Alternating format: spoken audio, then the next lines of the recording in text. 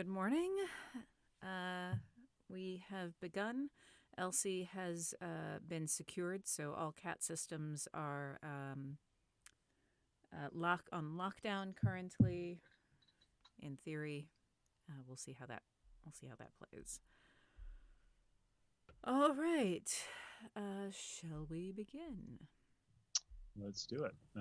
Here we go. Okay. Nicole, one question. I swallowed a bit of peach and raised my eyebrows. Why were you not a computer? Code breaking is fun. I shrugged, stirring the cottage cheese with my fork. Numbers are just numbers. I can do them, but they don't come alive the way they do for you and Elm. Across the cafeteria. I just didn't like the way I broke that off. For you and Okay. Elm. Elm. Yeah, You know. I'm going to try to... Miss Tree.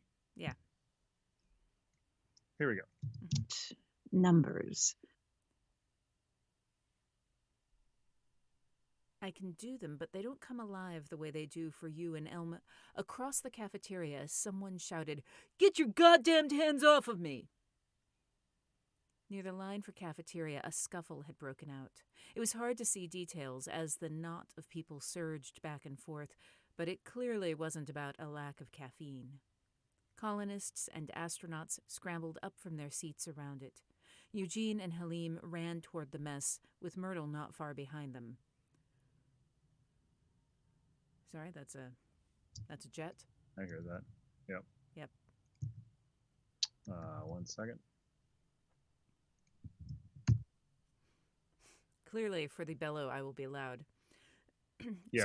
So one of the things that also happens with a skilled engineer is that as they're reading along, they can see, oh, some exclamation points are coming up. I bet she's gonna get loud here. And then I'm also turning off mic to keep from blowing things out, but it takes both of us working in coordination to keep things like the bellow that I'm about to do from being a problem. I have worked with other engineers who have not been following along, and I'll bellow, and then we'll have to stop, and we'll have to do it again while they're writing the levels to keep me from peaking. Indeed. Yes, which is one of the reasons I like working with Andrew. Jet's clear. Thank you. Mm-hmm. Across the cafeteria, someone shouted, "Get your goddamn hands off me!" That's fine. But right after that, near the line for coffee. I think you said Okay. near the line for cafeteria. I mean, that's really why people go to the cafeteria. Right. So near the line for coffee, a scuffle broken out. I just need that phrase, please. Okay. Goddamned hands off of me! Near the line for coffee, a scuffle had broken out. Thank you. Mm-hmm. And then, hey, knock it off. Here we go. With Myrtle not far behind them. Hey, knock it off! Eugene's bellow cut through the noise. People let him through. The initial pair was on the ground now, kicking and hitting each other in a morass. The initial pair. Here we go. Mm-hmm. People let him through. The people were on the ground now. Here we go. People let him through. The initial pair was on the ground now, kicking and hitting each other in a morass of testosterone. Eugene and another astronaut grabbed one of the guys, while Halim subdued. While Halim? Astronaut grabbed one of the guys. While Halim subdued the other, who was lying on his back, panting. What the hell is going on? Eugene forced his guy down onto a bench. It was Caden. The tall botanist had a bloody nose and the skin over his eyebrow was split. He said this was... He said, here we go. And over his eyebrow was split. He said this was our fault. Not being able to contact Earth, the lights, everything. That we didn't belong here. My hackles raised. Caden was a black Caribbean British man and the other man was white. Eugene's jaw clenched, the muscle by his temple pulsing. Halim knelt by the other man, holding him down with one hand on his chest. I recognized him from the 5th class of astronauts, one of the long-timers on the moon. His white skin was streaked with blood, but none of it seemed to be from his own wounds. Keeping a hand on Caden's shoulder, Eugene turned toward the astronaut on the ground, and his voice was frighteningly level. Care to explain what you meant? Here we go. Voice was frighteningly level. Care to explain what you meant? He glared up at Eugene. Come on, man. Anyone can do the math. None of this stuff started happening until that ship came in. Every time we get a new bunch of colonists, shit goes wrong. Undertrained, ill-considered. Hold your tongue. Halim's... I wonder what she just knocked over. You go check that out. I'm just gonna ignore that. That's all gonna be fine when I go back out there. It's totally gonna be fine. All right. Apparently the cat systems were not secured. What happens if I knock this off? I came out this morning and she had beheaded, actually 2 mornings running, she has beheaded a tulip. I have a bouquet of tulips. And each morning for the past 2 days I've come out and there's been a single tulip blossom, just the blossom, there's no stem left, placed directly in my path coming out of the door as if it's a token offering of some sort. And I'm like, I don't know why you're doing this. It's better than like delivering a mouse or you know, a hairball there, but why? Look, I have subdued the flower. I know. You like these. I have brought you offerings. You'll let me into your bedroom at night, won't you? Wow. Oh, no, God. If I do that, she's probably going to start answering me. Okay. All right. Hold your tongue after tongue. You ready? Yeah. Here we go. Considered, hold your tongue. Halim's voice was a well-placed scalpel. You are grounded, pending review, and with the state of affairs, a review board is not my top priority. I went to the astronaut pilot staff meeting, even though I couldn't fly, because Eugene asked me to. Given my choice, I would rather be in the conference room trying to work out another strategy for finding the busy bee. Halim stood at the front of the room next to the whiteboard that was covered with a duty roster. I held my cup of coffee, feeling bloated and gross from breakfast, and sat at the back of the room with Helen and Myrtle. The 12 astronauts around me sat in clumps, men and women, pilots and navcomps alike, shoulders stiff as if they were under attack, which, technically, we were. At 9 a.m. on the dot, the public address system gave 3 chimes, and Eugene's voice joined us in the room. This is Eugene Lindholm, Acting Administrator for Artemis Base. Yesterday, you exhibited the best qualities of the IAC as you worked the multiple problems we faced. Most of those were resolved through your hard work. I'm going to briefly give you the big picture and then your section. I'm going to briefly, let me just check Okay. one thing.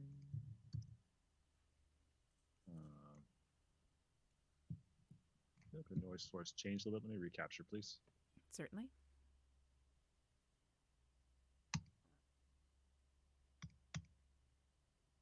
Thank you. Okay.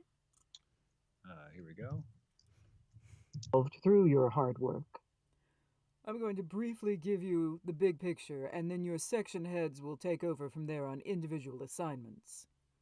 He paused for a moment as if waiting for everyone's full attention. It's been a full day since we've had contact with Earth. Everyone in the room knew that, but it's one thing to guess and another thing to hear it from a voice of authority. The pilots reacted in various ways, heads coming up to look at the speaker or bowing as if in prayer or staying rigid in their seats. I won't beat around the bush. We're in a rough spot right now. The longest communication blackout in the IAC's history was just over 3 hours. The engineering team has been working around the clock and can't find anything wrong on this end. And can't find. Here we go. The engineering team has been working around the clock and can't find anything wrong on this end. So at this point, we're considering our options if the problem is on Kansas's end. I noted he said Kansas rather than Earth, which made the problem seem smaller. Slightly. Until you thought about how many people in the IAC had family who lived and worked in Kansas City. What I'd like to address specifically is how I want you to approach this. It is very easy to fall into the trap of blaming someone else for the problem. Blame does not lead to solutions. The IAC sent us here to build a home for the future. We have done that. There are people who want to destroy our work, and I want to be clear. The physical presence of mankind on the moon is not the accomplishment of which we should be proudest. It is not what frightens them. What we have created here is a community. That is what they want to destroy by making us suspicious and fearful of each other.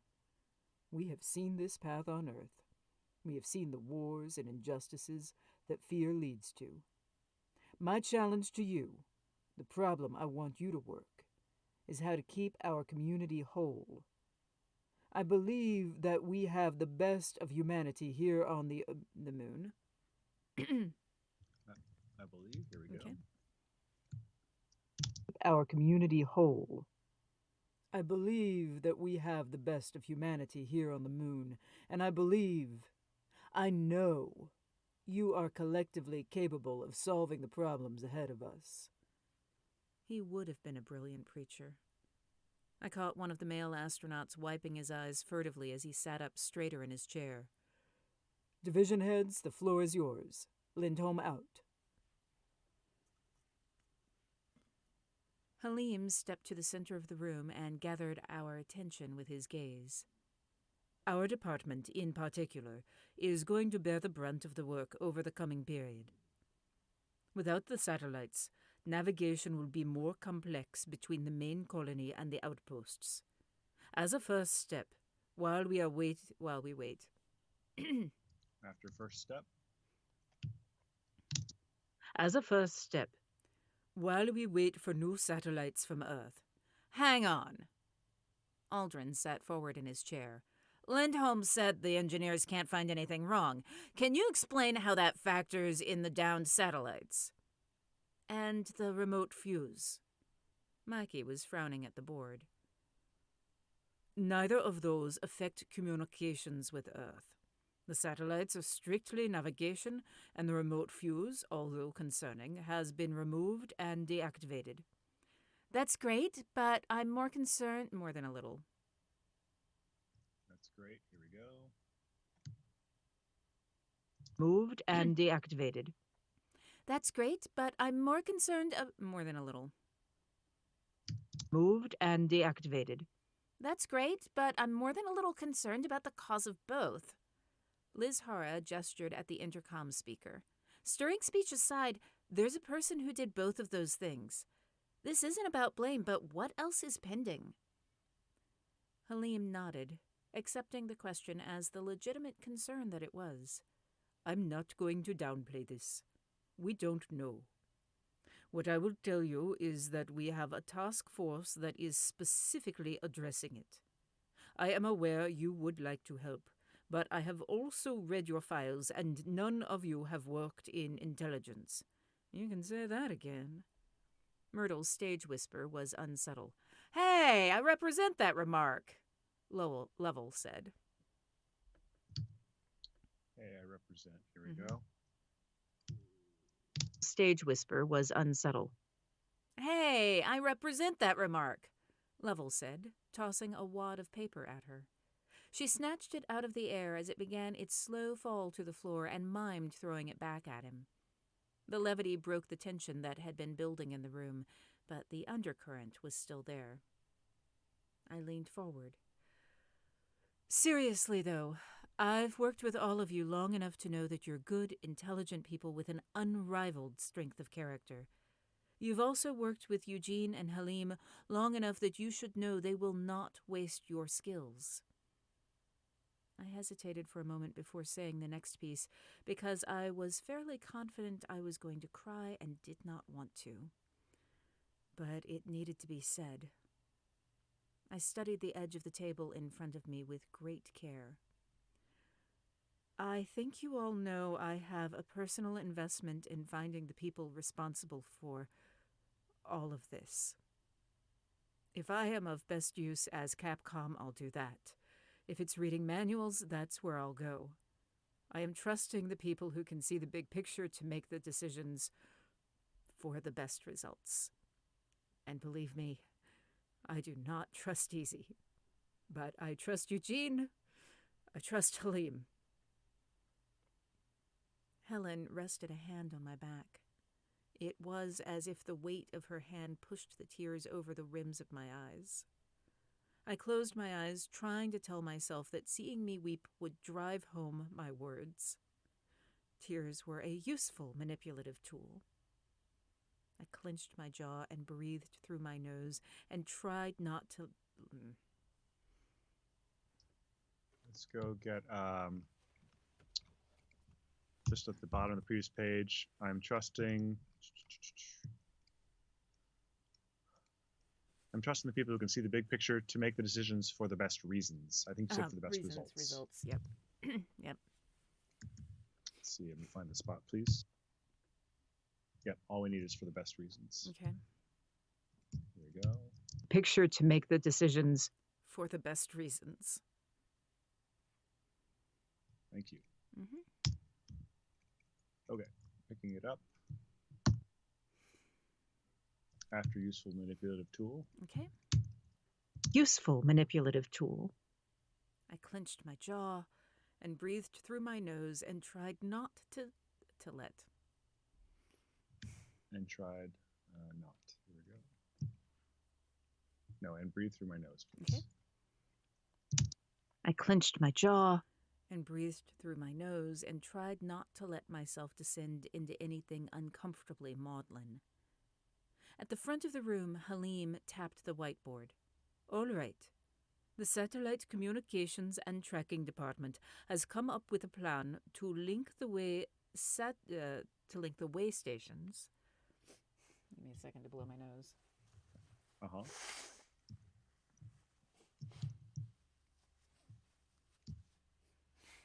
Okay? After plan, please. Yes. Has come up with a plan To link the way stations' comm systems together so they can be used as a relay network for the two closest outposts, the Garden and Marius Hills. This is the flight schedule and assignments, he says schedule. Let me check one thing, please. Sure thing. Trivia, the Satellite Communications and Tracking Department is a real department at NASA, and it is called the SCAT Department.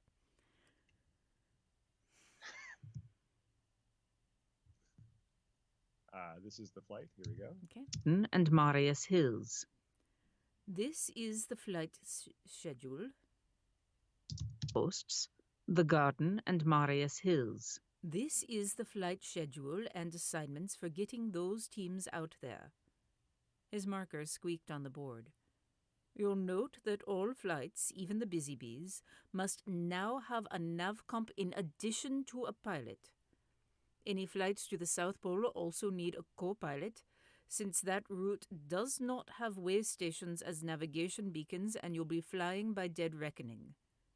I want 2 eyes on the instrumentation and landmarks at all times. Questions so far? Circling back to the communications with Earth? That sounded like Mary Marguerite Harding.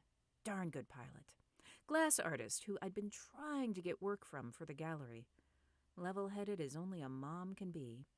Just as a point of information, are we sitting tight or sending a ship to Luneta? Both. Sitting tight initially. If the problem is on their end, we won't be able to do anything to help them fix that. It's a 3-day transit from Luneta, so if there's information they need us to have, it makes more sense for them to send a ship to us. Halim capped his marker. But we're also going to prep a flight for a free return transit to Earth if we don't hear from them within the week. Free return transit. It was a wonderful thing about orbital mechanics. We could aim a flight with enough precision that it would reach a planet, loop around it, and the gravity assist would fling it back to its origin. That had been the plan. It's got a couple of things. Yeah, and I am also, like, I had breakfast this morning, but my stomach continues to growl, so I don't know if you are here. So you've noticed That's- that Go ahead. No, I was going to say something to the group, but let's just do the thing. Okay. You'll notice through Busy Bees, please. His marker squeaked on the board. You'll note that all flights, even on Busy Bees... Thank you. Yeah. All right. All right. Peanut butter jelly time. I'm going to go get a snack. All right. Alrighty.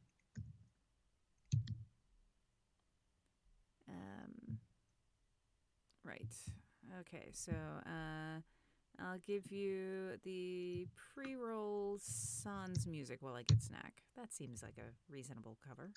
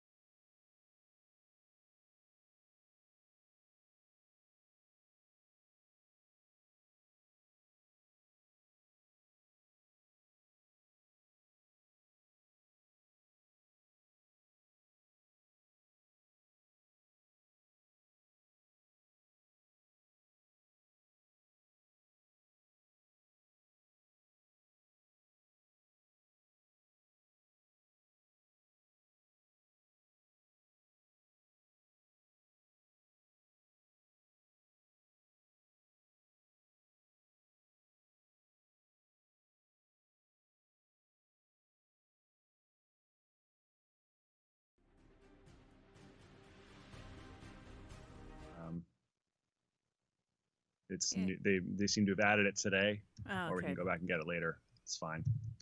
Either way, just let me know which you'd rather do. Let's just go back and get it. We're pretty close. It's on page 430. Okay. And in fact, it's possible I could fix it myself. I haven't heard it yet. I have to just go listen. I should bring that page up so I see it. It's they cannot find anything mechanically wrong. Okay.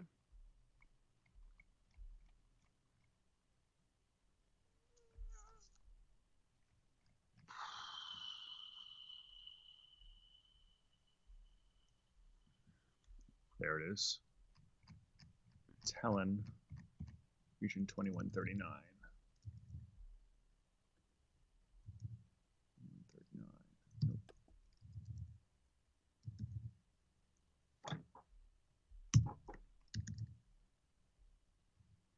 There it is.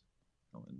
Besides the fact that we were interrogating a possible find anything mechanically wrong with the communications channels to Earth. There it is. Let's see if I can get the S out. The communications channels to Earth. Channels to Earth. Channels to Earth. Channels to Earth. Channels to Earth. Well, you're Close to working on Earth. that. Parker tells the Close story to about Earth. getting punched in the nose by Earth. Terrazas Close to in Earth. Faded Sky. What's that? Oh, I'm answering a thing. Oh, gotcha. Channels Yes. to Earth. And we're channels to Earth. Channels to Earth. And we're channels to Earth. Let's see what else And we we're got. hoping.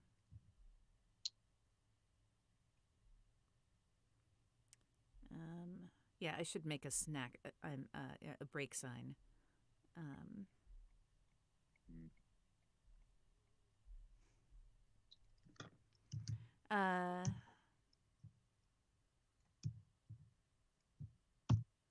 So, oh yeah, I missed seeing that question. Drogo Mistweave. How do I choose relevant news articles for chapter leads? Do I ever find an article that guides the writing? Yeah. So I have a New York Times subscription, and they have an archive of articles going back to the 1800s. So I will. The easy one is for me to just use that. I will sometimes go to other sources, but most of them wind up coming from the New York Times. So I'll punch in. I'll restrict my date range. I usually will start by trying the actual day of the event. In history to see what else was going on. Sometimes I will just open it up and look at what the front page was for that day. But other times I'll type in a phrase like famine, tornado, hurricane, riot, and go looking. And then I have to find one that is sufficiently long because I can't use the entire article without violating someone else's copyright, but I can use an excerpt. So I have to find something that's long enough that I can pull an excerpt from it. I think I have it fixed. Awesome. You are amazing. You want to listen real quick? Make sure you agree. Okay. They cannot find anything mechanically wrong with the communication channels to Earth. And we're hoping. Well, whatever you fixed, I can't tell that you did it, so that means it's perfect. Great. I took the S off communications. Yep. No, that works great. Great.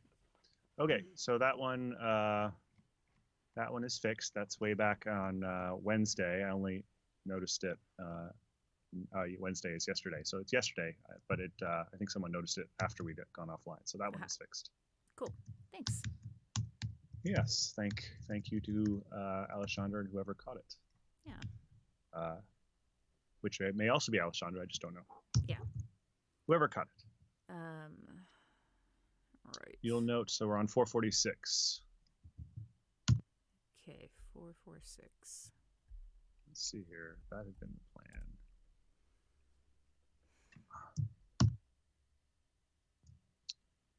Okay. So we're actually loop around it, and the gravity would fling it back to its origin. That's where we have to start. Got it. I'm still looking for it, but I Okay. just heard it. That's why I could say it. There it is. Loop around it. All right. Here we go. Decision that it would reach a planet. Loop around it, and the gravity assist would fling it back to its origin. That had been the plan with the first lunar mission in case the engines malfunctioned. The crew could have looped around the moon and returned safely to Earth. I saw the men and women in the room get it. I saw the tension come back. They were pilots and navcomps and understood exactly what a free return meant. The only reason to plan that for a trip to Earth was if you thought there might not be a place to dock. 46. Artemis Base Mission Log, Acting Administrator Eugene Lindholm. May 30th, 1963, 9:41. 3 days without IAC contact. South Pole Outpost reports being in good condition. We are maintaining regular shuttle flights to the pole as well as the Garden and Marius Hills.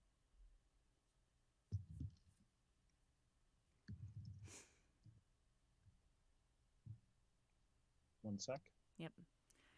I'm just going to cinch that up a little bit. Sure thing.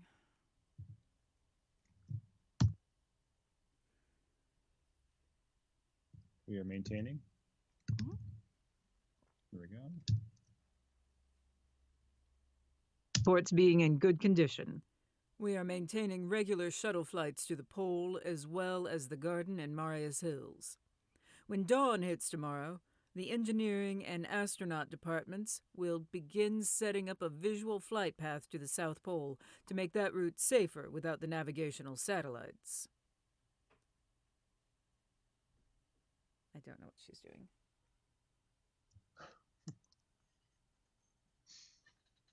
It's probably deadheading another tulip. I'm helping. So, after the end of the log, after satellites, please. Okay. Navigational satellites. 2 days after I gave Helen the coded letter, I left the centrifuge room, sweaty. After room, excuse me. I left the centrifuge room. Sweaty and still breathing hard from my required 1G exercise time. I was damned if I was letting Anna Teresa keep this cast on me 1 day longer because I wasn't putting a gravity load on it. If I'd been disciplined about it in the first place, it might not have rebroken when I got shocked. As I pushed the door open, Eugene was reaching for it, and we had one of those moments where we both startled at the sight of the other. I was still... Excuse me? I was still, here we go. Yep. Both startled at the sight of the other. I was still calibrated to Earth gravity and jumped too high, catching my crown against the doorframe. Gah! As I landed, he steadied me. Sorry, are you okay? I nodded, keeping my hands down instead of rubbing the spot the way I wanted to. I didn't want him to worry, and it didn't hurt that much. What's up? We decoded it. Helen stood behind Eugene, with a folder in one hand, picking at the skin of her thumb with her other.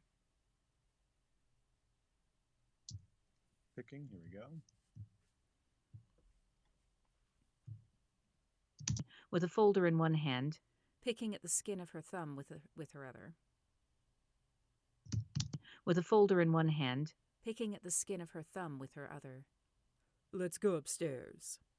Eugene had a fresh bandage on the knuckles of his right hand, and the flesh tone stood in garish contrast to his medium-brown skin. I followed them up to the lounge. No Myrtle and Halim? I've got them on flight duty this shift. He didn't even check his watch. She'll be back at 17:30. Helen says this shouldn't wait. Helen said, I've only given Eugene big picture. I wanted you here for the details. I did not like the sound of any of this or the bandage on Eugene's hand, which had not been there last night. As we came out into the lounge, the nighttime lunar landscape lay around us in a silver-blue vista with the Apennine Mountains forming a lighter black against the ink of the sky. A moment later, the lights from the landing field and a wide bank of external work lights threw dozens of stark shadows across the colony. They blinked on and off in a rhythmic sequence spelling APAF in Morse. 3 days, and we still couldn't reach Earth. But at least we could try to Let's get 2 things, please. Bottom of the previous page. And the flesh tone stood in garish contrast against his medium brown skin. Okay. He said something slightly different, I think. We can take it from and the flesh tone through Okay. skin, please. Here we go. Bandage on the knuckles of his right hand. And the flesh... sorry. There are square Bandage on the quotes knuckles around of his right hand. And the flesh tone stood in garish contrast against his medium brown skin. Thank you. And then there's one little dropout. We gotta go get after that. So next page. Right where we stopped. So we'll just pick it up there. Probably keep going. Okay. APAF in Morse. Okay. Just punch there and continue, please. In a rhythmic sequence spelling APAF in Morse. 3 days, and we still couldn't reach Earth. But we could at least try to let them know that we were all present and accounted for. Assuming someone had turned the orbital telescope on us, or really any telescope that could see through the clouds. Sometimes the ones in Hawaii and Australia had a clear view of the night sky, clear enough to see this message flashing in the dark of the moon. All present and accounted for. Floor. That's right. Accounted floor. You gotta make sure that that floor is safe. Let me check 2 things, please. While he's doing that, the question to how many sessions are there? There's a slim chance we'll finish today, but more likely we will finish tomorrow.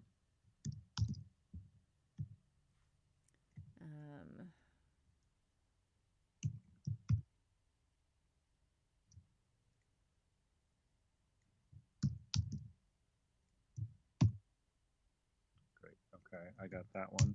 All right. And then this one.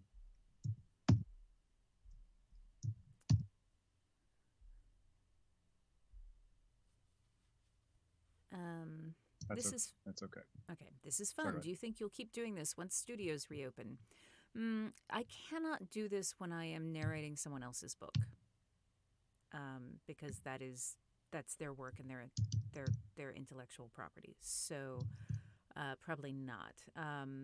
The thing that Andrew and I are doing of working remotely, yes, because he is in Chicago and I am in Tennessee. But I will hopefully be in a studio doing this remote work and not in a room at my parents' house. The cedar closet, by the way, was a no-go. The smell or the sound? Sound. Footfalls. Pretty bad. Yeah. I thought it might be the case. And by smell, I mean that some of those cedar closets smell pretty strongly of cedar. No. Thank you for clarifying that. My mother would have been appalled otherwise. I want to make sure I was being clear about what I meant. Yes.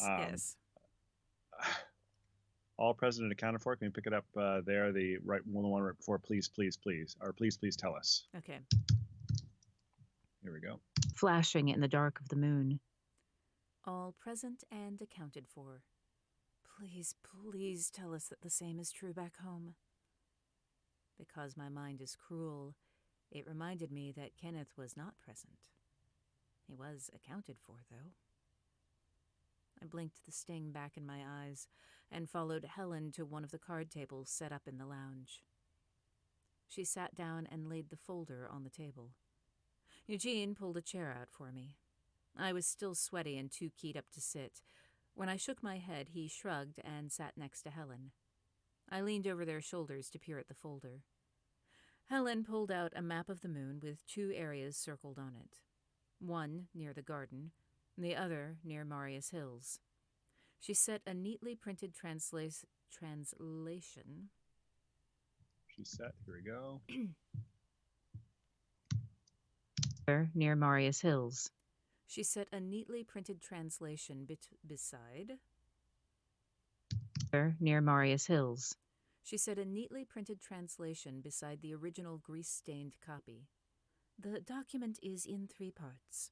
The first and second part caused the most... Okay. First and second parts. Here we go. Document is in 3 parts. The first and second parts caused the most trouble because it was impossible to get a fitness check on any of it. On it. La la la.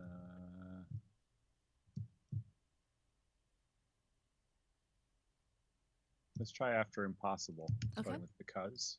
Second parts caused the most trouble Because it was impossible to get a fitness check on it in any of our 3 target languages.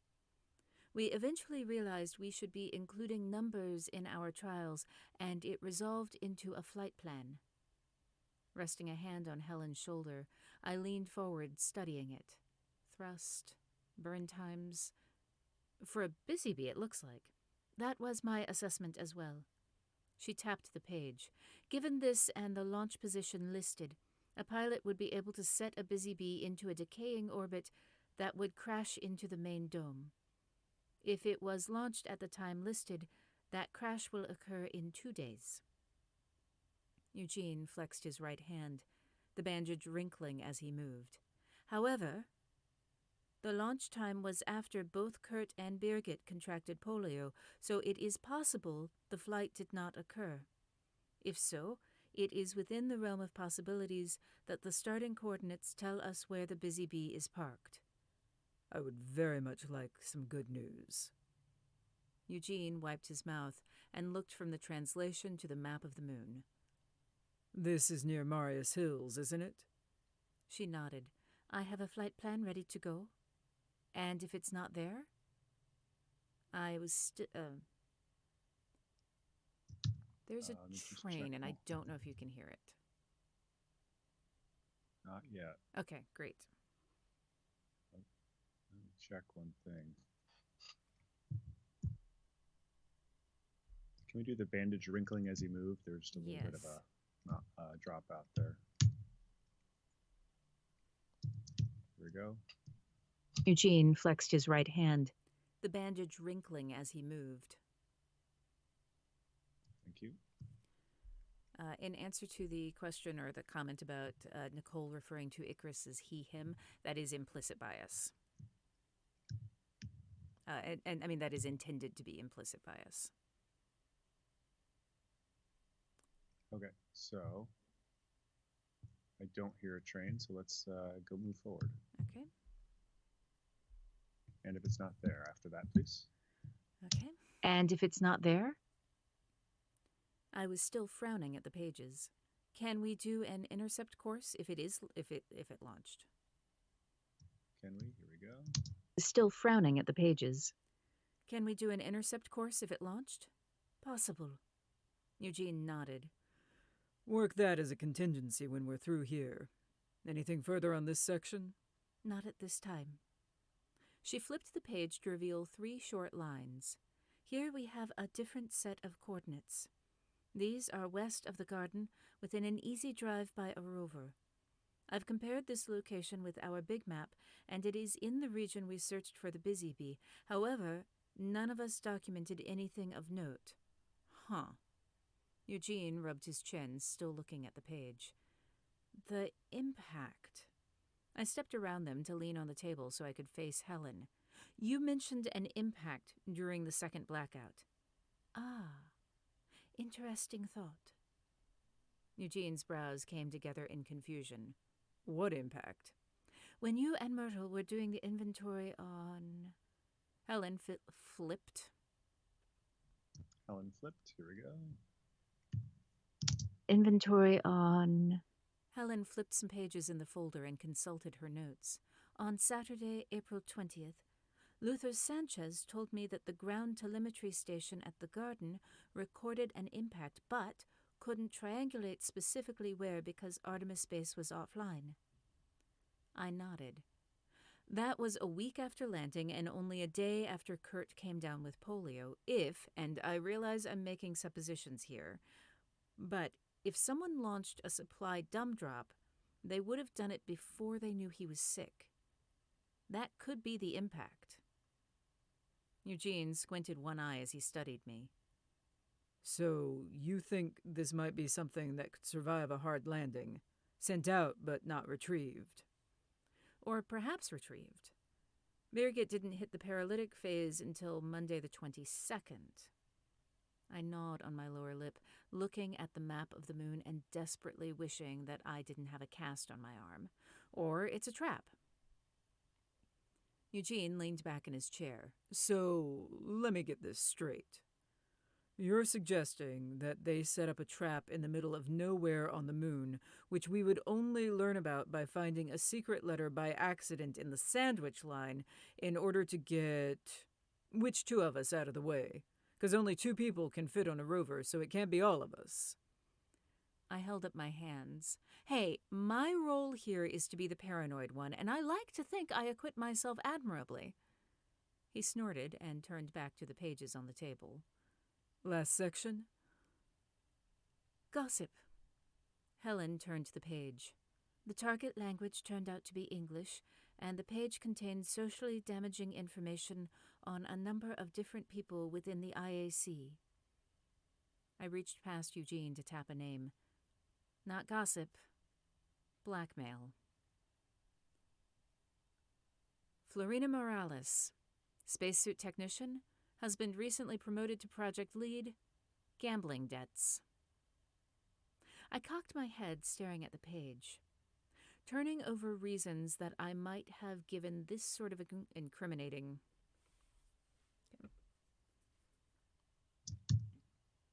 Let's get a couple things, please. Sure thing. Let's see. I heard that. Mew. I keep trying to lock her away. Or I'll go out and she was sleeping on the couch. No sign of whatever got knocked over before. Ha! Can we go back to 451? 1, 2, 3, bottom of the 4th paragraph from the bottom. Because only 2 people fit on a rover. Okay. You said something slightly differently. Okay. You said can fit, I think. Okay. Here we go. Which 2 of us out of the way? Because only 2 people fit on a rover. Thank you. 1 sec.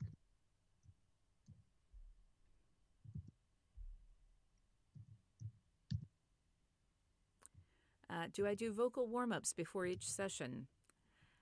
No, I should. I will sometimes, like if it's an 8:30 session in the morning, which is when I start when I do Brilliance, I absolutely warm up before getting there because I have not spoken yet because it's early. For these, I've talked before I get here, so I don't generally do vocal warm-ups, no. 2 of us out of the way. Great, thank you. Okay. Okay. After I cocked my head staring at the page.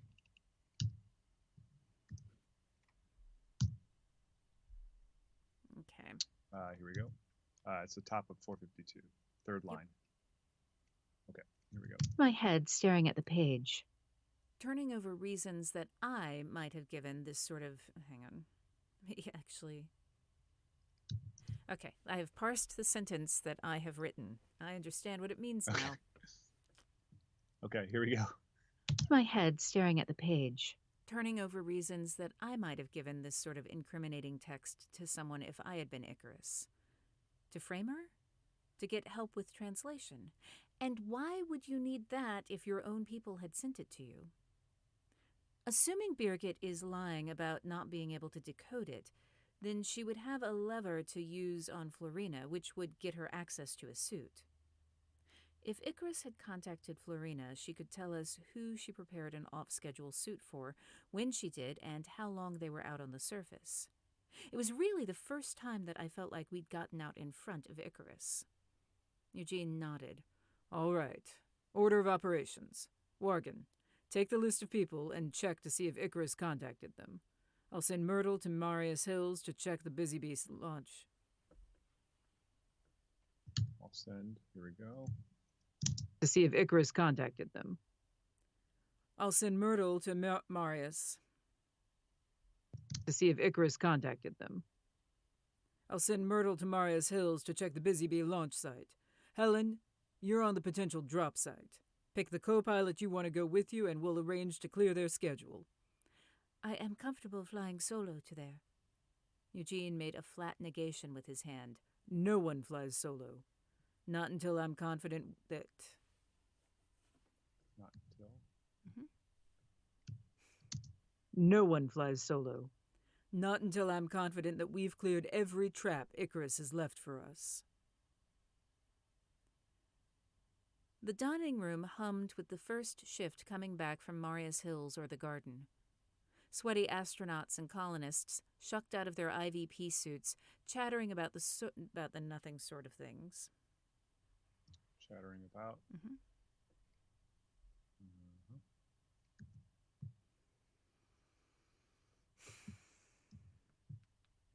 There it is. Okay. Shucked out of their IVP suits, chattering about the nothing sorts of things you discuss at the end of the day. Florina Morales stood at her station by Danning Stand 6. Here we go. as you discuss at the end of the day. Florina Morales stood at her station by Donning Stand 6, conducting a post-EVA inspection on one of the colonists' suits. Her hands were graceful and sure as she assessed the seams and closures for tears or degraded material. She looked up as I approached, and her gaze dropped to my cast. Florina narrowed her eyes as she straightened. "Do not for a moment think you will convince me to let you into a suit." I laughed. "No, thanks, but I'm supposed to get the cast off next week, so we can discuss then." "Humph." She removed a glove. One of her dark curls escaped its ponytail and bobbed by her cheek. "And you are here just to visit?" I bent down to pick up a wrist mirror and hung it on the wall. "I have a question, but it's a bit sensitive. Have a more private place to talk?" She paused with the thermal garment folded back away from the glove. "I do not like this class of questions." Oh boy. Do that again. Okay. There we go. Back away from the glove. "I do not like these Back away from the glove. I do not like these... Sorry. Here we It's go. okay. Back away from the glove. "I do not like these class of questions." Fair. I don't like asking them. Florina glanced around the room and then jerked her head toward the back. "Come on. The fans in the shop are loud enough that someone would have to be on top of us to hear." The workshop behind the dining room was a clean industrial space dominated by a large table surrounded by women doing suit repair and maintenance. Sure, parts of the suit were sewn on a machine, but the gloves required such precision work that it could only be done by hand. Any spare bit of fabric or wrinkle felt like it turned into a rigid piece of wire when the suits were pressurized. Florina set the helmet and hard upper torso down on a workstation with her back to the table of stitchers. "So?" There were many ways I could approach this. I could ease into it. I could try to shock her by making an accusation about Let me just check one possible dropout. Yeah, so can we take it from dominated by a Yes. large table through maintenance, please? Yep. Here we go. A clean industrial space. dominated by a large table surrounded by women doing suit repair and maintenance. Thank you. This space exists because I went to the NBL and got to see backstage stuff, not just the giant swimming pool.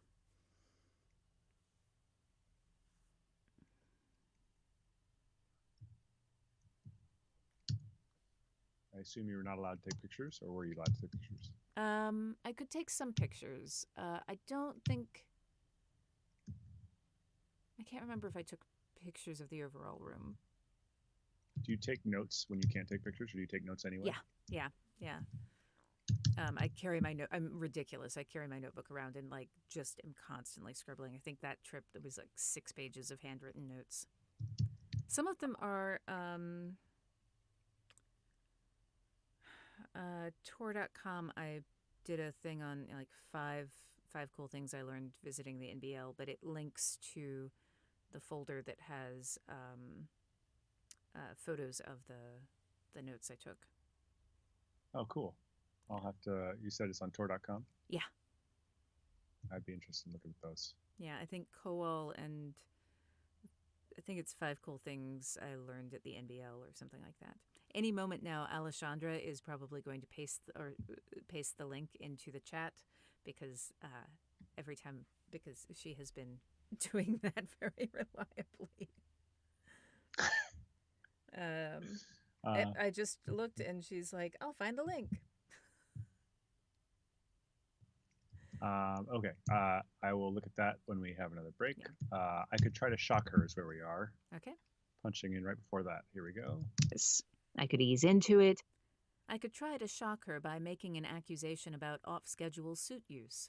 Or I could simply ask. We wanted her as an ally, so I chose the closest to honest route that I could. Has anyone tried to blackmail you to let them use suits off schedule?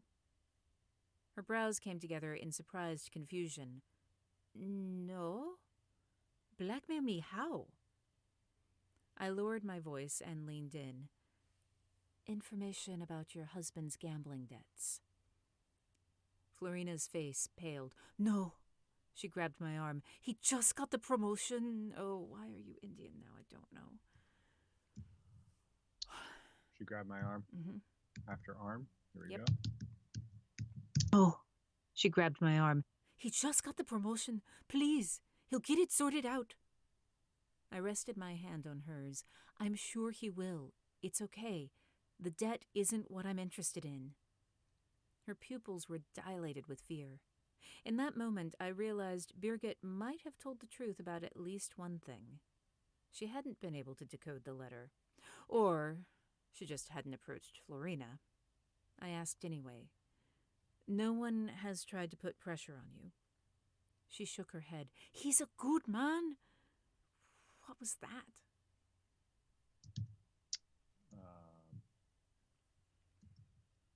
Here we go, right there.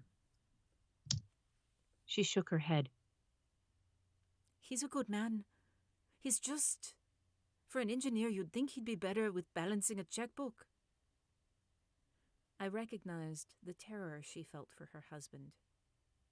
She would do anything for him, but I didn't think that she had done anything. The desperation was the wrong shape. It was the fear of a potential future, not of something she had done.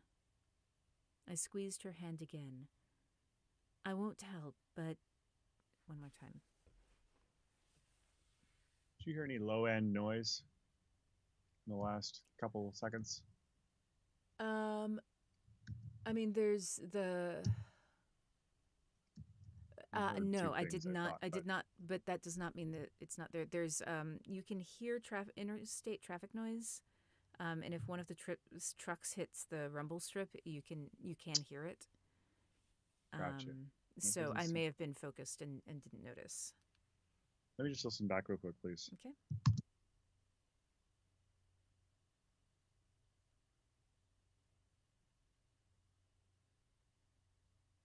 No, that's okay.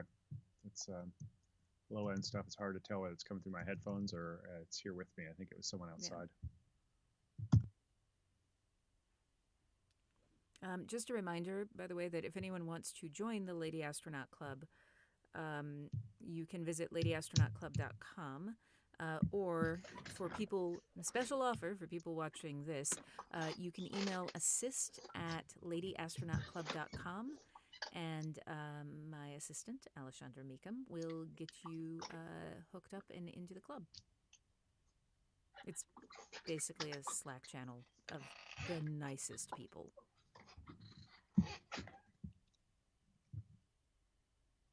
Let's see here. I squeezed your hand again, right after again, please. Okay. I squeezed her hand again.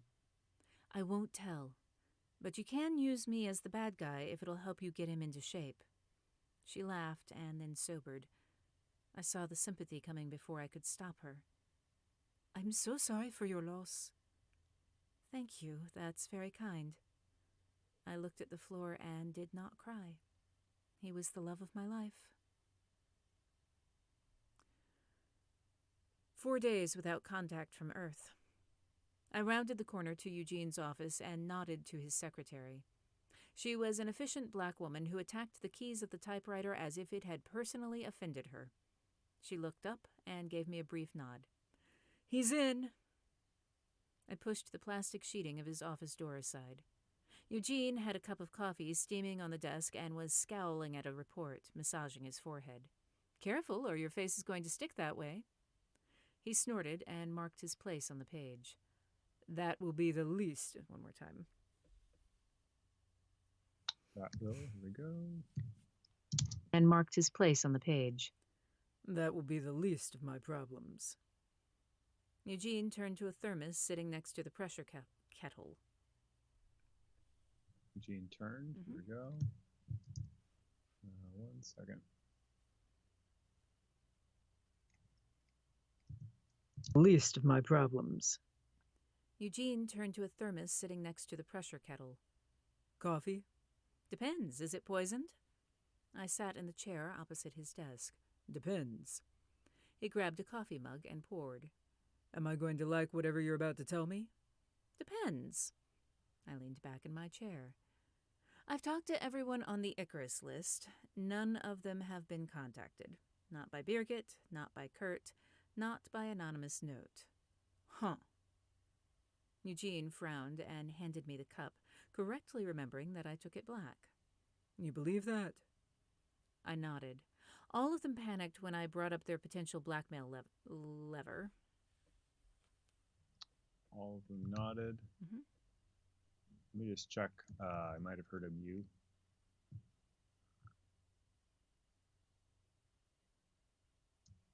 Yeah, can we just do I lean back in my chair? I don't know if it was a mew, but I heard a little something.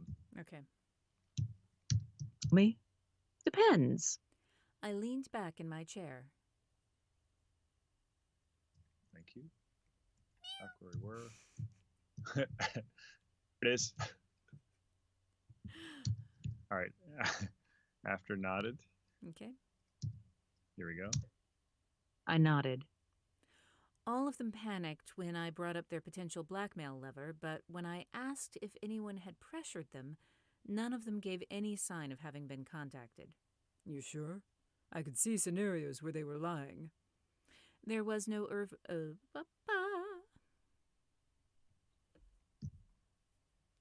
we go. See scenarios where they were lying. There was...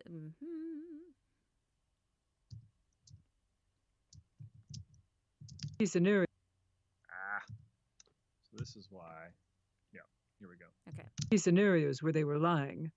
There was no overt extra confusion about why I was asking, no regressive motion, no feigned disinterest, no self-soothing by, say, plucking at their collar. Eugene shook his head. Regressive motion? Self-soothing? Why did I even raise the question? A question I ask every time I try to demonstrate competence. I winked over my... I winked. That is a question I ask every time I try to demonstrate competence.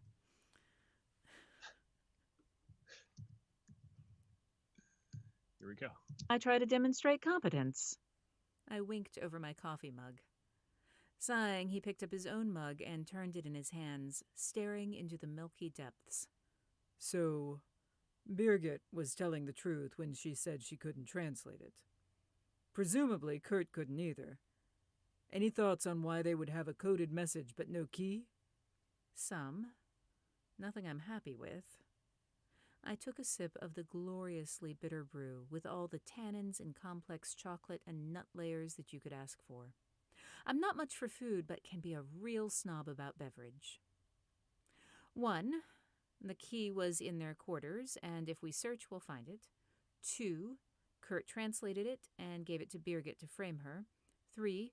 One of them translated it, but didn't need to blackmail anyone. 4.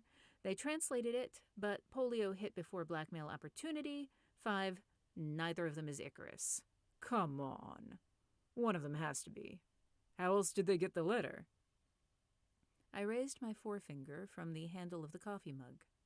Birgit said Kurt passed her notes. He says he didn't. What if there's a third party that is pretending to send her notes from Kurt, who also left the message to Vicky? Occam's razor. So you're saying the simplest thing is that Birgit is Icarus with Kurt? I shook my head. If they were, they would have coordinated a story that wouldn't incriminate the other. That's not the case. Eugene drummed his fingers on the desk, gaze dropping back to the report. Kansas is dark. The sudden topic shift tilted the floor under me. Excuse me? He rubbed his mouth and chin, looking again at the report on his desk.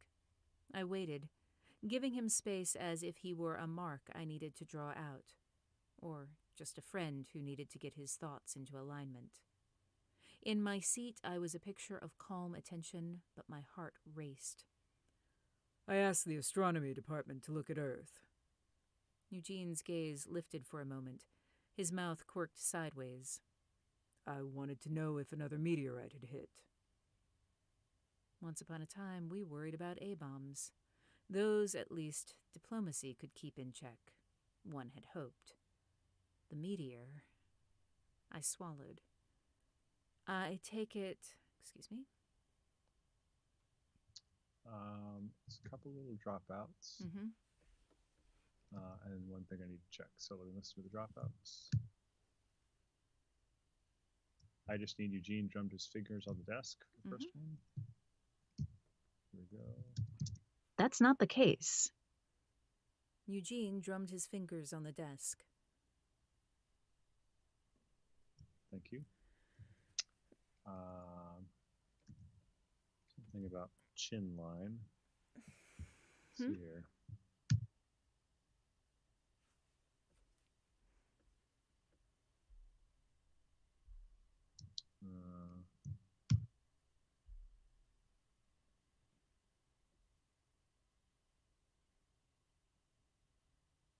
No, that's fine.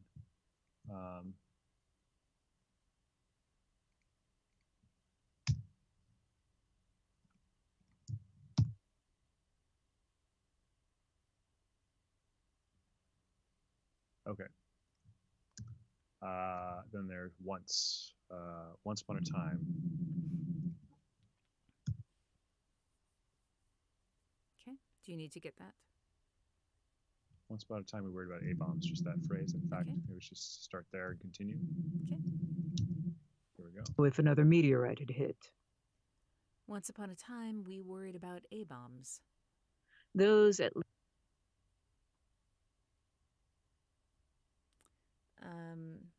Drogo Weaver, you asked if you ever get to hear the blooper reel. Yes. Whenever I record something, Andrew saves bloopers, and then we string them together. And then I usually post it on my Patreon. With this one, I may go wider with it, or just do it Patreon first and then wide. Traditionally, Oh. Oh, you got it? I did. Sorry about Okay. that. After I swallowed. Okay. Here we go. I swallowed. I take it there are no signs of another strike? He nodded. But Kansas is dark. They use the infrared... They used. But Kansas is dark. They use the infrared observatory, and even through the clouds they should pick up lights. Electricity, something. They can see Chicago, all of Illinois, Michigan, LA is a glowing mass, but all of Kansas, most of Missouri, it's dark. I don't know why my phone just made noise. Oh, right. Let's see if I heard it. Yeah. Oh yeah, there it is. But it was after the line, so we're good. How you doing? I'm okay. The snack is... Okay. Yeah, no, I can keep going. Great. Here we go. It's dark. 47. Artemis Base Mission Log. Acting Administrator Eugene Lindholm. May 31st, 1963. 1834. 4 days without IAC contact. Met with the Agriculture Department today to discuss plans for accelerating work at the garden as part of a long-term contingency plan. We have food stores set for 6 months. It is unlikely that we will need to be growing all of our own food at the end of that time, but much like the situation post-meteor, if we wait until it is necessary, it will be too late. I would rather plan ahead for making the lunar colony self-sufficient and discover that we do not need it. There's information you can act on and information you can't. Knowing that Kansas was dark, what could we do with that? Nothing for Kansas, nothing for Nathaniel, nothing for Helen's husband, nothing for my ancient cat or my husband's kitten. Or my husband's. Here we go. Nothing for my ancient cat. Or my husband's kitten, nothing for the thousands of men and women who worked at the IAC. But for the moon, we could try to prepare the lunar colony as best as we were able for an extended period on our own. We could try to keep Icarus from destroying more things. I say this as calmly as I can, but my insides were a sodden mass of despair and fear. I wasn't afraid for us on the moon. I had trust in the people I worked with. It would be hard, but we would work the problems as they arose. My fear was about the news we did not have. Kansas was dark. Not knowing is the worst.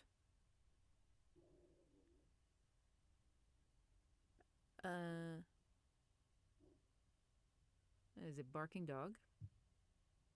Yeah, I was wondering what that was. Yep. Is that Captain?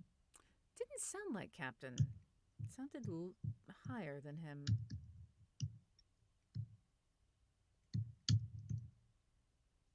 Potentially it's Louis, but I also thought he's... Anyway, I do not know. Okay. Shall I just continue? Mm-hmm. Okay. After knowing is the worst, or not knowing is the worst. Okay. Not knowing is the worst.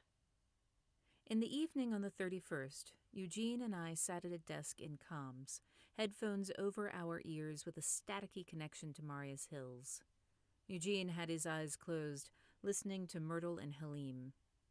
Sorry, I just moved my head in the middle of that line to grab my cup. Thanks. Yeah, I heard that. Yeah. Eugene had his eyes closed. Here we go. Connection to Marius Hills. Eugene had his eyes closed, listening to Myrtle and Halim. Who am I kidding? He was listening to Myrtle.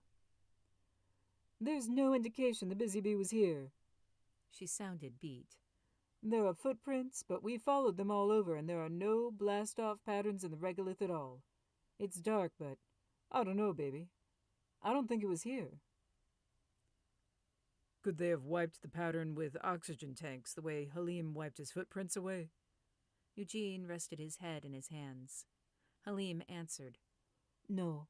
Blowing the dust around wouldn't have hidden the color change from the landing blast. I wasn't sure if this was a good thing or a bad thing. On the one hand, it probably meant. Can we do it from I wasn't sure? Mm-hmm. Change from the landing blast. I wasn't sure if this was a good thing or a bad thing. On the one hand, it probably meant we didn't have to worry about the Busy Bee crashing into the domes. On the other, we still had no idea where it was. If we were lucky, Icarus had parked it someplace and never. If we were lucky. Mhm. Had no idea where it was. If we were lucky, Icarus had parked it someplace and never been able to go back to it. If we were unlucky, this was a wild goose chase to distract us from finding the real thing. With his head. Excuse me. Oh, someone's leaving. Yep. Starting with his head. Here we go. Okay. Us from finding the real thing. With his head still in his hands, Eugene said, "Tell me about the footprints." They crisscross the area, mostly running northwest by southeast, with some excursions to the side. We think there are 2 sets. I asked, 2 as in 2 people or 2 visits? 2 people, maybe.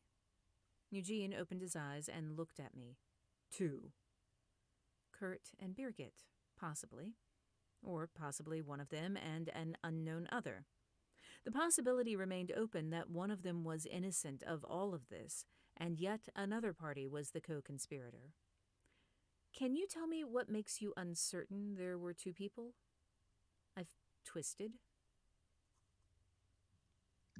After 2 people. Certain there were 2 people? I twisted the cord of the headset. Same place. Certain there were 2 people? I twisted the cord of the headset in my fingers. Halim filled in the gap. They're both wearing. Yes. Here we go. Halim filled in the gap. They're both wearing medium boots. The stride length is different, though. One of them is doing the skip hop, the other is shuffling. It's either 2 people or one hauling things. That's a good observation. It was. The suits were modular to make them as customizable as possible, but there were still a limited range of sizes. Extra small, small, medium, large, and extra large. I'll ask the suit techs what size Kurt and Birgit wear. I'm not going to. Here we go. Size Kurt and Birgit wear. I'm not going to hold my breath on that. Myrtle commented dryly. We're not going to get lucky enough that one of them wears an extra small. Alas, you are probably correct. Most of the people tended to use mediums or larges, so a medium boot didn't narrow it down as much as if they'd seen an extra small. What about stride length? Did you measure the distance between steps? No. Sorry. Damn.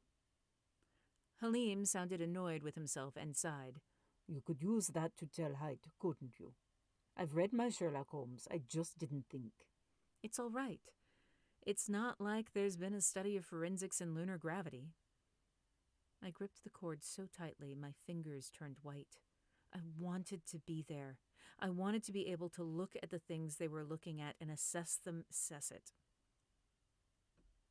I wanted to be able. Here we go. I wanted to be there. I wanted to be able to look at the things they were looking at and assess it on my own. Too much to hope that you could tell anything about the depth of the footprints?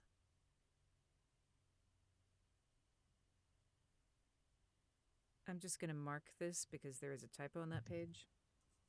Yep. Too much to hope that you tell anything.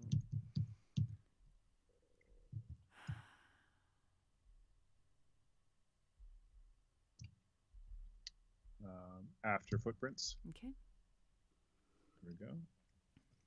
Depth of the footprints? Silence at the other end for a moment, and I could imagine Myrtle and Halim looking at each other, negotiating who would answer me.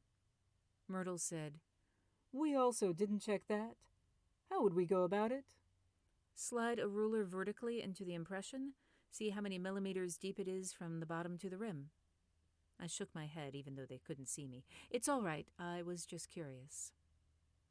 Eugene let me have my tangent and brought us back on target. Where did they go? The footprints. Plane, I think. Yeah, I heard that. Yep. Let's take it when the plane is gone to Eugene had let me. Okay. They're wondering if you can share any of the meows instead of or before deleting them. Next time I hear one that I have recorded, I will definitely share that.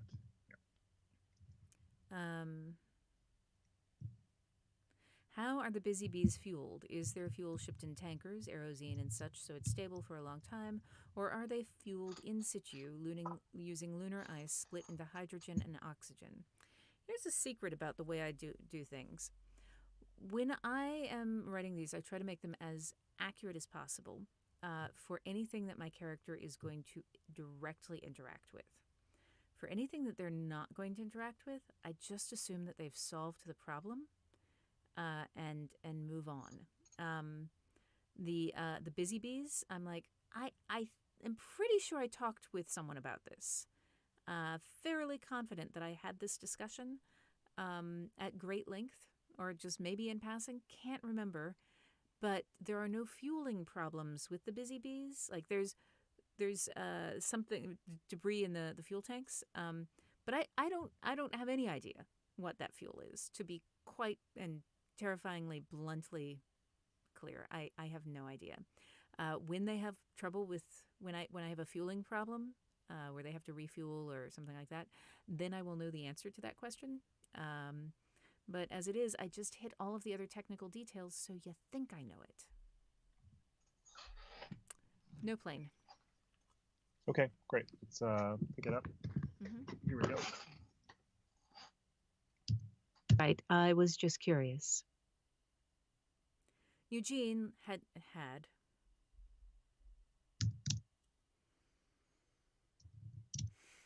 Come on now. Right, I was just curious. Eugene had let me have my tangent and brought us back on target. Where did they go? The After go. Helps if I bring all the audio up. Here we go. Where did they go? The footprints. We didn't find an origin point. Halim cleared his throat. The problem is, it's quite dark. The earth is only at a quarter and waning. We'd like to go back out there with more work lamps tomorrow. It would mean staying overnight, but I asked the geologists here about other lava? I asked. Staying overnight, but I asked the geologists here about other lava tubes in the area. We were apparently within a couple of dozen meters of a skylight for a large one, which connects to the main Marius Hills site. Myrtle joined in, and I could almost see her leaning forward as if she could touch Eugene's arm with her earnestness. They have to go somewhere. I suppose there's a possibility we're seeing tracks from a geologist on a... I suppose. Here we go. they have to go somewhere. I suppose there's a possibility...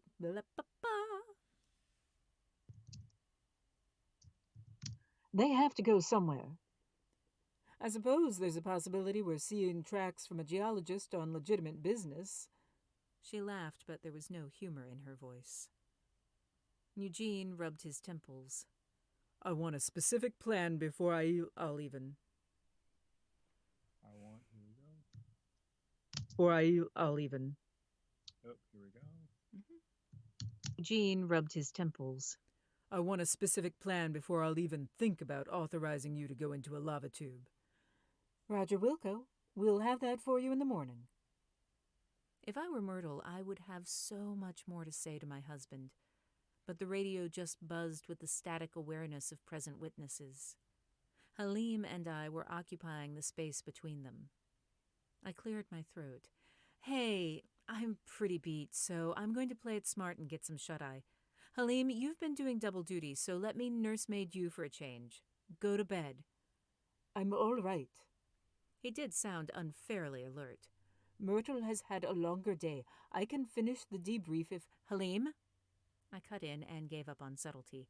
They're a married couple. Let's you and me get scarce and let them have some time. Oh. I could hear his blush over the airwaves.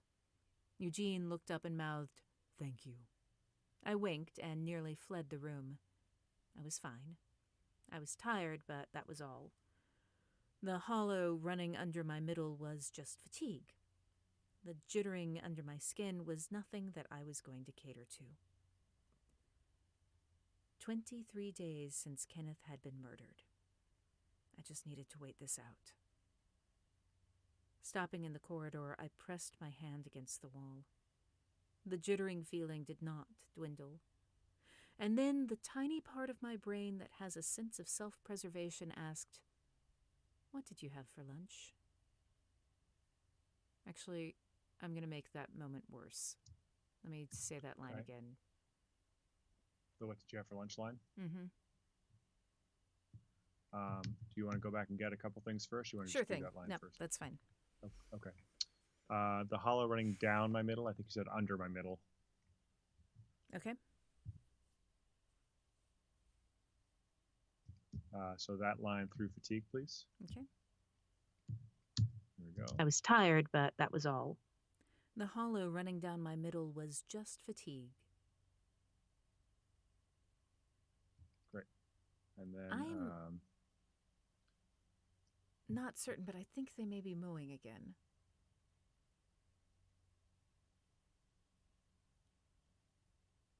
I don't hear it yet, but Okay. that would suck. Yep. The jittery feeling did not dwindle. Mm. I think you said jittering. It's supposed to jittery. Got it. So maybe we just take it there and go. Okay. Here we go. Pressed my hand against the wall. The jittery feeling did not dwindle. And then the tiny part of my brain that has a sense of self-preservation asked, "What did you have for lunch?" When had I eaten last? I closed my eyes and breathed through my teeth. When had I last filled out my log? For that matter, where was my log? What kills me is that I know I forget to eat when I'm stressed. Nothing about this was surprising, and yet, here I was again. I drew in a breath and straightened. Fine. I would go to the cafeteria, I would get something to eat, I would find my logbook, then I would make decisions about what to tackle next. I would do things in that order. I walked out of the admin mod, pausing to perform the ritual of passing through an airlock with all the minutiae of Delta V checks and the ripple bangs of ratchets catching. The midtown side hissed open and I stepped through into shouting. I raised my head, trying to pinpoint where the sound was coming from under the parabola of the midtown dome. The far side, moving toward the gallery. I leaned forward, digging in to build momentum into a lunar lope. If they did anything to my gallery, I would flay them. Coming down the street, I burst into the clear area in the middle of the dome, Central Park. Someone had pulled up plants from Central Park. I know they are dandelions and prickly pear, and at home I would think they were weeds, but here? Here it was like seeing someone set fire to Yosemite. Across the park, moving in a knot, people were herding a hunched figure down the street. I ran forward to the edge of the group, desperately wishing Eugene were here. Desperately wishing Eugene was here. Desperately wishing Eugene was, yeah.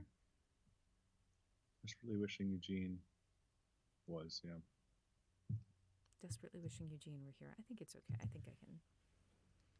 Okay. Who knows? After group, please. I ran forward to the edge of the group. Sorry, I just.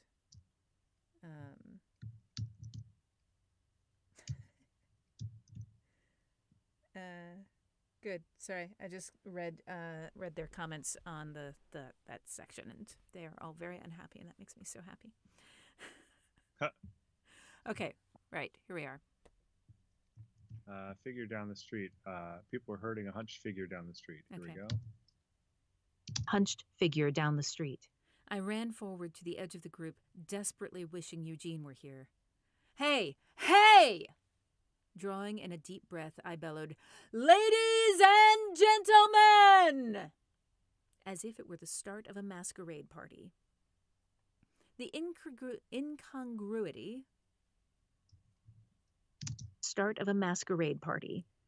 The incongruity broke the crowd's fixation on the figure in the middle, and I grabbed that moment of silence and ran with it. Senior astronaut in the house, who has a status report for me? Stat! They turned, blinking, faces flushed from shouting, and looked at each other as if passing the hot potato with their gazes. I spotted Jennifer Weaver in the mix. A former flight attendant turned astronaut. Her blonde hair was pulled back into a loose bun, and she looked dangerous. She looked dangerously. Her blonde. Here we go. Flight attendant turned astronaut. Her blonde hair was pulled back into a loose bun, and she looked dangerously pissed. Jennifer, report. She drew herself up and pointed behind her. I came in after the shouting had started, but Emmett said Imanol was trying to steal plants. A young white man. A young. Here we go. Is trying to steal plants. A young white man stood hunched against the wall of the gallery with a dandelion clutched in his hands, white taproot like a contrail of guilt. A Basque botanist from Spain, if I recalled correctly, from the rotation before ours. So one of the group of short-timers who should have gone home when our ship arrived. I didn't know him well. I told him I wasn't. He shook his head. Emmett Baldwin was being held back by a knot of other people. A colonist, but a long-timer. One of the astronomers. A black man with small dark scars on his forehead and arms. He'd been in Harlem when the meteor hit and had somehow survived for months before getting out. You have a plant in your hands. I'm doing my job. Imanol started to step toward me, but Jennifer blocked him with a hand to his chest. I'm supposed to rotate plants with the garden so we can optimize the rootstock for the conditions here. We've got all we got. The rootstock for the conditions here. We got off schedule during the quarantine. So there's overgrowth and stress, and you are just ripping them out of, I'm supposed to, you big, that's enough. I stepped in between the two of them, desperately wishing Eugene were here. A black man and a white man going at each other, and I was about to have to side with the white man. I did not like that dynamic. Imanol, you go back to work. You're just going to let him throw them away? Emmett's face went red and he clenched. Emmett's face. Here we go. Let him throw them away? Emmett's face went red and Let him throw them away? Emmett's face went red and he clenched his fists. We can't afford to be wasting food. Hold it. Stop. You're getting written up, and what you need to think about is how you want me to frame that when I speak to Major Lindholm. I walked toward him as I spoke, getting closer than I really needed to, trusting that he was reasonable. I'll give you a moment to decide what you'd prefer. Do you want a chance to explain this to me before I make my report? He sputtered, looking around the group for help. I kept my gaze fixed on him, not giving him even a hint of uncertainty in my stance. Finally, he sagged, just a little, in the arms of the people holding him back. Some of the tension leaked away, and he nodded. But I want to be on record that this is a shitty policy. We have not begun our chat yet, but I'll make a note. Now I looked around the group. Thank you all for your attention in this matter. I've got it from here. If there's anything you think should go into my report, Jennifer, can you collect statements for me? She nodded with the calm competence I expected from her. Really, I expected it from all of them, which made Emmett's outburst all the more troubling. I walked toward the door of the gallery and pulled it open. In here? The people holding him let him go reluctantly. One of them had a red welt on her chin where she'd taken a blow, but she turned calmly to Jennifer as if nothing had happened. Emmett went into the gallery and stopped just inside the door. I stepped in, shutting the door behind us. He was staring at a small bust of a black woman in a space helmet that stood on a makeshift plinth in one corner. Walking to his side, I joined him in looking at the sculpture. Ed Dwight had done it on his last rotation as an experiment. She looked up, as if gazing into space, and had a yearning expression that seemed to beg to go beyond. He'd fiddled with a composition of regolith and water and filler.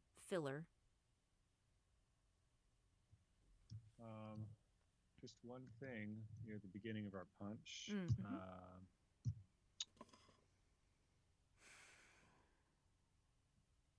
And you need to think about how you want me to frame that. Okay. Let me listen. You added and what you need to think about. Okay. Is what you said. Here we go. Hold it.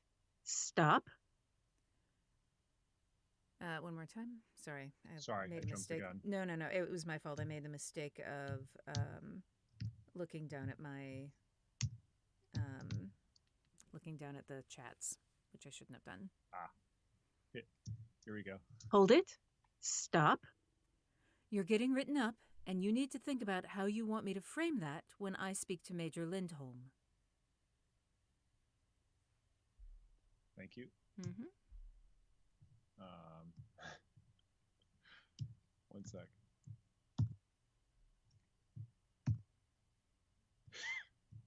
What are you laughing at? There was a well-placed stomach noise right Oh. before the punch. So, right before you said you need to think, it went. Ah, yes. Not really that funny, but I guess I'm at that point in the day already. Oh, yeah, I know. At least we haven't gotten the whale song stomach noises yet.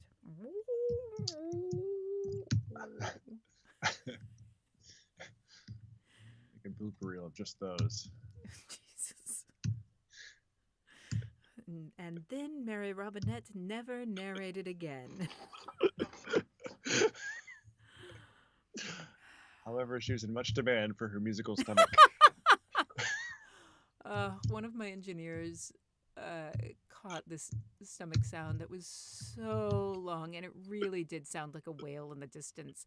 And they just turned it all the way up and then put a reverb on it. It was hilarious. I could not stop laughing. I mean, it was it was great. I wish I had a copy of it. I can imagine.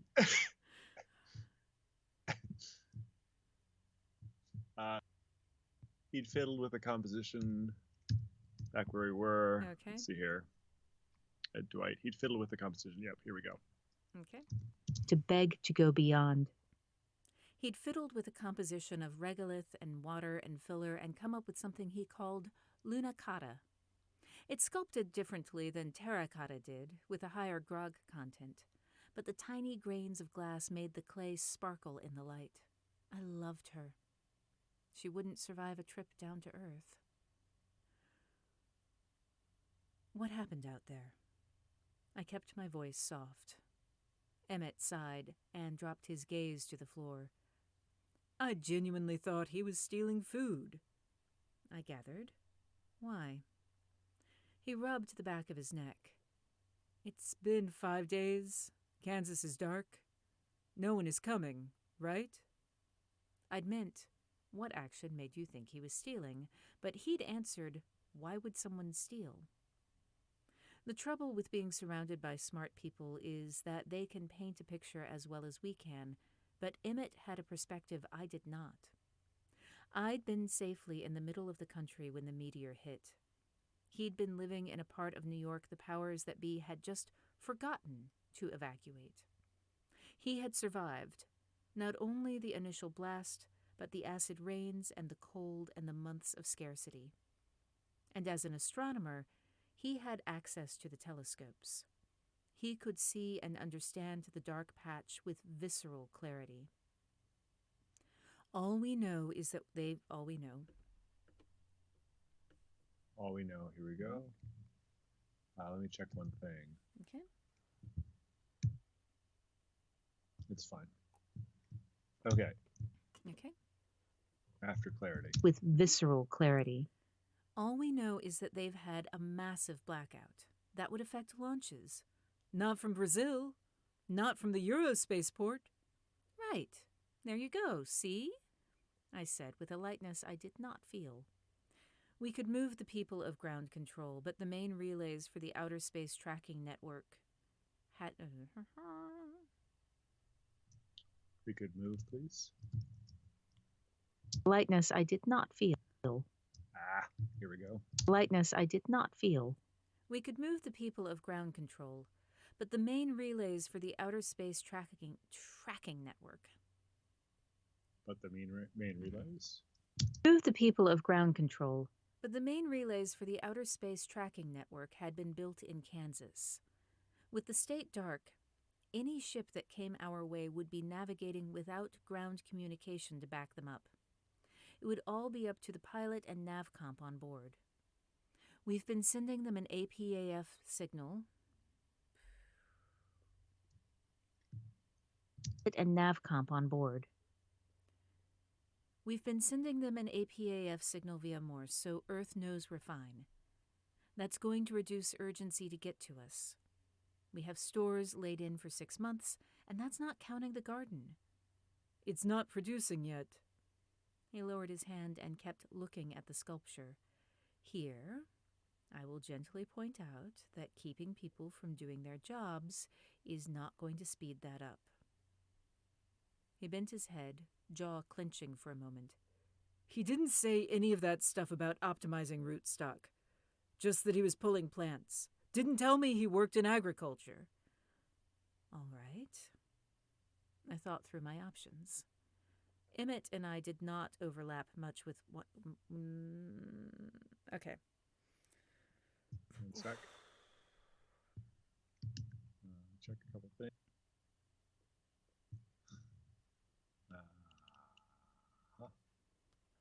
1 sec. Mm-hmm.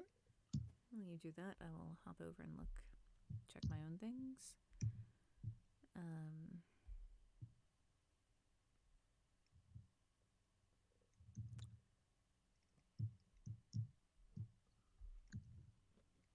What size font do I have to read from? That's a tough question to answer because I'm reading from a PDF, and I have expanded to fill. So it's, I don't know, maybe 14 point, I'm guessing. Also reading glasses.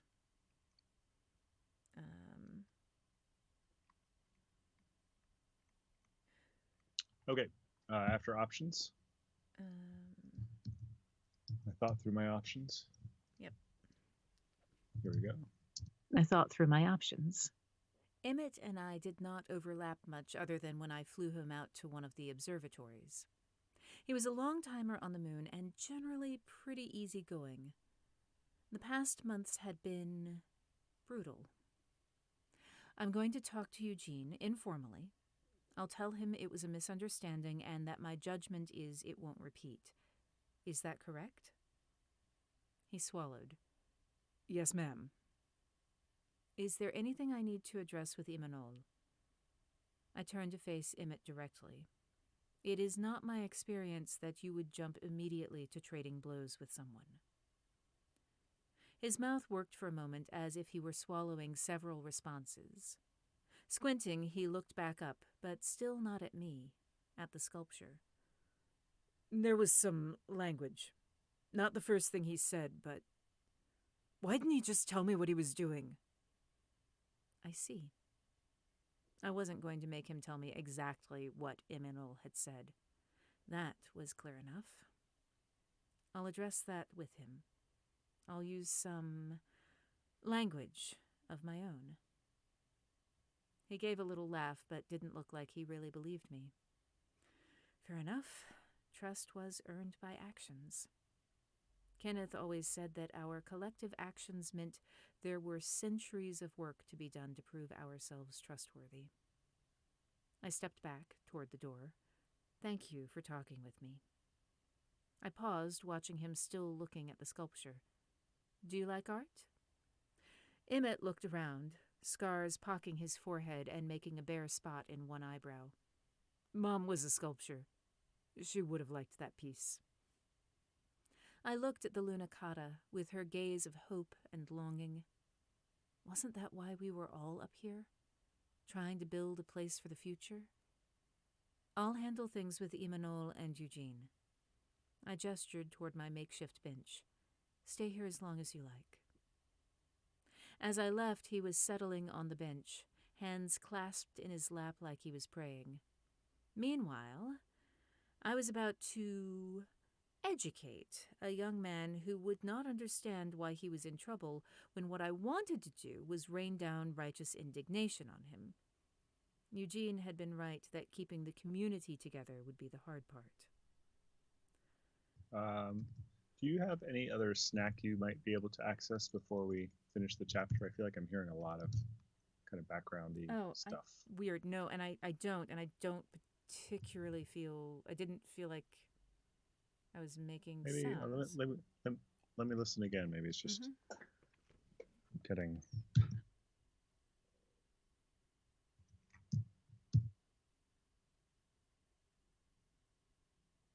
All right, well, let's get this just because I think we're going to smooth it out real quick, if you don't mind.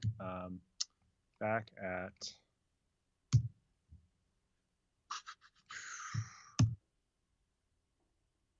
Emmett and I did not overlap much. Okay. Oh, yeah, one sec. Sure.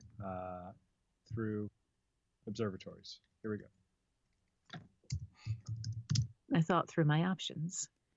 Emmett and I did not overlap much, other than when I flew him out to one of the observatories. Perfect, thank you. Check these other spots. Yeah, I'm definitely hearing a little bit of stuff. Okay. Well, I mean, we can break. Can we?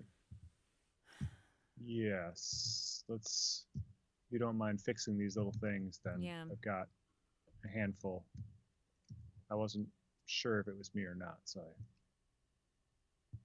can we go in? I'm going to talk to Eugene informally after informally. I'll tell him it was a misunderstanding. Got it. It won't repeat. Yep. Up to, is that correct? I already have, Okay. is that correct? Here we go. Talk to Eugene informally. I'll tell him it was a misunderstanding and that my judgment is it won't repeat. Great, thank you.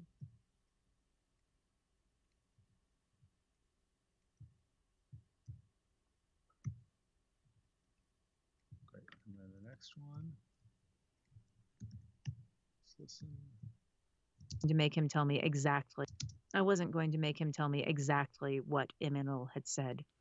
That. I can fix this one. Actually, I've said his name wrong. Imanol. Oh, okay. All right, let's just do that phrase through said. Mm-hmm. Here we go. I see. I wasn't going to make him tell me exactly what Imanol had said. Okay.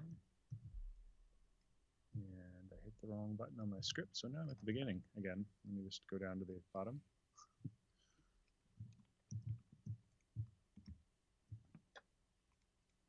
Okay, next one. This one I think you're gonna like.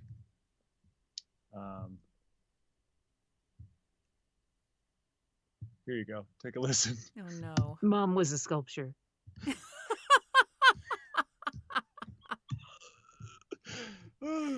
You didn't know that this was a fantasy novel secretly, but now you do. Now you do. She would just stand for hours. It was her job. Her name was Galatia. Okay, Mom was a sculptor. Here we go. Okay. A bare spot in one eyebrow. Mom was a sculptor. Thank you. Mm-hmm. And then two more possible. Sorry, go ahead. No. I was just finding spots here. Okay. Someone asked if I had talked to Potter's sculptors about Lunacata. No, because I have, with the art background and making stuff for doing sculptures for puppets, I'm always working in clay. So the way the lunar regolith is that the lunicata is made, I believe, is that you take the regolith, you run it through a tumbler first to take the hard edges off and to break it down a little bit because it's very sharp. So what you wind up with is fine, almost much more closer to sand in some ways. But then that is mixed with the water, and they are bringing a filler from Earth. So it is not just regolith. Okay, so keeping the community together would be the hard part. That's where we stopped. It definitely sounds relatively active to me. Yep. No, I know. Do you want to take a little snack, or do you want to finish the chapter, or do you want to stop here? We've been going for almost 2 hours, so why don't we go ahead? Like we're 5 minutes away from when we would break normally. Sure. So I can try to get this next paragraph in so that we break on a line of dialogue. Yep. Okay. That sounds good. Did you see what Raquel wrote? No, I'm afraid to look. Mom was a sculpture, and Dad was an abstract painting.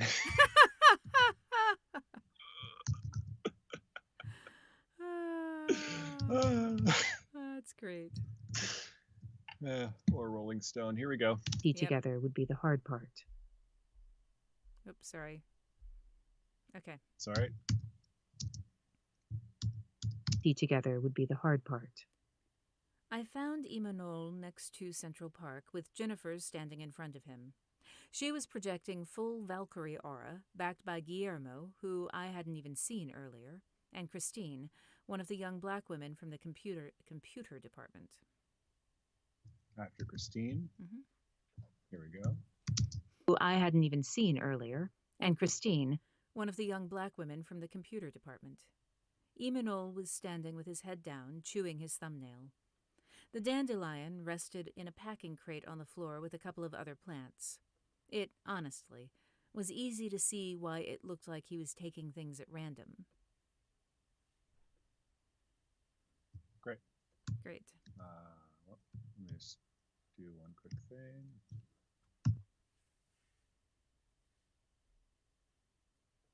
Oh, wait, and Christine. Let's see here. Did you hear and Christine? Is that what happened? Yes, you did. Damn, sorry. Okay. That was my mistake. All right, but it works out. It's all good. Okay, great. Okay. Yep. All right. Okay. So, back in an hour? Yes, indeed. Okay. Yep. Great. Quarter of the hour. Quarter of the next hour. Quarter to the next hour, yeah. Whatever Great. that is Okay. for anyone. Indeed. Okay.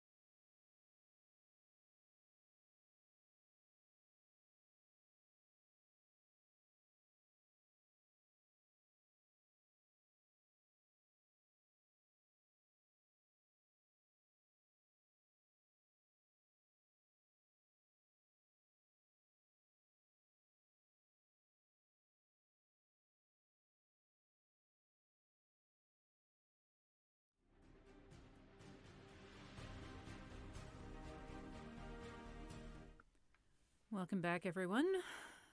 Oh, look. Nice thing about seeing myself in this camera thing is that it makes me aware of the times that I forget to do things like, putting the blanket up. Put up the blanket.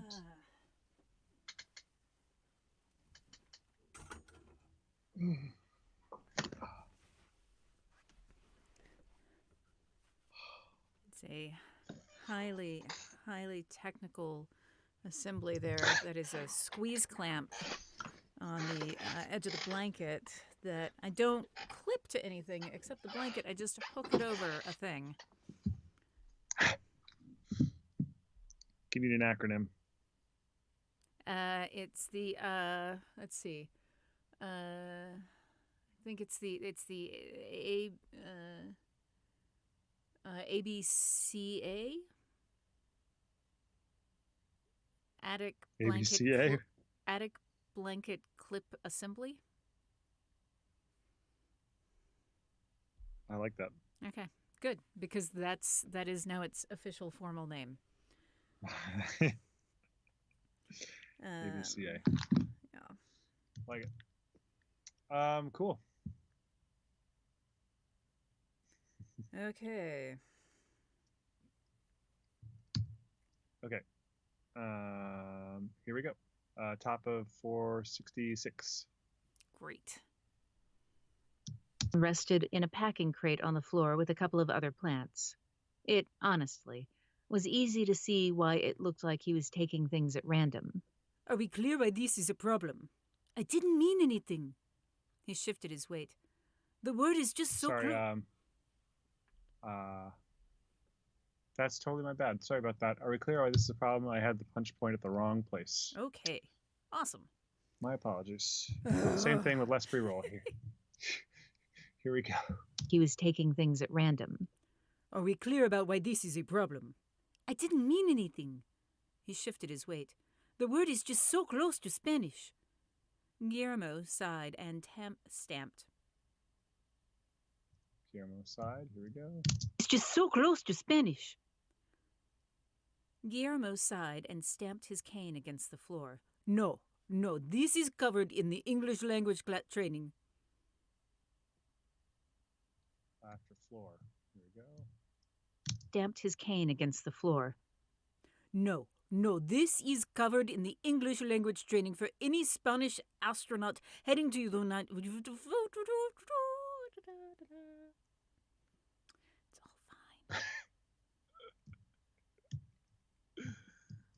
Heading to the United...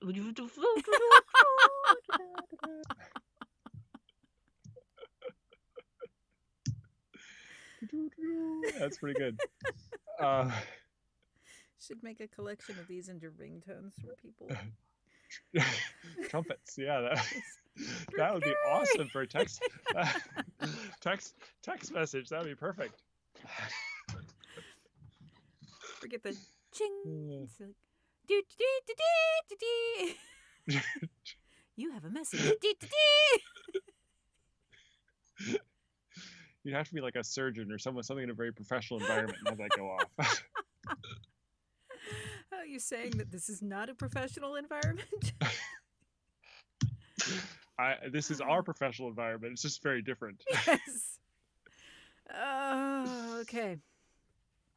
The lunchtime punchies. Indeed. Let's do no one more time, please. Okay. Stamped his cane against the floor. No, this is covered in the English language training for any Spanish astronaut heading to the United States. Even if it were not, why would you refer to him by his race in this context? Well, someone had been littering. Oh, you did not just say that. Christine threw her hands out. She saw me coming, and I had, in fact, started to move faster. She took a step back. You know the acting administrator is black, right? That's not... He turned to Guillermo and said something in Spanish.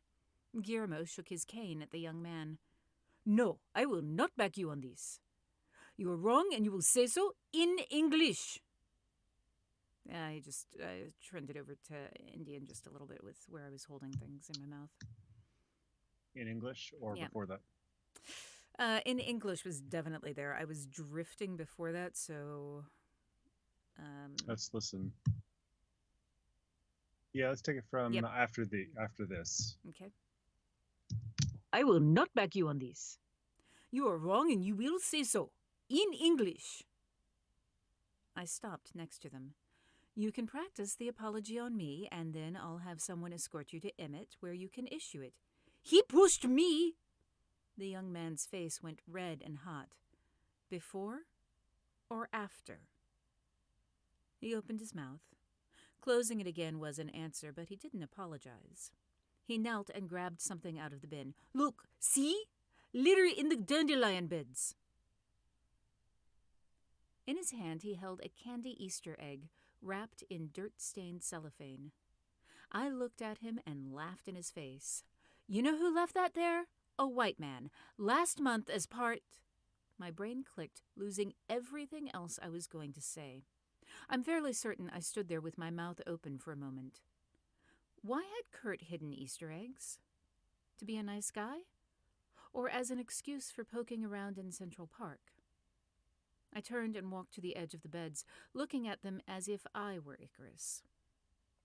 We'd gone through his and Birgit's quarters with a fine-toothed comb and found nothing incriminating. If either of them had a key for the encoded letter, they hadn't kept it with their things. I wouldn't have either. How often do you change plants without the quarantine? What's the schedule? It depends. We try to come through weekly, though, to make sure moisture levels are okay and the irrigation system is working. The cellophane rattled in his hand. That's why putting things in the park is a problem. If it were me... The beds were lined with were filled. The beds, here we go. If it were me... The beds were filled with carefully ameliorated lunar soil contained in a rubber liner. We'd quarried lunar granite and put retaining walls around the liner both to reinforce it and for beauty. We were trying so hard to make this place into a home. The irrigation system meant I would have had to worry about water, but the space between the liner and the wall would be dry. A corner. There'd be a little more space there. I walked around the edges, leaning over to look at the gaps at the corners. The second bed, in the third corner, was a little piece of cellophane just visible. I wedged my stiff fingers into the gap to push the rubber and soil back. I wedged. After gap. Yep. My stiff fingers into the gap. To push the rubber and soil back, wrist twinging, and grabbed the little corner with my right hand. It wasn't cellophane. It was a plastic. After cellophane? It wasn't cellophane. It was a plastic envelope filled with 6 or 7 sheets of paper. My pulse was firing as if I were trying to put a plane down on an aircraft carrier. I opened the envelope, sliding the papers out. The top page was a list of characters from Guiding Light, followed by a string of digits. Holy shit. I barely remembered to look back at the group. Jennifer, I'll get your report later. Head down, still reading, I left the baffled group of people and walked straight for the admin mod. Kurt was Icarus. Kurt's mom had been telling him... Right, let me do mom slightly differently. Uh-huh. Let me check one little thing, please. Okay. Can I do I left the baffled group of people, please? Okay. I feel like I heard something in the background there. Head down, still reading. I left the baffled group of people and walked straight for the admin mod. Kurt was Icarus. Kurt's mom had been telling him which cipher to use based on which characters she talked about with him on the phone. I had no idea how they were getting messages up to him without someone in comms flagging strings of coded text coming up. Oh. He had recruited Birgit for that. We knew they had someone on the ground. That person must have been sending the messages up when they knew Birgit was on duty. Suddenly, the affair snapped into focus. He'd created a lever to use on her, which is why she admitted it and he denied it. I turned to the next page. It was a letter from Kenneth. 48. Dear Nicole, I hope you are enjoying reading the book I recommended.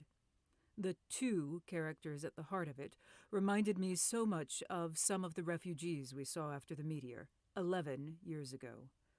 I know that the author is writing about life after a nuclear war scenario, but I can't help feeling the parallels, though I'll grant that this is only the third of these post-apocalyptic books that I've read. After third? Mm-hmm. This is only the third Of these post-apocalyptic books that I've read.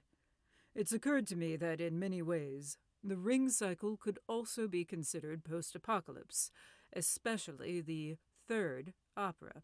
The 7 Valkyries, or is it 9, are faced with many of the same loyalty questions that people face today. Government or family, duty or love.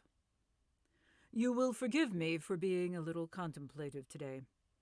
At a rally with a whopping 115 people, 2 constituents asked me if space is really the way to recover from the meteor. Recover is not the point of the space program. It is about survival. If I had a nickel for every time they respond, but, We got a couple of things. Mm-hmm. Recovery is not the point of the space program. You said Okay. recover. Okay, thank you. Just that phrase. There we go. way to recover from the meteor. Recovery is not the point of the space program. It is a... Oh. That's good. Thank Mhm. you. Let me just check one other thing, please.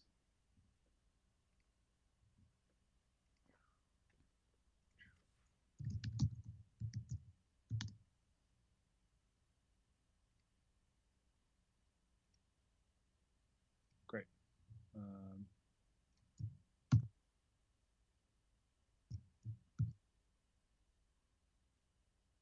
Great. Okay. After every time they respond, please. Here we go. Okay. Every time they respond. But how does that help me? I offer words such as jobs and economic growth, but the truth is that I know we are going to be abandoning people. It pains me.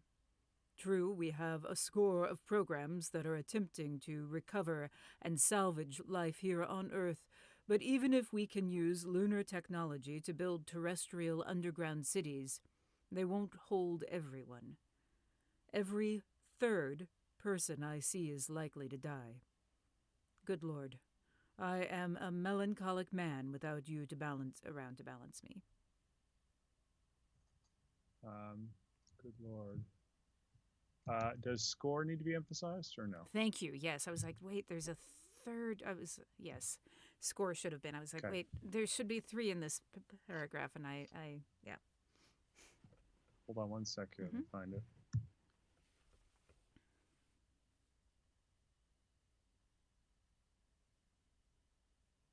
There we go. True, we have a score Okay. up through recover, which I think is where we took a little break. So that's Okay. fine. There we go. It pains me. True, we have a score of programs that are attempting to recover and salvage life here on Earth. Great. Thank you.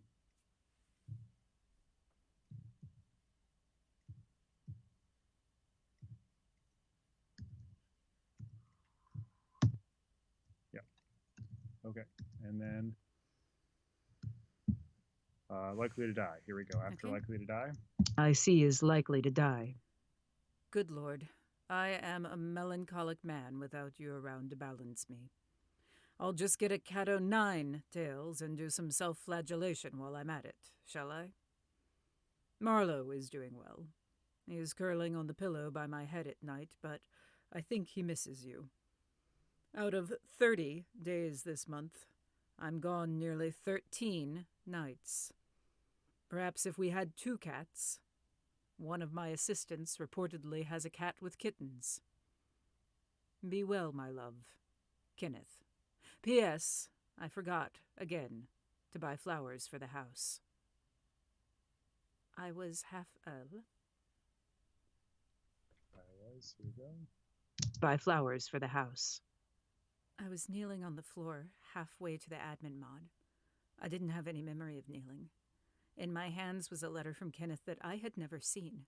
It was filled with numbers, a coded message hidden in the conversation, and I needed the long tomorrow.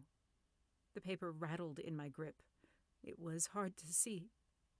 I had a letter from Kenneth. Kurt had stolen a letter from my husband, and I was going to kill the bastard. Around me, people were saying things. Someone was running. There were more pages. There was another letter. Dear Nicole, the house is still without flowers for at least the 115th day in a row. 7 days a week, days. 7 after row. 15th day in a row. 7 days in a week, and yet somehow I forget on every single one. I miss you so much that I think it will take yesterday's letter and tomorrow's to say everything I want. Even then, I expect I will wake at some forgotten hour of the night with another unspoken thought. The interview you did yesterday is playing very well, which is unsurprising. Medgar.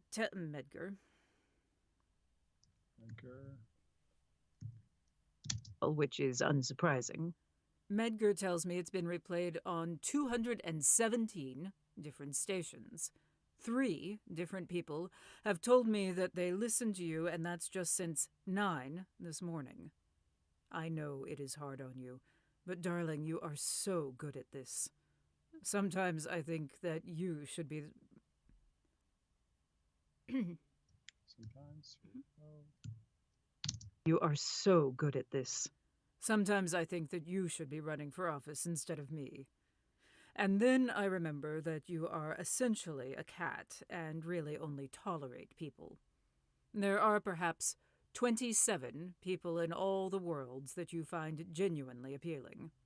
This is one of your charms, I think, but I am somewhat biased. I might be counting high. Maybe you only like 10. I did not hit 1 hard enough. Okay.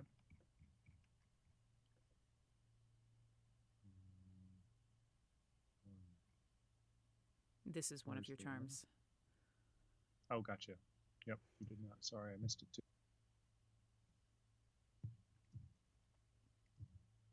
Just that phrase, please. Find it genuinely appealing. This is one of your charms. Thank you.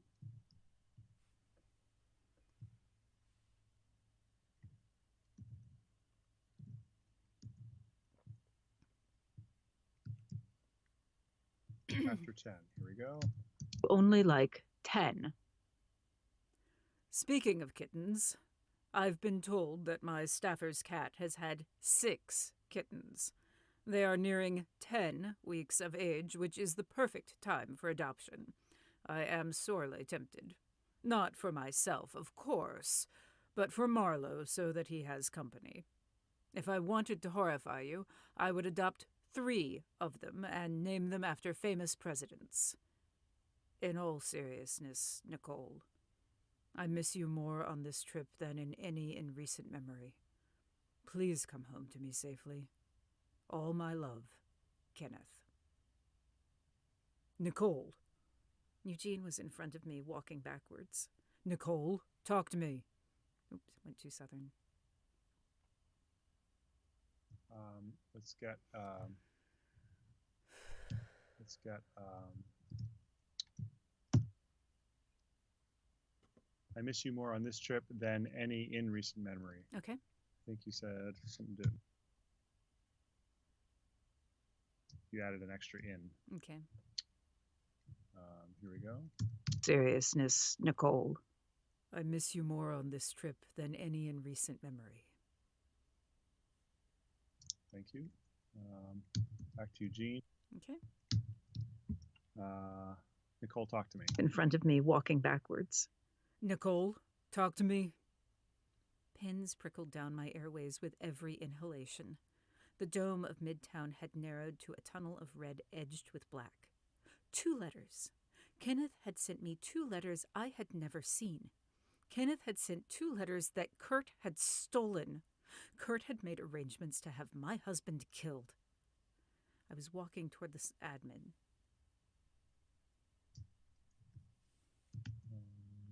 Along. Pins prickled along my airways with every inhalation. I think you said Okay. down Thank you. after inhalation, or pins prickled up to inhalation, please. Here we go. Nicole, talk to me. Pins prickled along my airway. One more time. Nicole, talk to me. Pins prickled along my airways with every inhalation. Thank you.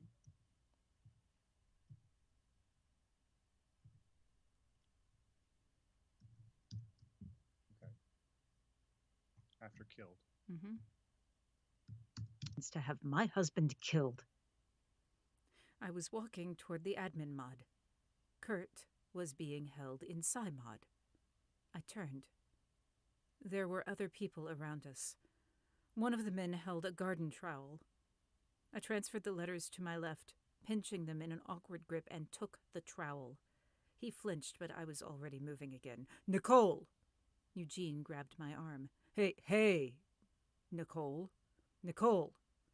I need you to stop and tell me what's going on. I twisted away from him, breaking the grip just the way I'd been taught. Kurt had the answers I needed, and Eugene was in my way. Wait. This was Eugene. I was frightening him, which was a bad strategy. If I worried Eugene, he would try to restrain me. He was bigger than I was, and he would succeed unless I hurt him, which I did not want to do. He got in front of me again, blocking my path. Come on, Worgen. I need your report. What's the sit-rep? Situation report. I blinked and my lids scraped over dry eyes.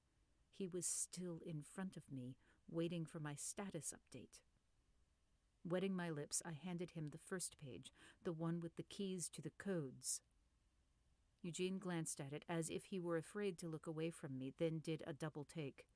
Holy... Looking to the side, he found a person in the group. You said she found these in the dandelion bed.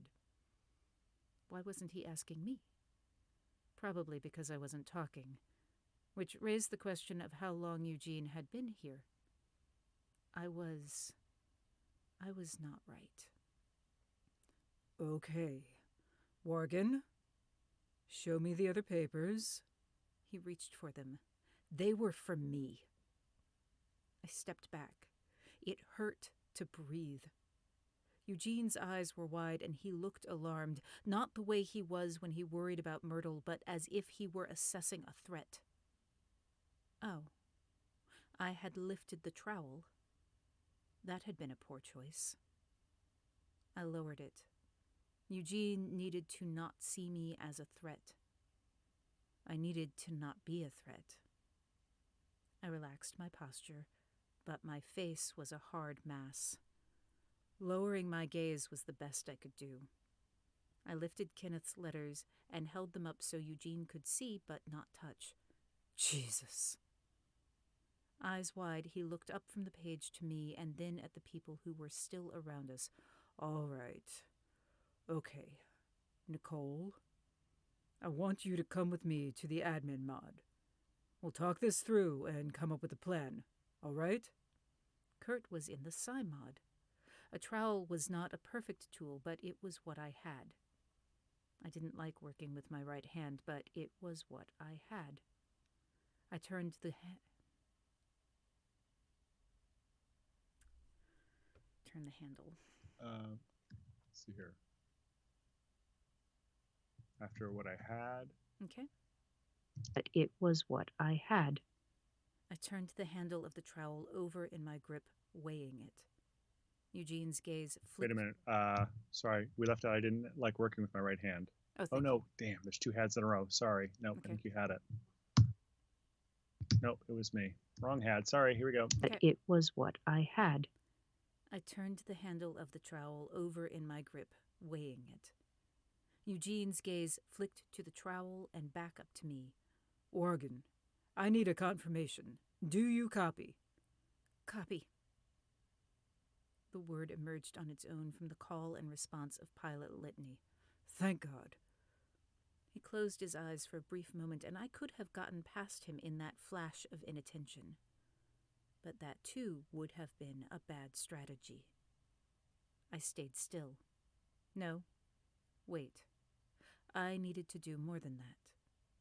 I needed help, because the problem with packing all your emotions away so you don't become a weeping mass on the floor is that it leaves you cold and dead and ready to drive a trowel into someone's guts and watch them choke on their own blood, and that would cause problems.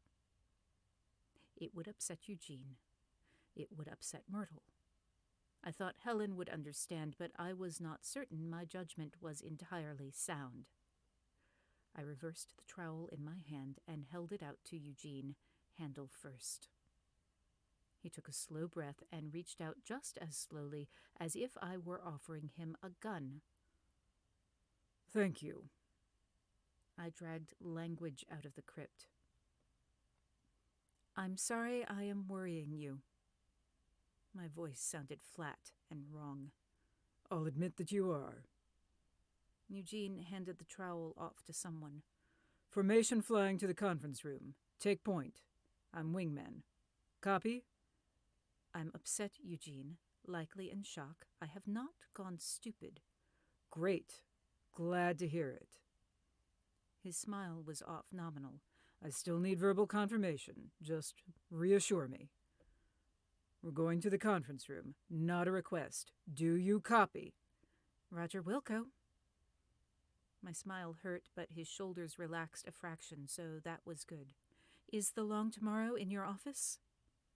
Yes. We'll get it for you. He nodded, looking again at the letters clenched in my hand. What else do you need? I needed my husband. I needed to not screw up. A tube of applesauce? I forgot to eat lunch. All right. He shot a glance to the side and nodded. I heard someone moving off at a run toward the cafeteria. Thank you. I turned around and headed back to the admin mod with Eugene. Turned around. Here we go. Thank you. I turned around and headed back to the admin mod with Eugene trailing off my port side. I needed to work the problem before this dome of calm fractured.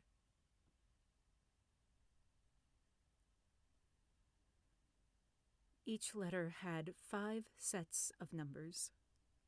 10 words my husband had tried to make sure that I knew.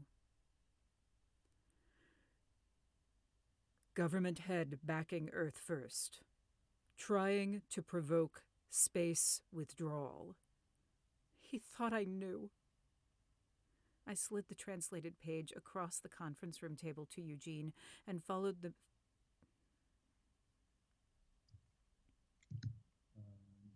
Let's go back and get one quick thing. Okay. Face was a hard mass. My face was a hard mass. It's been Mask. flagged. Yeah. Oh, it's mask. Gotcha.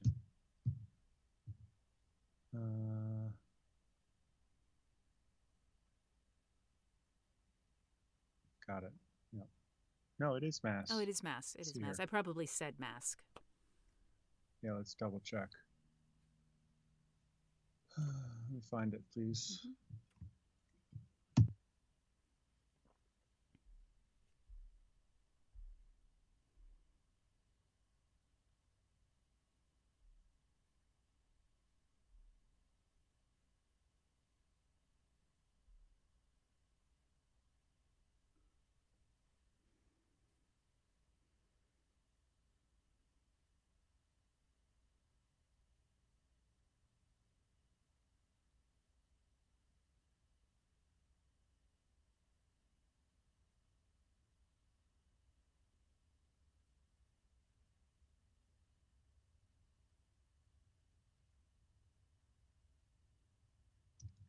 I almost found it. Sorry. Yeah, thought my face was a hard mask. You said it right. Okay. Sorry about that. Okay. You thought I knew. Back where we were.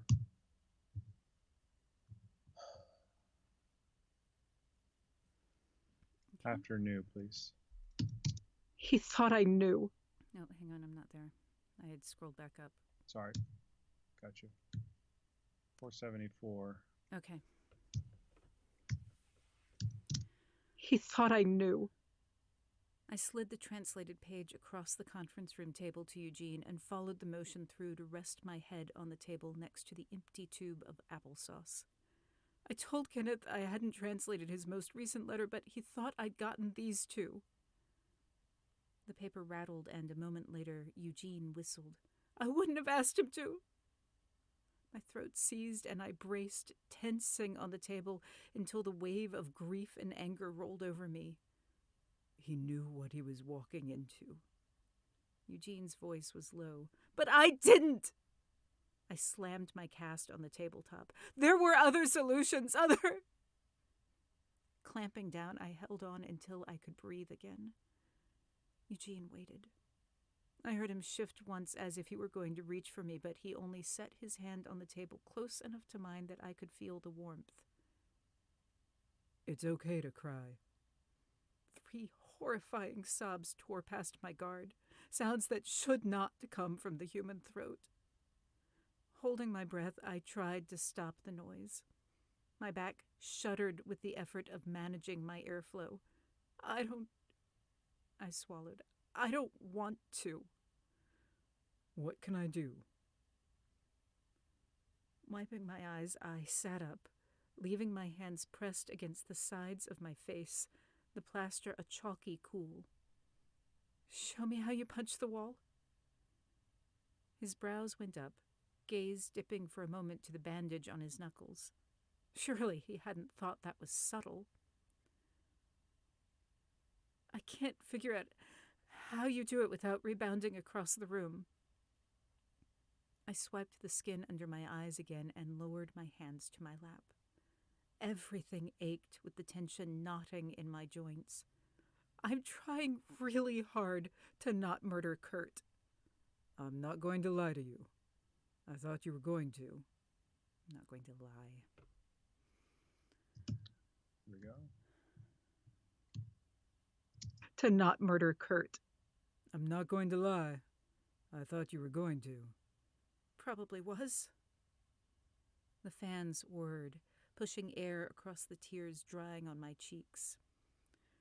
It's a filing cabinet.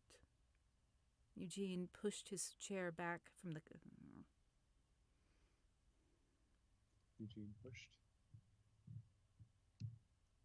It's a filing cabinet. Eugene pushed his chair back from the conference table. Grip a drawer handle and brace with a foot against the wall opposite. But if you break your other hand, I didn't show you how to do this and wasn't anywhere near. I'm sure Anna Teresa will be delighted that you're afraid of her. The doctor? Eugene shook his head as he opened the door for me. Myrtle will kill me dead. My laugh felt as if someone had stabbed me. Leave the murdering to me. I caught his arm before I stepped through the door. I really am sorry I frightened you earlier. Eugene lowered his head and gently closed the door again. Worgen, the problem isn't that you want to murder Kurt. It's that you were non-responsive. By rights, I should pack you off to medical, and I'm not because... I understand blind rage. His gaze was level and serious. I need you to tell me that you're okay. That I can trust you to not act without authorization. Things inside my chest broke and tore as I drew in a breath. I pulled myself up into perfect posture, leveling out my shoulders, and nodded. Yes, sir. I wished I had lipstick as a shield. I'm compromised but clear. Okay. His trust nearly fractured me again. I bit my lips and looked to the wall beside the door. Let me smooth that.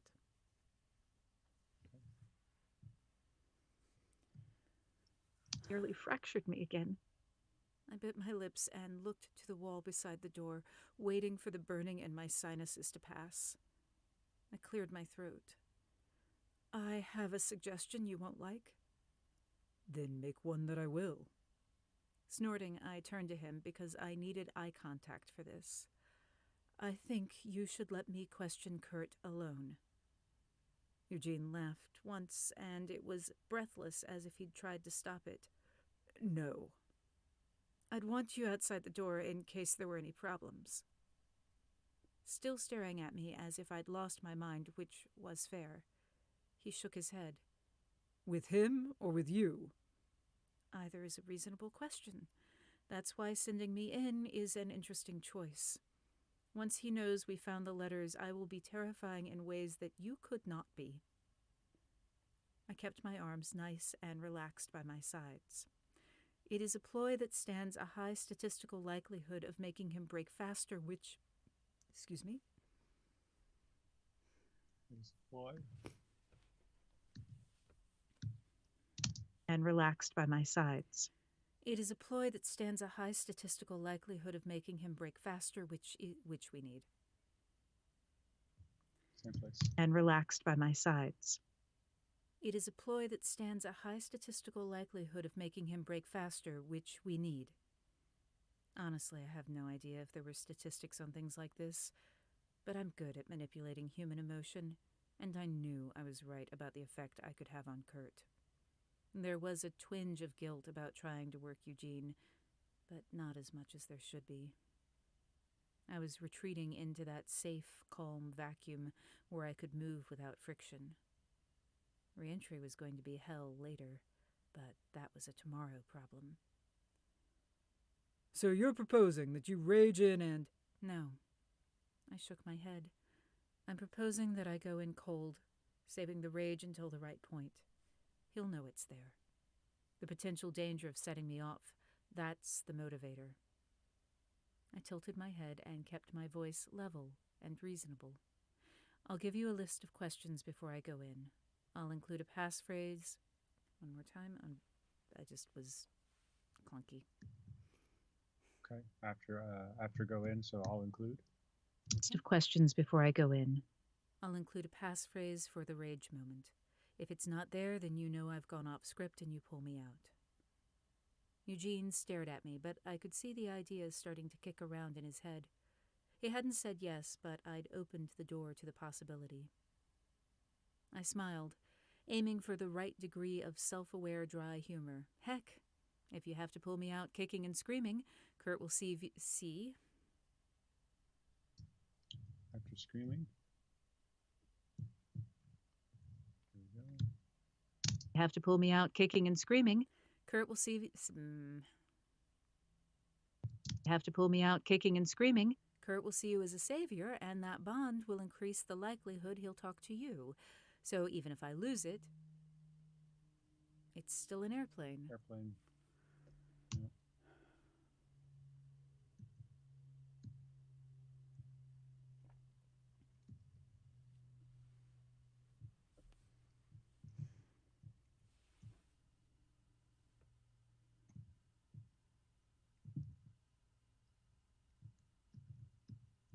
Okay, I think we're clear. Okay. There we go. You have to pull me out kicking and screaming. Kurt will see you... You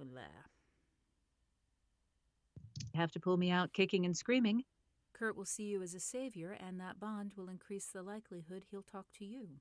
So even if I lose it, it's still a win-win. Unless you kill him before I get in there. Flatterer. I shrugged. You can frisk me before... After shrugged. Here we go. I shrugged. You can frisk me for weapons before I go in. I'm not sure you need weapons. Don't, I see you, don't try to push this right now. He put his hand on the door. Let's go punch. Let's go punch. Can we go back and get a couple things? Sure, do you want to get that last sentence, or...? Yes, let's... He put his hand on the door. Let's go punch a filing cabinet.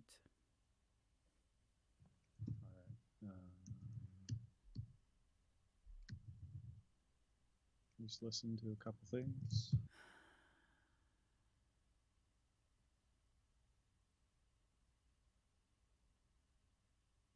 Just take a listen to Eugene explain the filing cabinet and listen to it for smoothness. Okay. Grip a drawer handle and brace with a foot against the wall opposite.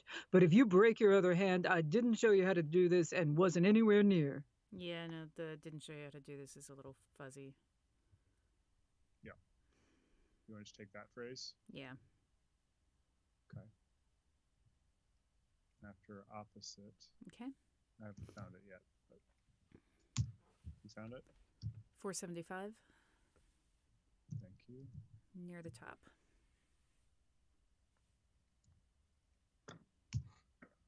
$4.75. There it is. Great. There we go. Brace with a foot against the wall opposite. But if you break your other hand, I didn't show you how to do this and wasn't anywhere near. Thank you.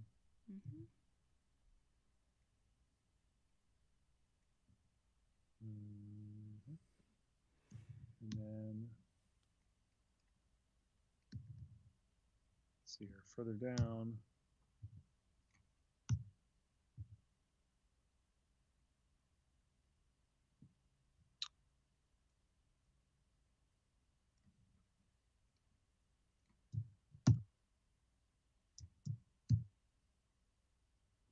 Honestly, I had no idea if there were statistics on page Okay. 476.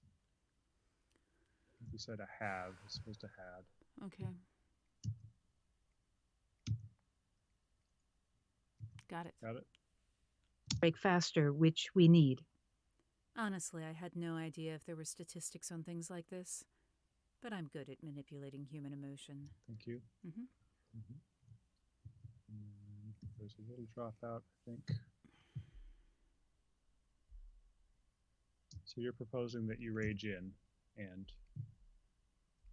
Okay. Finding it. Got it. That was a tomorrow problem. So you're proposing that you rage in and...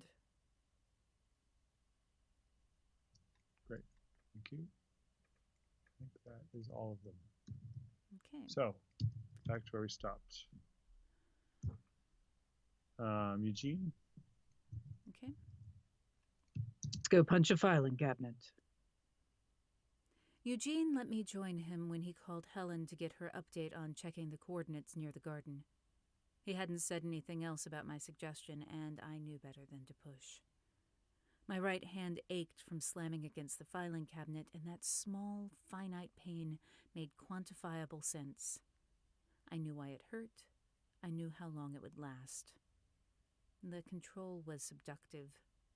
Subductive? Let me listen to one thing. Can we do it from I knew how long it would last? Here we go. Yep. I knew why it hurt. I knew how long it would last.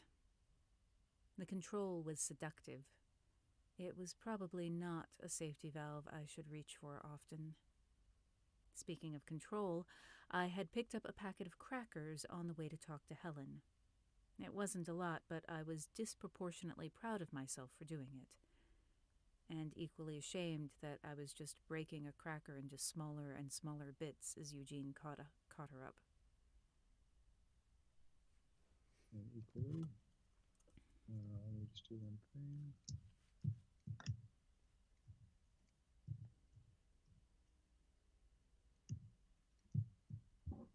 There's a train with actual whistles. Talking about a train? Yeah, I heard something there. I don't think it happened until after we stopped. No, I agree. I'm just doing a little edit because, of course, the I knew how long it would last had to drop out at a different place when you punched it. So I'm just doing a combo platter real quick.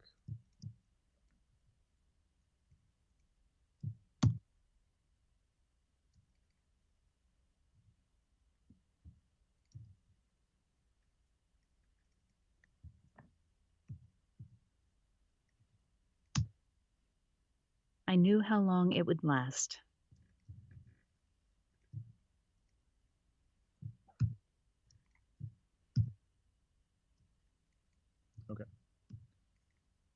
Sounds like the train's gone. Okay.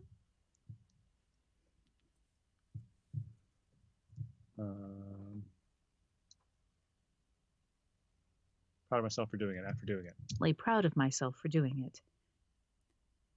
And equally ashamed that I was just breaking a cracker into smaller and smaller bits as Eugene caught her up.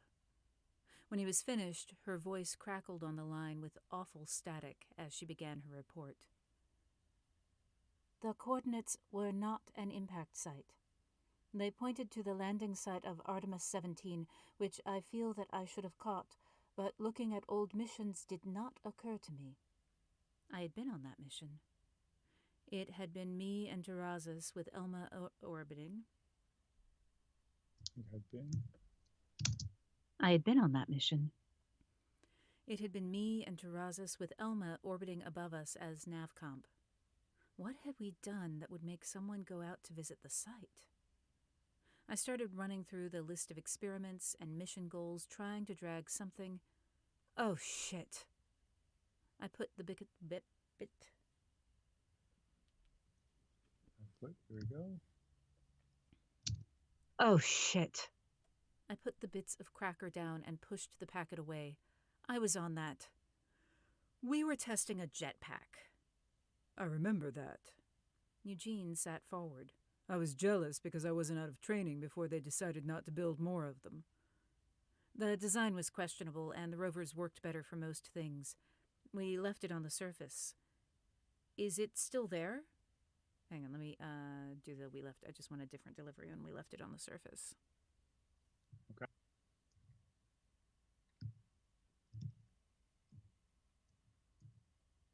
Rovers worked better for most things. We left it on the surface. Is it there? 6 legs spreading out for stability around a middle backpack. Looked like a spider? Helen was quiet, and I could imagine her. Helen was quiet.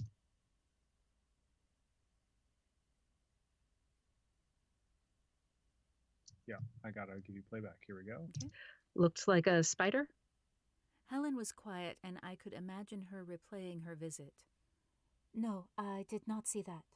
What I did note were parallel lines leading away. I think they are. I think. Here we go. Parallel lines leading away. I think they are ski tracks. They intersect with and are obscured by the rover path between the garden and the cargo ship landing pad. Eugene massaged his forehead. Just one set of ski tracks? Multiples, 2 overlaid to count. Even without getting the coordinates from the coded message, if Kurt had known they were sending him to retrieve the jetpack, he could have figured out where from publicly available information. Eugene looked at the ceiling. I am ready to have some answers instead of endless questions. Sighing, he closed his eyes. All right. We know Kurt has a co-conspirator. There were 2 sets of footprints at the Mars Hills site. Helen, you're at the garden. Can you look at the logs to see if any of the skiers were out there? I already came to the same conclusion when I saw the ski tracks and have looked. Naturally she had, because Helen was the kind of casually brilliant person who thought playing 2 chess games simultaneously was fun. The day the quarantine lifted, Philippus Fourie is logged as arriving at the garden on the morning shuttle and returning on the afternoon one. He was not scheduled for work that day. Eugene ran a hand down his face and sighed heavily. Naturally. I almost knew the name but could not quite pull it to the front of my brain. Who? Remember the South African guy in comms that day? The one who didn't like me being administrator? I dragged the moment forward out of my memory and saw the I dragged. Who didn't like me being administrator? I dragged the moment forward out of my memory and saw the guy sitting hunched behind his copy of Popular Mechanics, trying not to wilt under the force of Eugene's gaze. Blond guy? Wide-set eyes? Nodding, Eugene looked like his teeth hurt. Construction. PhD in material sciences. Wide set blue eyes. Can Mhm. take it from there. Okay. Here we go. Blonde guy? Wide set blue eyes? Nodding, Eugene looked like his teeth hurt. Construction. PhD in material sciences from University of Cape Town. He's the guy who made Faustino's skis. Well, shit. Admit an easy, easy. Admit. Here we go. Well, shit. Admit an easy known guilt to draw attention away from the larger one. So there's a jetpack, a missing busy bee, explosives, and a fully mobile bad actor loose in the colony. Kurt practically told me. I groaned and leaned back to stare at the ceiling. When he was talking about a decaying orbit for the busy bee, he said, "But how would I get down?" The jetpack would do that. Eugene shook his head. Why would he tell you? I don't know. Taunting me, bragging, trying to warn us because he was having second thoughts. Helen's voice slowed, becoming more precise. I have done Just. Here we go. Becoming more precise. I have just done some back-of-envelope calculations. There is nothing to prevent the busy bee from being launched at a later time with the same parameters. It would only delay the crash date. Eugene clenched his fist on the table, light bandage stretching across the knuckles. We'll pick up Furi. Get him locked down and Worgen? He looked across the table, and my pulse sped up in anticipation. You get to talk to Kurt.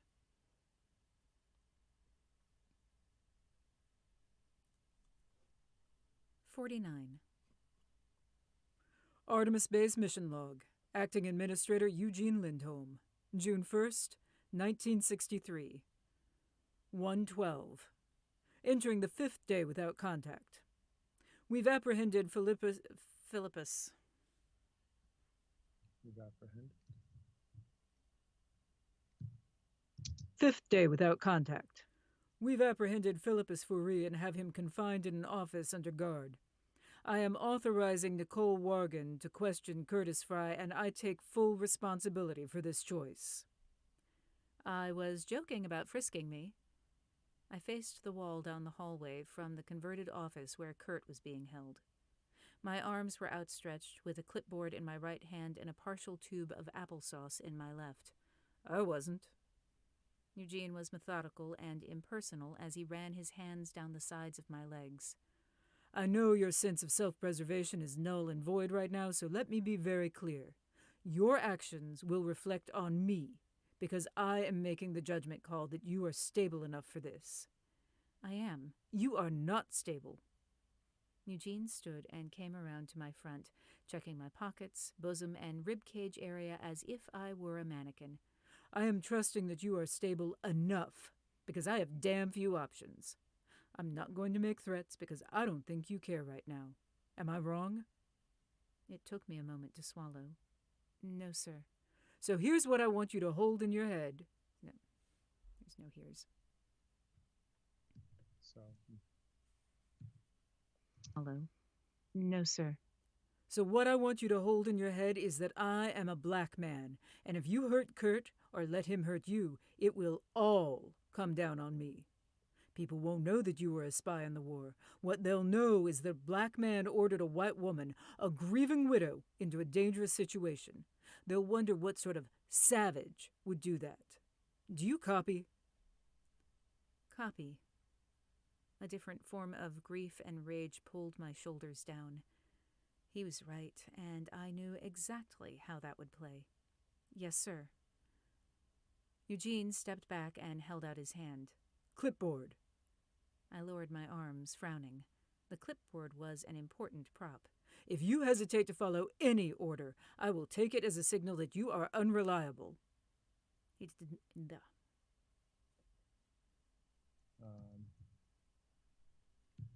Let's get that a. What they'll know is that a black man ordered. Okay.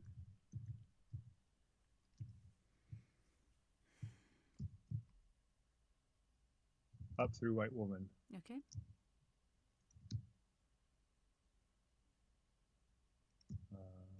Here we go. Won't know that you were a spy in the war. What they'll know is that a black man ordered a white woman, a grieving widow. Thank you. Mm-hmm.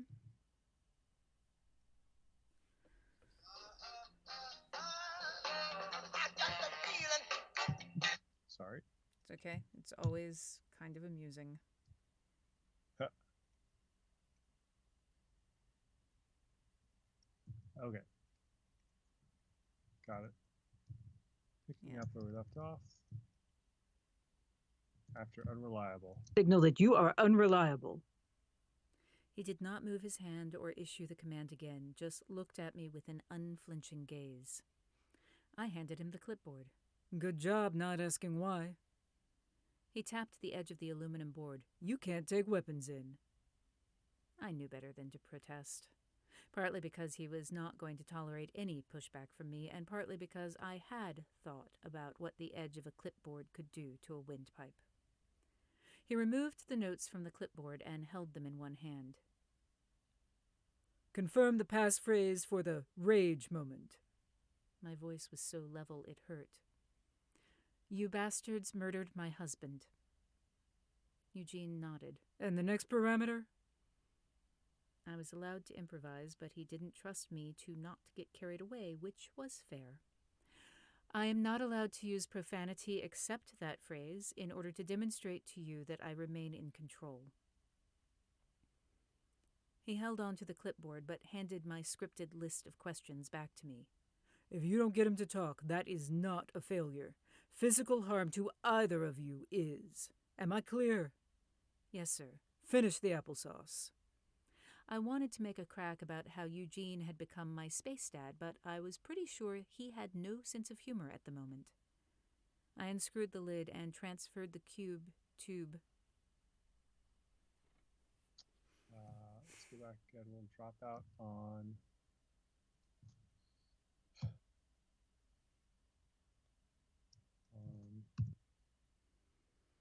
my voice was so level it hurt, please. Okay.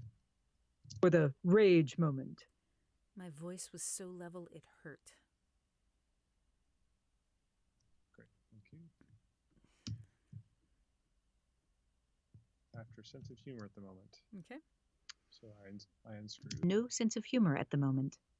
I unscrewed the lid and transferred the tube to my right hand to squirt some of the grainy sweetness into my mouth. It had gotten warm in my hand and was more like unflavored pie filling. It had gotten warm, please. Any sweetness into my mouth. It had gotten warm in my hand and was more like unflavored pie filling than anything else. It had enough liquid in it that it didn't cling to the roof of my mouth and was easy to swallow. Mostly. I could feel each mouthful drop into my stomach and lodge there. Eugene waited, looking just over my shoulder so he wasn't staring at me while I ate. He was still watching me out of his peripheral vision, and I resented that even as I knew he had to. I managed a half-dozen swallows before my body sent a warning wave of queasiness. Yanking the tube away from my mouth, I stared at the wall, breathing through my nose. When I swallowed, the back of my throat was burning and sour. Eugene's gaze shifted to me. He waited. I closed my eyes and tried to wait for the queasiness to pass. Shit. If I finish this, I'm going to throw up. I managed to sound as if I were reporting on engine trouble. I'm sorry. All right. He sighed and fabric rustled as he shifted his weight. Nicole, Please don't be kind. Opening my eyes, I tried to cap. Opening. Please don't be kind. Opening my eyes, I tried to cap the tube and fumbled the lid. Same place. Please don't be kind. Opening my eyes, I tried to cap the tube and fumbled the lid, dropping it. I didn't curse, to demonstrate that I had control of my brain, if not my fingers. We want me to go in cold, so I don't want to start crying yet. noted.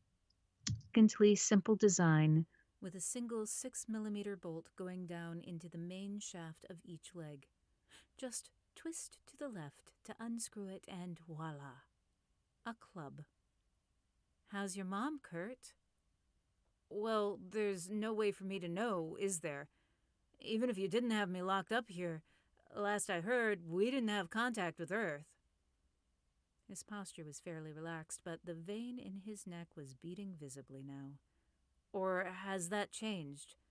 Does she still like soap operas? I unscrewed the chair leg, watching him. Lives for them. He pulled a pillow around into his lap as if he were fluffing it. If it were me, that pillow would either be a shield or hiding a weapon. She's gonna be pretty worried because I missed our weekly call. You know the soap operas are what gave you away, right? Should never have told me that you and your mom talked about guiding light, but it was such a good opportunity to get in a dig about my husband. Derail me a little. I got the leg off and laid the rest of the chair on the side on its...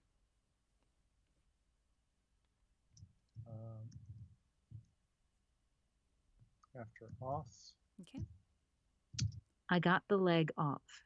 And laid the rest of the chair on its side on the floor. Dropped the pillow off the side of the bed.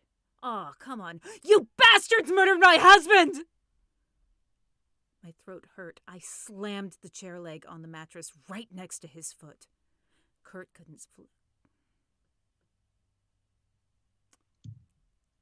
Mattress right next to his foot. Kurt couldn't flinch away from the club. He stared at the chair leg resting on the mattress a centimeter from his leg. He'd have felt the impact on the covers. He'd have heard the hard slap of it, even if it hadn't made a sound that would travel outside the room. He was breathing fast now. I set the chair leg down, gently, on his right leg. Drop the pillow. The fans whirred as he hesitated. I raised my right hand with its makeshift. Here we go. Word as he hesitated. I raised my right hand with its makeshift club, not taking my gaze off his face. I snapped a smile on, full grin, with a painfully cheerful. I snapped. My gaze off his face. I snapped a smile on, full grin, with a painfully cheerful voice. With a painfully? Smile on, full grin. With a painfully cheerful voice. Funny thing, I was a spy in the war, basically doing your job. Get in, make people like me, cause chaos. Did that come up in your briefing for this mission? If I brought it down now, it would slam into his ankle. Kurt, darling, I have nothing to lose. Are we clear? You took everything I actually cared about. You took my one reason for going through life as if I were a good and decent person. The way I figure it, you weren't planning on still being here when the stuff hit the fan.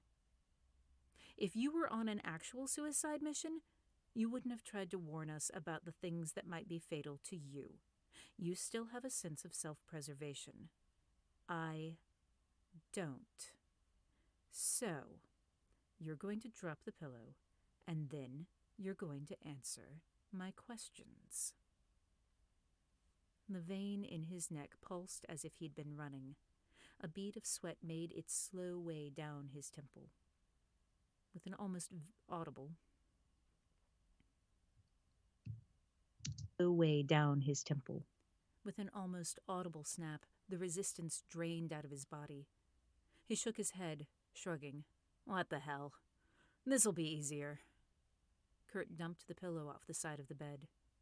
It hit the floor with a hard, metallic thump. Easier than what? Than trying to warn you about pending problems without getting caught as the person who caused them. His smile was bleak. Tricky, and you've been slow on the uptake. Curious. You set up a series of disasters and then... I'm to understand you had a change of heart? Polio changed things. Yeah. I pulled the chair leg away from him and walked back to the chair itself. I'm going to ask a series of questions. You're going to answer them fully and completely. I didn't have anything to do with your husband's death. The entire room went red and hot. I clenched the chair leg so hard that my fingers cramped. Only by stopping completely, by holding my breath, by planting. Only by freezing myself was I able to keep from driving the chair leg into his temple. Eugene had been so right to tell me I wasn't allowed to have a weapon. My hands were shaking with the flood of adrenaline as I knelt to screw the chair leg back into place. This was why I had a script. I laid the folded paper on the floor and wished I had my clipboard. Where is the busy bee? The leg slid off the bolt and I had to pause. If you found the letters, then you have the codes, so I'm going to assume. Can we go back, get a couple things? Sure thing. Do you want to finish the scene first? Oh, either way. I was saving them up because I figured Yep. it's kind of intense. Okay, moving on. The bolt, and I had to pause. If you found the letter... Oh, sorry. The bolt, and I had to pause. If you found the letters, then you have the code, so I'm going to assume you already found the busy bee and are testing me. He sighed and leaned back to rest his head against the wall as if he were exhausted. You've got the coordinates. There's a lava tube close to that which connects to the garden. If you give me a map, I can draw the route to the entrance. How do you have it booby-trapped? I managed to get the leg seated on the bolt and started to twist it back into place. I managed. How do you have it booby-trapped? I managed to get the leg seated on the bolt and started to twist it back into place. Kurt scowled and shook his head. I don't. I raised my eyebrows, fully and completely. Honest to God. He crossed himself. I didn't have time. And the original plan, I was supposed to go back to it, but I also wasn't supposed to get sick. Heck, I was supposed to be gone by now. The whole colony was supposed to evacuate. Look, I've been trying my best to warn you about the things I set up. That has to count for something. I lifted the chair and set it back on its feet. Leaning on the back, I studied him. It's not exactly a sign of virtue when it's self-preservation. Kurt's jaw clenched and he ran.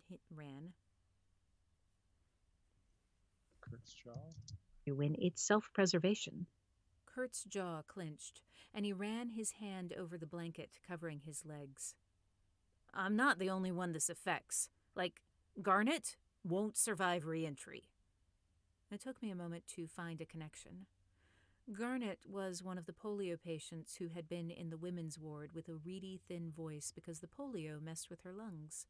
Not enough to need an iron lung, but bad enough that she was on oxygen.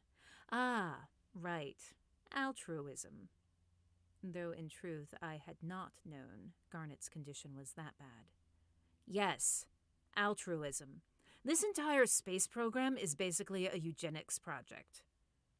He sat up, leaning toward me as if he could convince me of his righteousness. You haven't thought about the people who won't get to come up here? The people who don't have the right education because they're the wrong color? Or the ones whose health is just a little off nominal? I did not scream at him.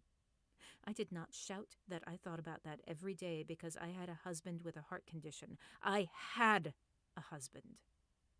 I did not take Kurt's bait any more than I already had. I waited out the heat, pushing air through my clenched chest, and then I sat in the chair. I bent down to pick up my list of questions from the floor. Let's start with your plan. I want you to step me through what you did. Eugene had wanted me to start by asking about sabotage that was still pending, but I needed things I could verify before we moved into unknown territory. He spread his hands. I want to be up front, before we start, that I'm not giving up anyone else. You get me, that's it. We decide what's appropriate. He shook his head. Now, this is the deal. I'll talk about myself and my actions, but you do.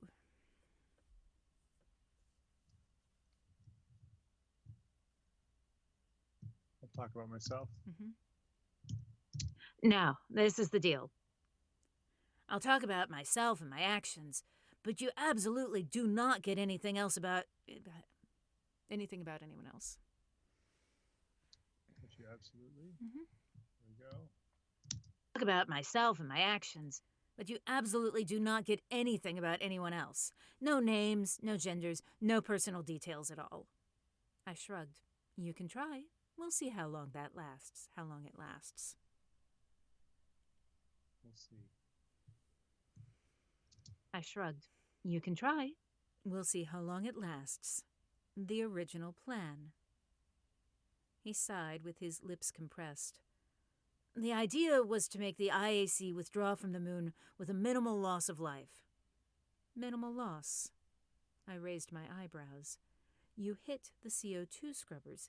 Yeah, yes.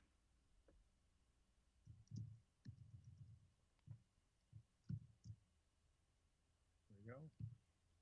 Hit the CO2 scrubbers. Yes, I know. I also tried to warn you about that. I could have ruptured the dome. We were hoping if we did enough small system failures, the IAC would order an evacuation. He gestured at his legs. Polio wasn't in the plan. Why did you give Eugene food poisoning? That was a bluff, because I only guessed it was deliberate. He didn't bluster. I needed him out of the pilot's chair. I was supposed to make the landing look bad. Make it look like another unsafe rocket. I crossed.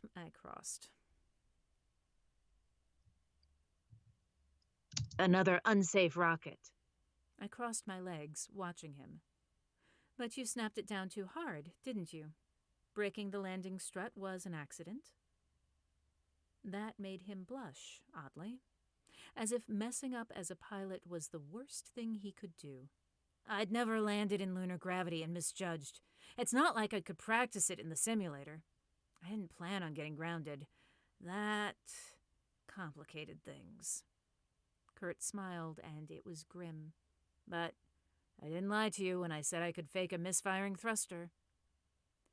I need a complete list of the sabotage you set up after landing. Taking notes on my right hand with my right hand.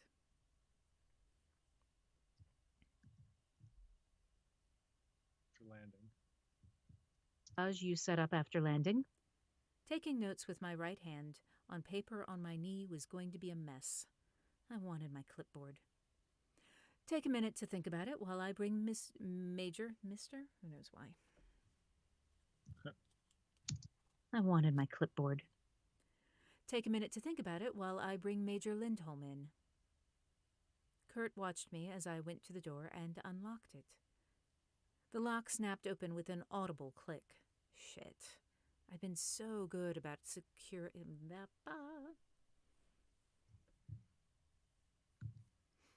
Click. Shit. I'd been so good about securing it quietly. Eugene was standing right by the door. He looked from me to the lock and gave me the kind of glare that. Looked at me. From me. Okay. He looked from me to the lock and gave me the kind of glare that suggested strongly I was going to get a very serious come-to-Jesus talk later. That was fine. It had worked, and he hadn't told me not to lock the door. May I have my clipboard, or would you like to take notes? I smiled at Eugene.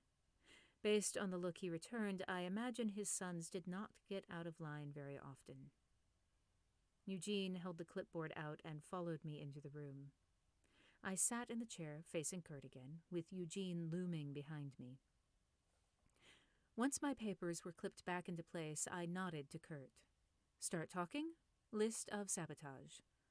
The plan was to set up as many delayed reaction problems as possible for 2 reasons. It gave me a chance of having alibis when things went wrong, and we also figured I had maybe 2 weeks before getting caught. The more things I could set up at the beginning, the better. I leaned forward in my chair just a little. That's not a list. That's a rationale. His jaw clenched. We can go back at any point to grab the other things. Okay, let's go back and grab a couple things then. Yeah.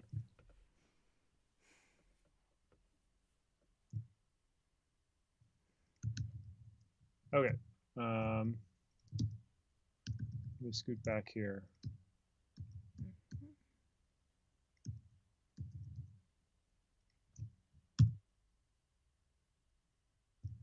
Got that one.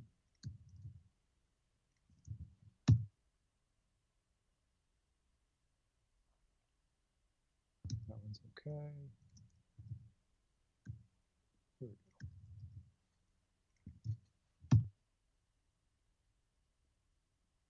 The first one is dropout pivoting. I've opened the door to Kurt's room. What page? I gotta find it.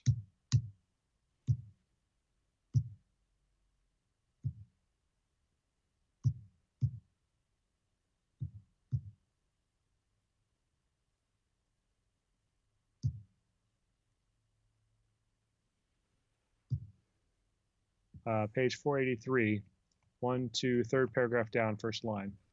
Sorry, for what? 483, Got it. third paragraph down, first line, pivoting. Okay. 483, first line? Oh, 4 paragraphs down. Got it. Third paragraph, yeah, Yeah. or 4, yeah. Whatever. Just that phrase. What lay under my skin? Can I hear my original read? Andrew? As my computer stops. Yes, Okay. can you hear me? No, I My couldn't. computer Um, was fighting me a second there. Sorry. Here it is. Pivoting, I opened the door to Kurt's room. Thanks. You catch that? Mhm. Yeah, cool. What lay under my skin? Pivoting, I opened the door to Kurt's room. Thank you. Mm-hmm.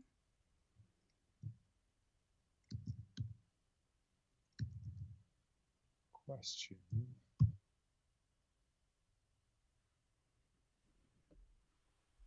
It took some doing, but I convinced Eugene I was calm enough to be the one to question you. There's just a dropout on question. Got it. Okay, here we go. Letters? It took some doing, but I convinced Eugene I was calm enough to be the one to question you. Great. Moving on. There's another one.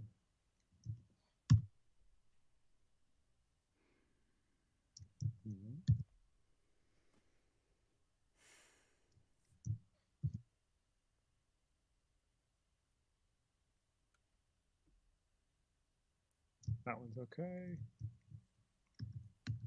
Moving down.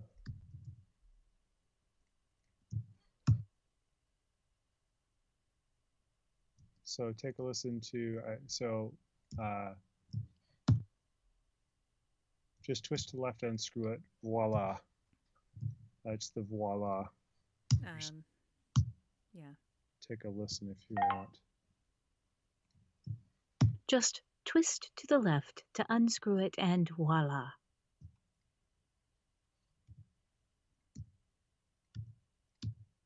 Okay, yeah. Should fix. Here we go. Main shaft of each leg. Just twist to the left to unscrew it, and voila. A club. Great. Thank you. Right next to that one. I didn't hear what you said. Even if you didn't have me locked up in here, we just left the in out. Okay. So it's just a couple sentences down there. No way for me to know, is there? Even if you didn't have me locked up in here, last I heard, we didn't have contact with Earth.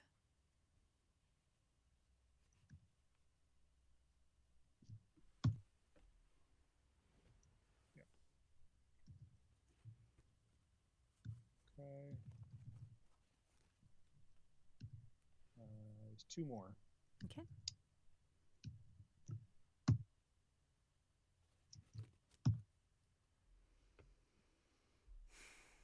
This one I might be able to fix.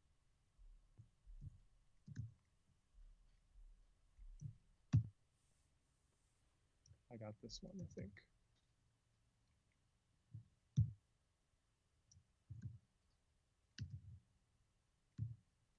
Clinched the chair leg so hard that my fingers cramped. Only Yeah, I got that one. Okay. One left. Okay. And it is put it back.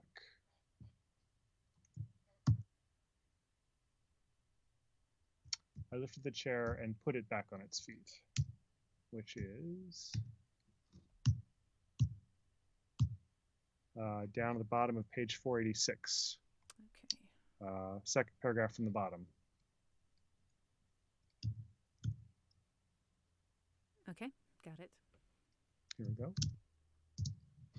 That has to count for something. I lifted the chair and put it back on its feet. Thank you. Mm-hmm. And let me check and see if I missed anything. I did not. Awesome. At least not that they found. And those are all. So moving back to where we were. Thank you. Mm-hmm. Thanks, everyone.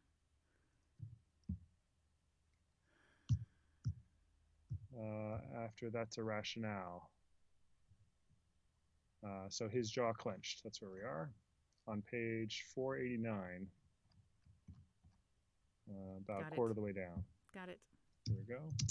That's a rationale. His jaw clenched.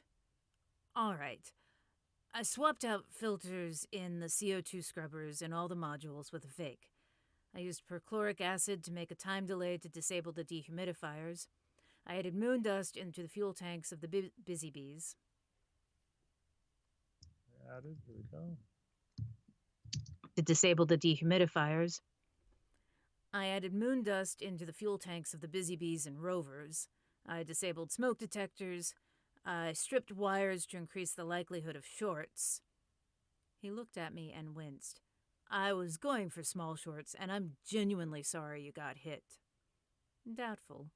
More likely he was trying to pull suspicion away from Birgit now that he'd decided to talk. You'll need to tell us where you stripped them. Kurt shrugged and shook his head. At random, everywhere. Anytime I was alone in a room, I'd open. Anytime. Shrugged and shook his head. At random, everywhere. Anytime I was alone in a room. Same place. At random, everywhere. Anytime I was alone in a room, I'd open the nearest panel and fray things. Continue. I emptied emergency oxygen masks. I've punctured the oil drums on the fans, which is taking longer to fail than I expected. There's a slow leak in the seal of Busy Bee Berth 6, hoping for a rupture, but it's being more resilient than I'd like. He frowned and looked at the ceiling. I think that's everything I got to before the 19th. The 19th? Friday, April 19th. It's the last day I walked. Kinda remember the date just a little. Here is where I was supposed to feel sympathy for him. I did not. The list seems incomplete. For instance, you haven't mentioned... The list seems incomplete after incomplete. Mm-hmm. The list seems incomplete. For instance, you haven't mentioned the fertilizer you took from the garden, or sabotaging the Lindholm's Busy Bee, or the remote control fuse, or the jetpack. Yeah, Kurt sat forward. Here's the thing. We're still cut out from Earth, right? From behind me, Eugene said, What do you know about that? I know what the plan was when I left. There were two schools of thought in our group. I favored the first plan, which was to try to get the IAC to lose enough credibility that people would stop throwing money at you and start taking care of things on Earth. That didn't work. He glanced at me and wet his lips. So we're getting more direct in our action. I gripped the clipboard, pressing it into my lap. He was trying to piss me off, to distract me. This was not how someone with a change of heart behaved or cooperated.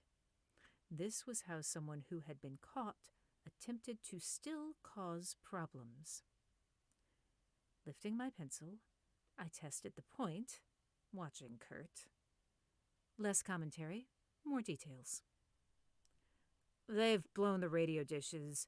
deorbited the communication satellites, including the 2 for the Mars expedition, bombed the IAC, and taken out the power grid for the area surrounding. And taking out. Bombed the IAC, and taken out the power grid for the area surrounding Kansas City. Kurt's voice was level and matter-of-fact, like someone discussing a flight plan. There's no one to come to your rescue. Slight miscalculation there. This is the International Aerospace Coalition. The spaceports in Brazil and Europe are still fine. The garden was designed to feed thousands, and while it was still young, we had 6 months of stores and only 326 people to feed. It would not be, it would be difficult. It would be, here we go. And 26 people to feed. It would be difficult, I had no doubt about that. I also believed this group of people could do it. Even if they weren't, surviving without the Earth is exactly what this colony is designed for. Sure. Kurt shrugged. And as long as you're up here, people on Earth are going to want to come to your rescue. I told my group this would just make saving the moon a project. So what we want is for you to voluntarily abandon the moon. Minimal loss of life. Behind me, Eugene said, "Why the heck would we do that?" Because it's the right thing to do. Jeremiah 22:3. Thus saith the Lord, execute judgment and justice, and deliver him that is oppressed out of the hand of the oppressor. There's more to that verse than that. Eugene shot a glance at me. And do no wrong, do no violence to the stranger, the fatherless, nor the widow. Neither shed innocent blood in this place. You have shed innocent blood. Verse 13. Woe to him that buildeth up his house by injustice, and his chambers not in judgment. That will oppress his friend without cause, and will not pay him in wages. People on earth are dying, and the resources are being pumped into this. And will not pay him his wages. Thank you. Right there. That will oppress his friend without cause. That's where we'll start, please. And his chamber is not in judgment. That will oppress his friend without cause, and will not pay him his wages. People on earth are dying, and the resources being pumped into this are criminal. For what? The meteor was 11 years ago. There are still people in North Carolina without running water, and I don't need your monologue. I jumped in before they could continue arguing theology. I just need to know what you did. All right. Then moving to Plan 2 is on your head. Zuh. All right, here we go. Then moving, here we go. Did. All right. Then moving to Plan 2 is on your heads. You want a reason to abandon the moon? Here it is. I wired Marius Hills and the main colony to blow. It's remote controlled. He folded his hands in his lap and leaned back against his pillow. When you regain contact with Earth, if the United States government has not agreed to withdraw from the moon and funnel money into helping our own people, then Earth First will set off a remote detonation. That's why I didn't damage any of the main ships, just FYI. Let me know if you need help planning the evacuation. I already did the preliminary work. You're welcome. In my head, a film played in which I stood up and backhanded him with my hard plaster cast, sending blood in a slow spray across the walls. Kurt's head would snap to the side, and I would feel the contact in a jarring sting up through my elbow and to the base of my teeth. Eugene might or might not try to stop me. Instead, I moved my pencil to the next item on the list. My breath was hot in my lungs, but I kept my posture relaxed. Next question. What instructions did you give Philippus Ferri? Just a reminder, we have him in custody, so we'll be cross-checking your answers. You're welcome. I would be damned if I let this man control me. I could use a potty break. Yep, sounds good. Okay. All right. Approximately 5? Sounds good, yep. Okay. Mm,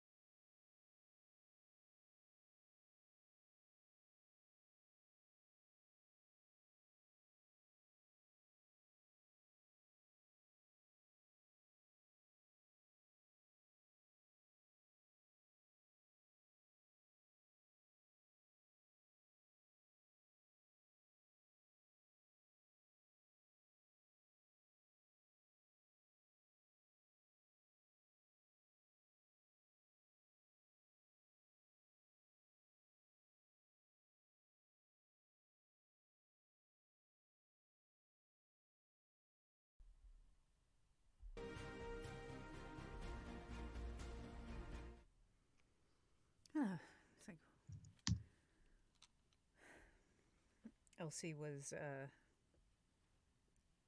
so Elsie does tricks, and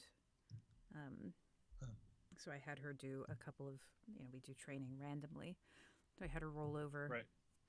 and then and we did the rollover, we did the high five, and then she's like, "I'll just roll over again and again. You love me, right? I roll over. Look, I'm rolling over." I'm like, no, you don't. You only get treats when you do it on command. You get scratches otherwise. That's funny. Yeah. One of the new questions that is on the thing is that they want to know what your reaction was to the last few scenes. My reaction? Mm-hmm. I mean, they were super intense, and obviously the part where you were almost crying was where I was almost crying. I'm not sure how. Yeah. I mean, emotional reaction. I mean, it was yeah, exciting. I mean, there's. I know, it's like, hi, let me put this man on the spot by asking him, tell me what you think about my writing and my performance. Go. I mean, I think it was great. Obviously, it's not like. Obviously. Yeah. All right. Onward. Yes. Onward. Okay, so 50. Yes.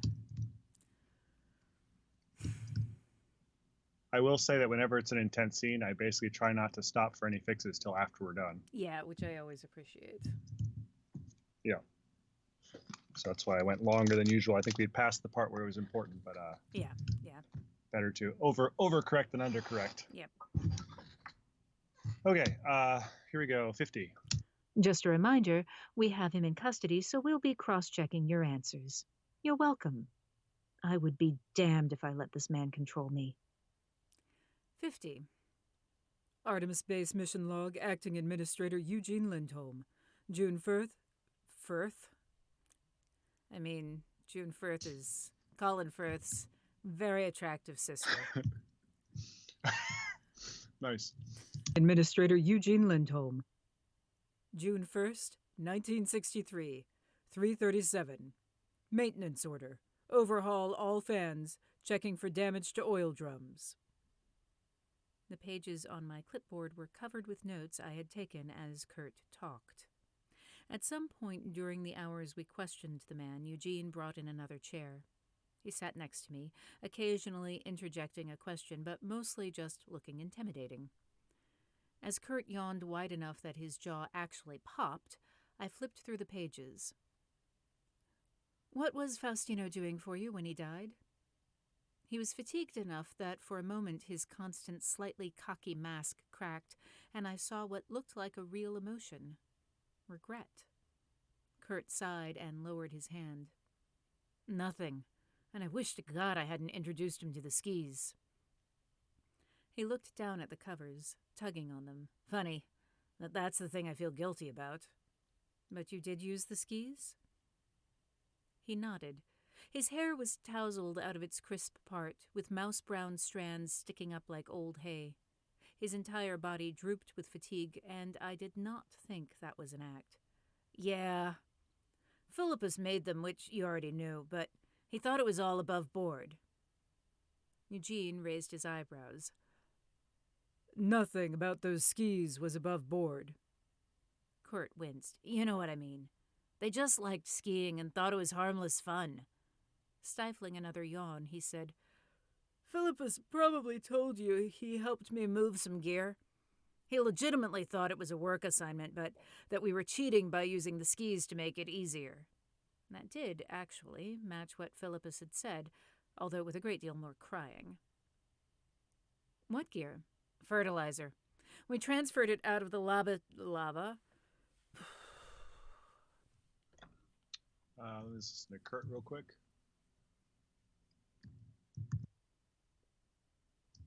Kurt winced. Just got to smooth out the Kurt part. Okay. Here we go. The skis was above board.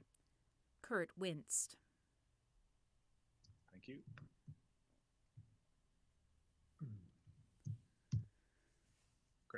Okay, back where we were. Mhm. After fertilizer, please. Here we go. Yep. What gear? Fertilizer. We transferred it out of the lava tube to the jetpack, and then I moved it to a surprise location. He spread his hands and shrugged. Sorry, I'm not giving up where the bombs are. You did already, actually. Flipping through my notes again, I ran the pencil down the page. I made a random tick mark. Just circling back, Birgit's involvement was also innocent, you said? Seduced her, etc.? I didn't catch how you were going to explain the contents of the coded letter you asked her to translate for you. Just curious, really. She liked codes. Kurt looked like he was trying to figure out if I was bluffing about knowing where the bombs were. That was fine. He could enjoy wondering. Part of the seduction was pretending we were both secret agents. It was like a game of dress-up. Oh, excuse me. It was like, here we go. Pretending we were both secret agents. It was like a game of dress-up. She liked handcuffs, if you know what I mean. Yes, those can be fun with the right person. If he thought he was going to shock me, he had been paying no attention. On the other hand, Eugene coughed and lifted his glass of water, so that could have been. After water. Here we go. And lifted his glass of water. So that could, perhaps, maybe. And lifted his glass of water. So that could have been aimed at our clean-cut leader. You might remember You might remember. Aimed at our clean-cut leader. You might remember in the letter you stole from me that my late husband mentioned a cat o' nine tails. It's mink. Eugene sprayed water out. Actually, I just want to do a different read on that line. It's mink or cat o' nine tails? The whole, you might remember. I'm. Okay. She's digging a little more than I want her to. I want it Okay. to be way more Aimed at our matter-of-fact. clean-cut leader. You might remember, in the letter you stole from me, that my late husband mentioned a cat o' nine tails. It's mink. Eugene sprayed water out of his nose. Kurt's mouth dropped open and he went flaming red. Flaming red. Kurt's mouth. Here we go. Sprayed water out of his nose. Kurt's mouth dropped open and he went flaming red. I will honestly never understand why men, who seem to spend so much of their lives thinking about sex, get so flustered when a woman discusses it. I ignored the fact that Eugene was wiping his chin and nose on his sleeve and carried on, watching Kurt. The problem I'm running into is that Birgit already told us about the affair, so I thought it was a game would have been a natural thing for her to bring up as a defense. Kurt shook his head, shrugging. I don't know what to tell you. All right. I turned to Eugene, who did not look much less tired. I'm finished. Did you have any follow-ups or circle-backs? He pursed his lips, studying the bastard. No. Let's go. I stood and the room spun around me. It's not a good thing that I have enough experience at almost fainting to... It's not a good thing. You added earlier back. I think it's fine, but just circling back, you added an which I think is fine, but I just wanted to mention it. Oh. That's the line with Birgit. Just circling after the tick. Oh yeah, Just circling back. No, Birgit. that's Yeah. Yeah, that's I acting. figured it was fine, but I thought I would just mention it. Since Yep. It's not a good. Yep. Here we go. The room spun around me. It's not a good thing that I have enough experience at almost fainting that I know how to wait it out. The edges of the room snowed dark ash for a moment, and then things steadied. I tucked my clipboard under my arm and turned very carefully to walk out of the room. When we got into the hall, Eugene locked the door behind us and gave instructions to the astronaut on guard. I waited, one hand against the tunnel. waited. Here we go.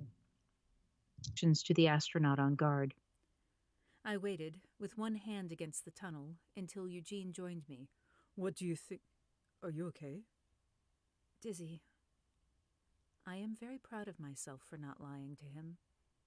I need to eat something. He inhaled, nodding, and looked down the hall. Lounge? I'll get a tray for you. Thanks. I straightened, steady enough to go upstairs and grateful not to have to face even the tiny late-night crowd in the cafeteria. Anything you find... Nope, wrong. Anything? Here we go. Night crowd in the cafeteria. Anything you find appetizing? Caesar salad and a rare steak? I'd meant for that to be a joke since neither was available in the... Here we go. Caesar salad and a rare steak? I'd meant for that to be a joke since neither was available on the moon, but the image of Kenneth whisking egg yolk in a bowl came to haunt me. I bit the inside of my cheek and then cleared my throat.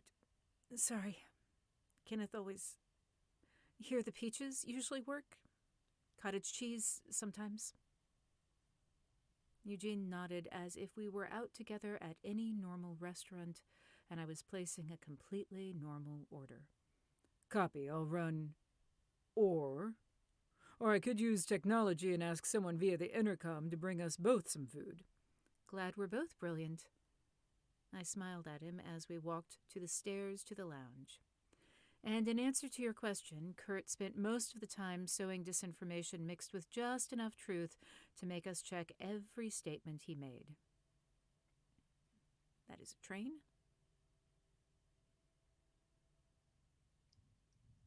So it is. You listen? Mm-hmm. Yeah.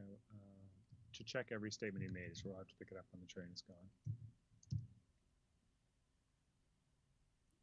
I think we're clear. Okay. Here we go.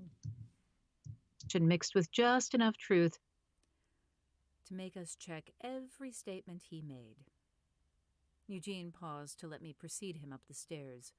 And do you know where the bomb is? Oh, yeah. I hauled myself.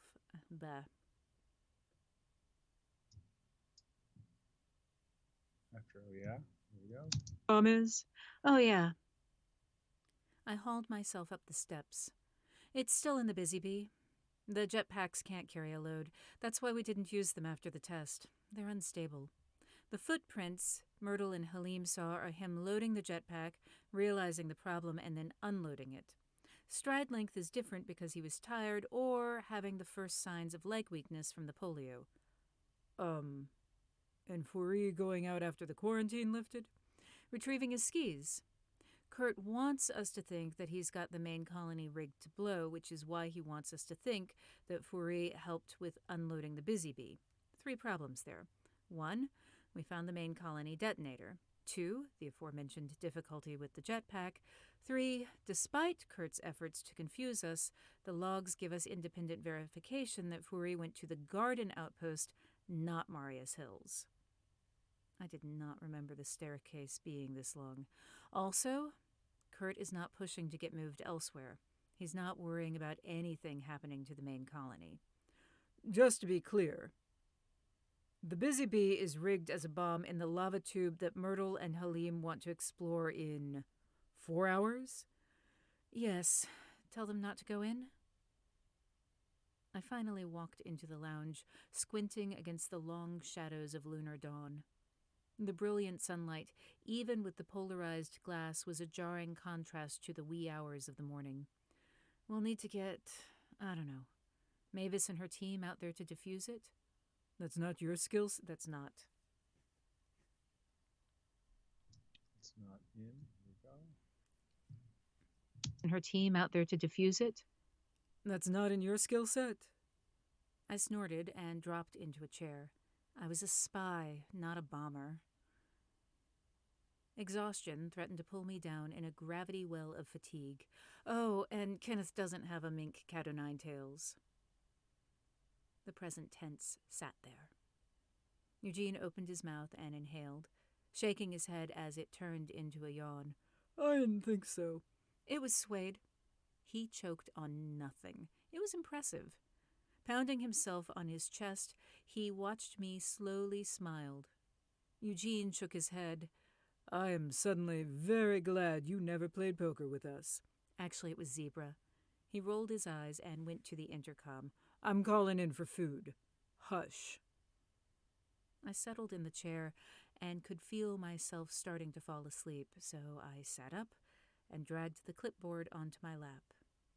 As Eugene talked, I went through my notes, looking for other discrepancies and information in the gaps of what Kurt had told us. The thing I had realized as he talked was that Kurt had been improvising wildly since he got sick. If Birgit had decoded that letter for him, I had no doubt he would have used blackmail to get people to do his dirty work for him. He did that with Birgit and Fourie, but in both cases, those were blackmail items he'd created on his own. Birgit and the affair, I was sure that was real, even if not the way either of them described it. I'd used seduction in the war. He'd lured her into being a co-conspirator, even if she didn't believe in Earth First's goals.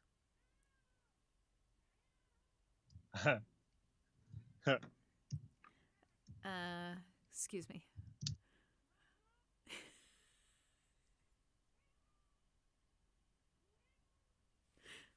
Oh, Elsie. Okay, be right back.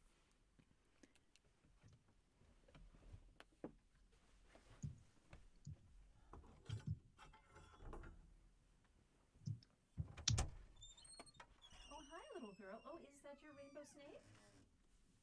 Yeah. I'm gonna say hi to people. Look. Hello. No, you don't get to stay here.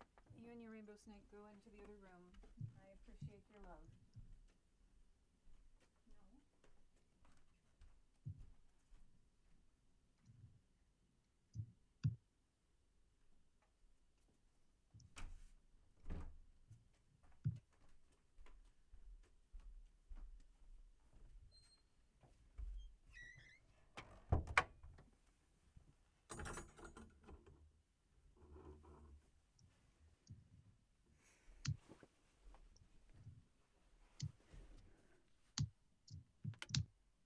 The look on her face when I opened the door, like, oh, what, you could hear that? Oh, I'm so sorry. I didn't mean to bother you. I was just here, right next to your door, so close that you hit me with it when you opened it, and how could you be so cruel to do that? I played them a couple of meows while you were gone.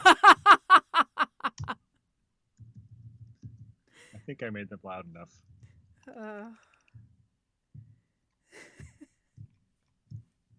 Here you go. Yes. Oh. I'm also just going to flag that I believe that this is Alessandra's fault, because 18 minutes ago she said, "That was amazing. If you have time and an awake kitty, could we have a small cat break before we keep going?" Alessandra, how did you get to Elsie and tell her to come and meow at my door? That is what I would like to know.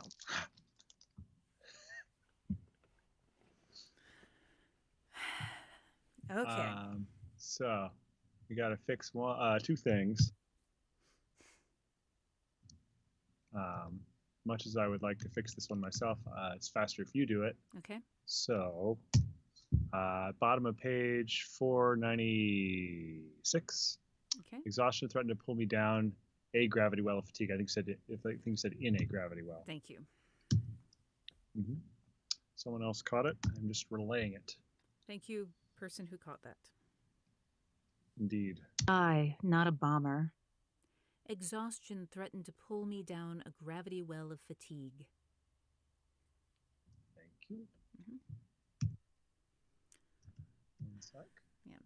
Where Nicole says, I'd use seduction during the war, or in the war. a line that I couldn't get into the book anywhere, but is canon. Is basically every time she says something like, "I used to date someone in intelligence," or I used to date such and such. She's talking about her during when she was a spy. She's talking about dating Germans to get information from them. Not everyone she's ever dated, but a significant number of them.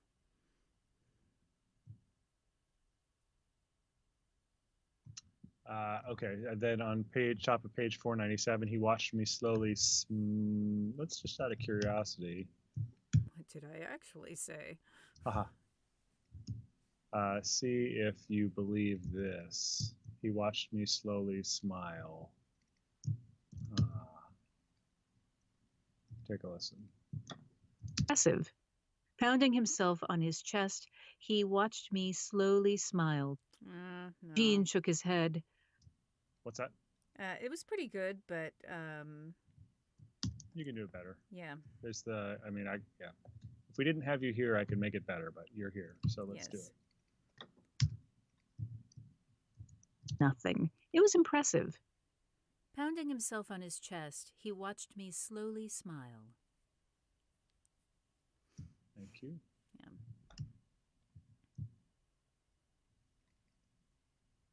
Great. Slowly smile. Yep, that's right. Okay. Back to where we were, which was cat meowing. Here, listen. This is one I hadn't played, but this is why I stopped. Skulls. Excuse me. Do you hear that? No, I didn't actually. Right at the end of Earth First Goals is the Oh. first meow.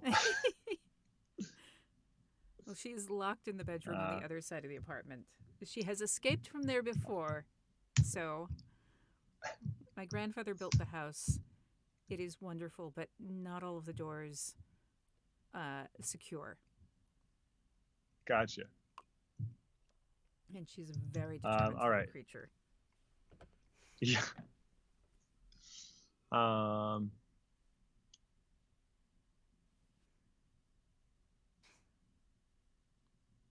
looking for.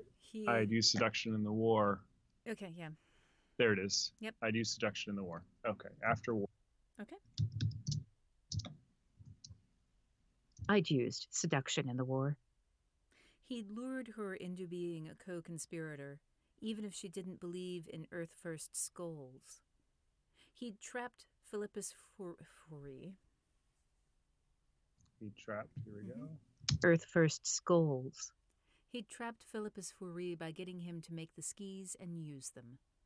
Both things broke so many rules Fourie would have been sent home immediately if he'd been found out. Unlike Kurt, he wanted to be here. Fourie was not an innocent, but he was not a danger. My eyes were crossing, trying to focus on the page. Where the hell had I left my reading glasses? Probably with my logbook. My head dropped forward, eyes drooping. I snapped them open and straightened. Eugene was sitting in the chair across from me with his chin propped on his hand, watching me. I did not remember him sitting down. The corner of my mouth was damp and I wiped it furtively, checking to see if I'd drooled on my clipboard. I had not. Funny the things we're grateful for. He lowered his hand. You locked the door. I did. I sat straighter in my chair and tried to come back up to full alertness. I needed to frighten him and had a limited range of threats available. You should have discussed that with me. I know, but please acknowledge that I didn't disobey anything in the parameters you'd set. He'd also said I couldn't take a weapon in, but he didn't. Let's go back and get three things.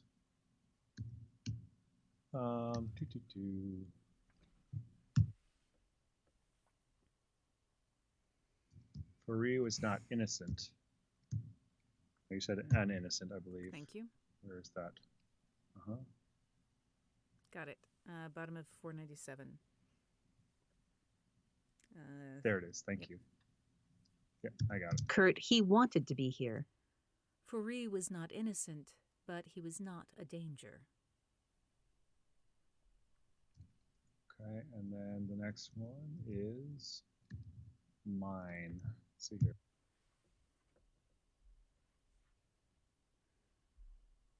Eugene was sitting in the chair across from mine with his chin Okay. popped on his hand. Just that phrase, please. There we go. Kept them open and straightened. Eugene was sitting in the chair across from mine. Let me do that again. I just didn't. My read was shifted enough that I want it back. Okay. Kept them open and straightened. Eugene was sitting in the chair across from mine. Okay.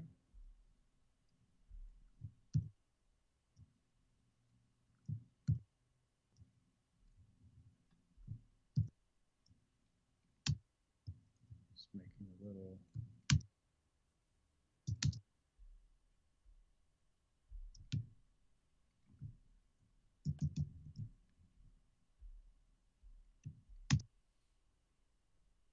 Okay. And then there's one more where we stopped. Top of 498. Okay. I sat straighter in my chair and tried to come back up to alertness. Got we put it. in a full, I think. Yep. Here we go. I sat straighter. Here we go. I did. I sat straighter in my chair and tried to come back up to alertness. I needed to frighten him and had a limited range. Thank you. Oh, right. I already read that part. Sorry. I know. Okay, and then after parameters you'd set. Okay. In the parameters you'd set. He'd also said I couldn't take a weapon in, but he hadn't told me not to improvise one. At no point was I, you know better than that. Come on, Eugene. It's a plastic door. If you'd needed to get through, you could have. Are you telling me it wouldn't have bought you enough time to kill him? I'm telling you I wouldn't have needed that time. That was probably not true. When I'd been in the field in my early 20s and fast, sure. In my 50s and exhausted, with a broken arm, with anorexia, I would have needed the time. That does not reassure me.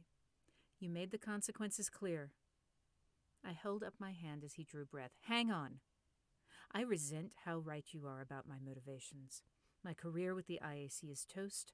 My reasons for wanting to go back to Earth right now consist of a 20-year-old cat and a kitten I've never met. But you? I wasn't going to risk you. I skirted the line, but I wasn't going to cross it. Besides, Myrtle would have killed me dead.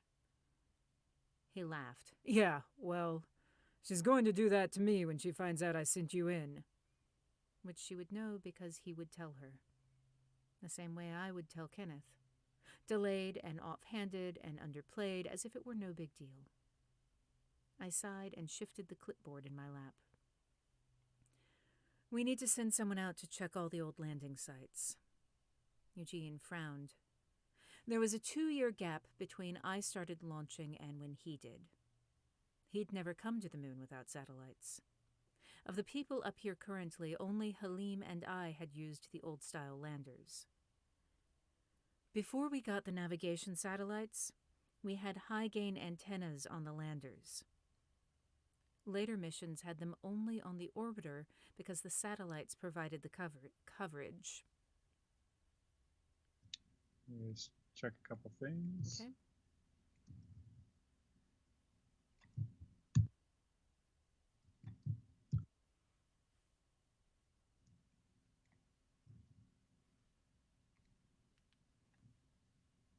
Risk.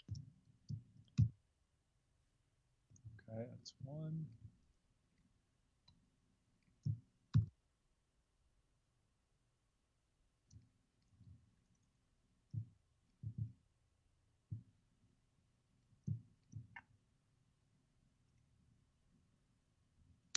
She's you in. Which she would you in. Which Okay, that's two. Okay. I see when I Alessandra. started. Okay, great. Sorry, go ahead. Oh, I was going to say, I Yeah. see that Alessandra had mentioned that Nicole is bi, and that is correct. The line that was a clear indicator of it was in a scene that I had to cut, and I could never figure out how to get it back in. But yeah, no, she's bi.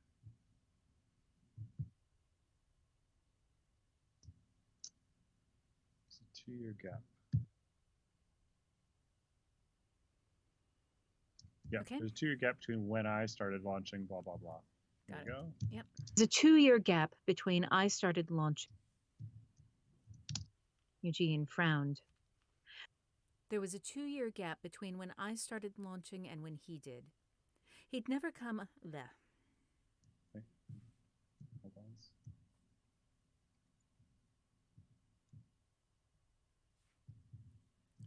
How do they get so dirty? Glasses. Spitting?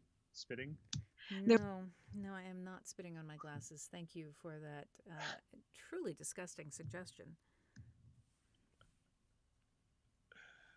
All right. I'm just thinking about what I would do. I'm never picking your glasses up. I had an incident with a yogurt tube at lunch. It was kind of funny. I had to wash my glasses, is all I'm saying.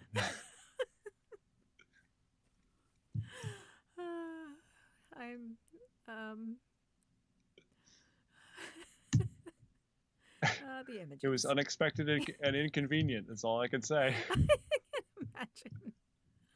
Almost as if it was in low gravity. Phew. Yep, everywhere.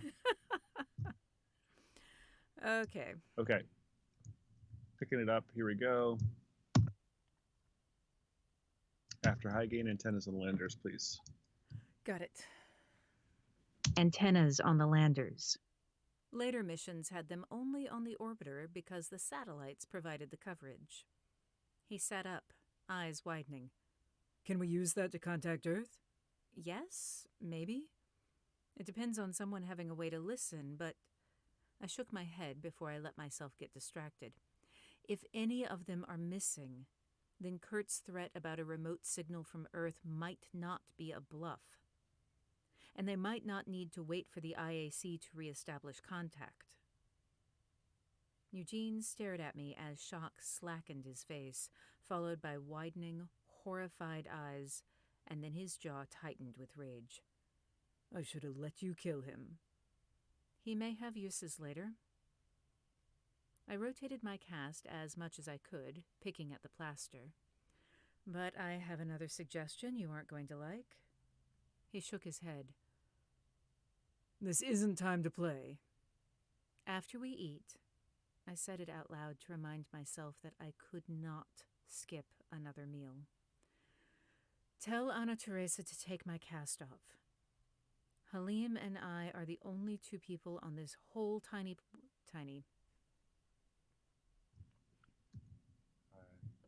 Halim and I. Here we go. So to take my cast off. Halim and I are the only 2 people on this whole tiny world who are trained on those landers. The problem with my brilliant proposal was that it required waiting for Myrtle and Halim to return. More specifically, waiting for Halim to come back wasn't a problem. It gave me a chance to rest and to eat something. Eugene dispatched Mavis and her team to the lava tube at the garden. Ana Teresa, with much grumbling, removed my cast. That was all fine. The problem was that Myrtle came back with Halim and was displeased. Halim and I sat in the conference room and tried to pretend as if Myrtle and Eugene had not just left to have an argument. They were in the office next door, and occasionally one of their voices would vibrate. They were in the office. Here we go. Left to have an argument. They were in the office next door, and occasionally one of their voices would vibrate down the hall. You did not let... You did not. Here we go. Voices would vibrate down the hall. You did not let her... I cleared my throat and pushed my fork around in the boiled dandelion greens on my tray. My left arm was shockingly thin, and gripping the fork made the base of my thumb ache with strain. The tray contained my second meal today, and I wanted to make certain. And I had, here we go. And my second meal today. And I wanted to make certain Myrtle saw me eating. Same place, and I had wanted, please. Thank you. And my second meal today. And I had wanted to make certain Myrtle saw me eating. 2 problems. She was yelling at Eugene, and nothing on the tray looked good. I abandoned the fork and picked up a cube of bright orange cheddar with my left hand, rolling it between my fingers like a die. They'd been out of cottage cheese, and this was the closest option. I thought we'd start with the landing sites near the garden and Marius Hills before moving to the ones near the main colony. Think I wanted to? Halim paused with a chopped piece. Halim, here we go. Think I wanted to? Halim paused with a piece of chocolate cake partway to his mouth. The lines from his Snoopy cap and mic had mostly faded, but his hair was still a tangled mess. More efficient to split us up. Send us each out with a busy bee loaded with engineers who can safely dismantle... Why did you suddenly go Spanish? You are not. More efficient to split us up. There's a little bit of a dropout, please. Great. There was still a tangled mess. More efficient to split us up. Send us each out with a busy bee loaded with engineers who can safely dismantle whatever we find. Good thought. The cheese left greasy residue on the ends of my fingers, although I'm not sure how many people we have who actually know how to diffuse things. We might have to wait for Mavis's team to come back. The door to the conference room opened. Myrtle stalked in and glared at me, shaking her head. Pilots! Halim looked at the empty door. Where's Eugene? She straightened the stack of maps on the table, aligning them with the edge in rigid geometry. If you get him fired, I will. Well, I'll just have to hope. We have to go back and get a thing. Okay. I abandoned the the fork and picked up a cube of bright orange cheddar with my right hand. I think you said left, according Okay. to what someone else caught here. Got it. Thank you.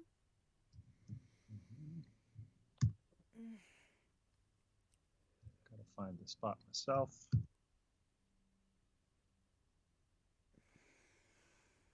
Yeah. From I abandoned through hand, please. Okay. Nothing on the tray looked good. I abandoned the fork and picked up a cube of bright orange cheddar with my right hand. Thank you. Back where we were. Sounds great.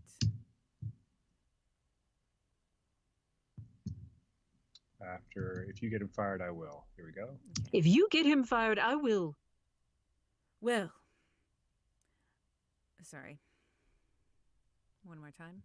If you get him fired, I will. Well, I'll just have to hope God will forgive me. It's only a moonwalk.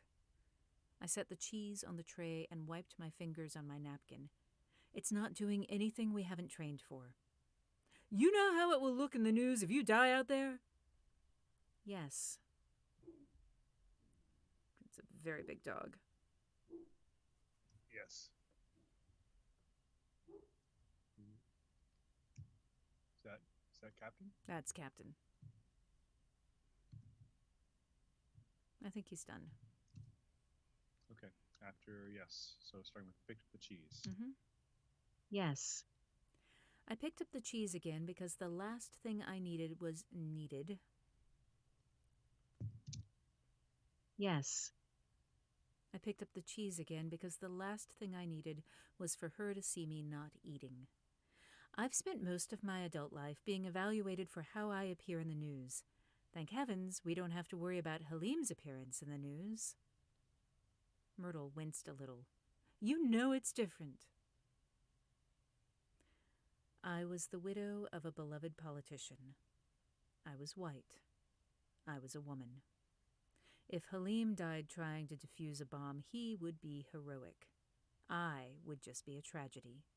A senseless tragedy, and the blame for it would rest on Eugene.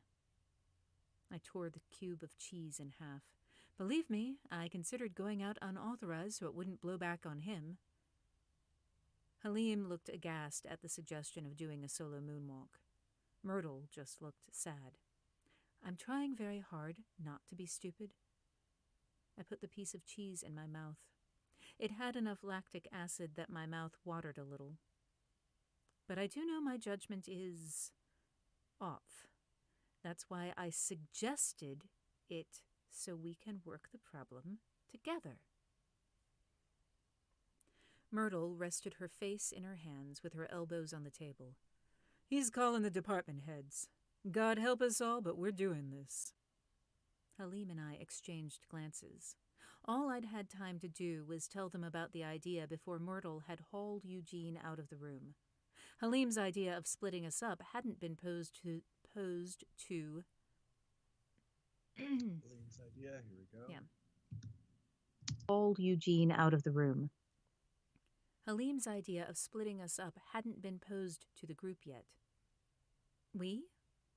She lowered her arms and looked at me. Don't think for a second I'm letting you go out there without someone who knows you very well. I wish that. Here we go. Who knows you very well. I wish that I could unsee the specific fear she carried in her heart. Myrtle was not afraid I would perform badly or that I would make a mistake on the surface of the moon. She was afraid because she saw my attempts to gain a modicum of control over my life as attempts to self-destruct. She was afraid that I wouldn't care enough. Let's do it right there, Self-destruct? please. Yeah. And game sounded a little weird too. Okay. She was afraid, please. On the surface of the moon. She was afraid because she saw my attempts to gain a modicum of control over my life as attempts to self-destruct. She was afraid that I wouldn't care enough to be careful. She was afraid of the risks that I would take. She was afraid that I wouldn't care if my suit ruptured and hissed out. Let me just check one thing. Sure quick, thing. Please.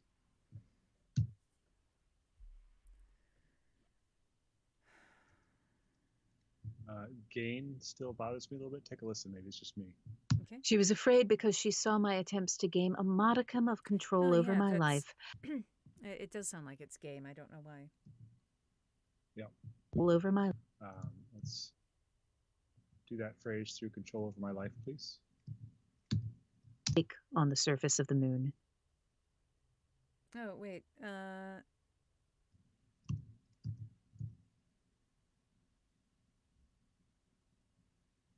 I did not know that my gain was low for y'all.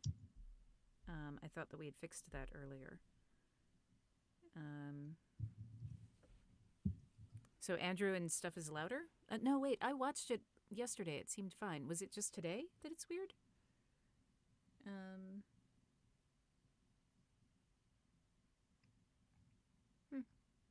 Oh well. We are not changing anything anyway. Huh. I can barely hear. That's weird. Yeah, no, that I mean, is when strange. I listened to the thing, we sounded equal.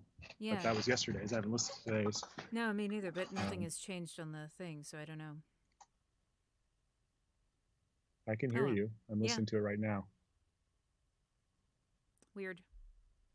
There is a little slider on the YouTube thing itself in the corner, so you may accidentally have that all the way down.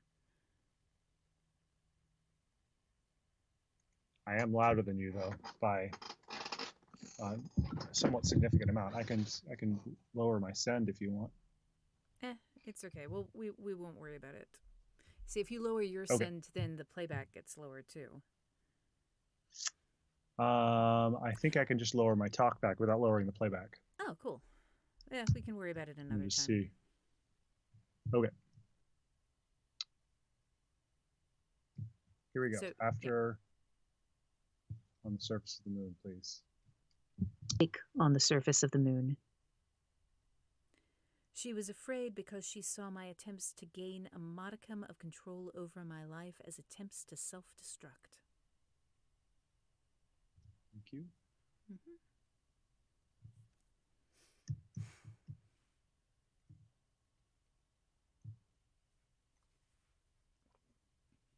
Great. All right. After.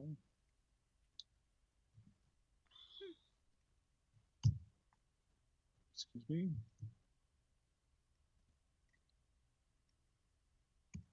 Okay. Moving on to, how long is this next chapter? All eternity. Ooh, and that's the other cup. Is this like We're close oh, to the that's not end. so bad. Yeah. Yeah, it's 13 pages. So Oh yeah, that's fine. We can get through that. we can get through that. Okay, ready? Yep. I was just taking a brief moment to look to see if there was anything I could change on the. Oh, Alessandra just said none of the volume settings have changed. Weird. Okay. Okay. Good. All right, here we go. Ruptured and hissed out. 51. Busy Bee 2, mission log, EV1 Myrtle Lindholm. I just mispronounced her name. Myrtle. EV1, here we go from there. Busy Bee 2, mission log, EV1 Myrtle Lindholm. June 2nd, 1963. 600 hours. Completed suit checks. All EMUs are nominal. The suits are rated at 8. Can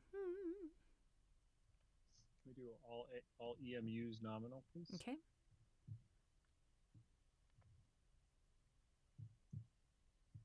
Okay.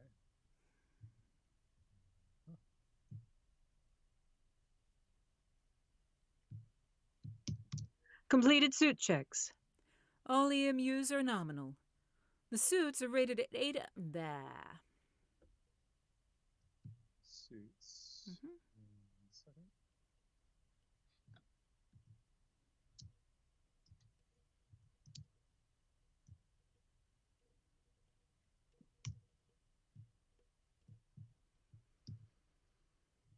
A little discussion with Pro Tools here. Here we go.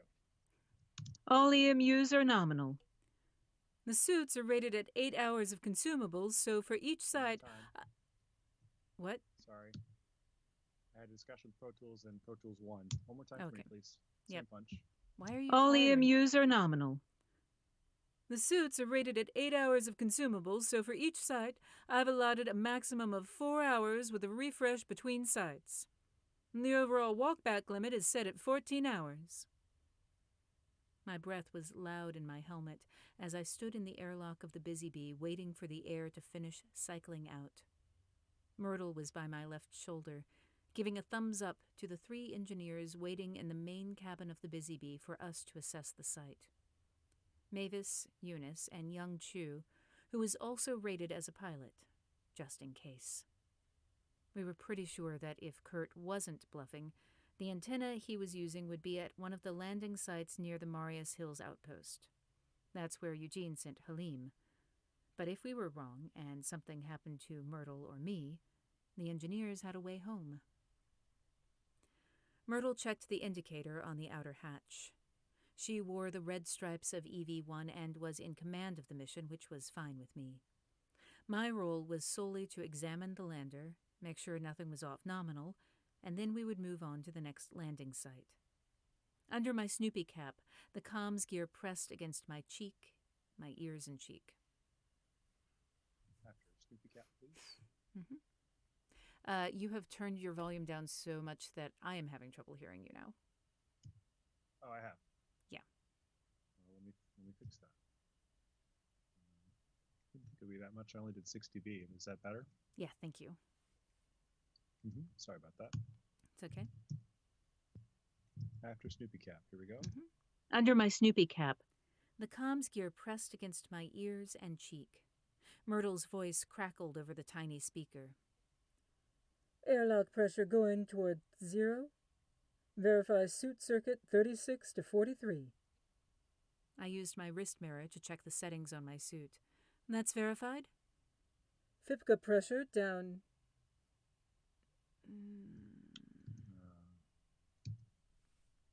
One second.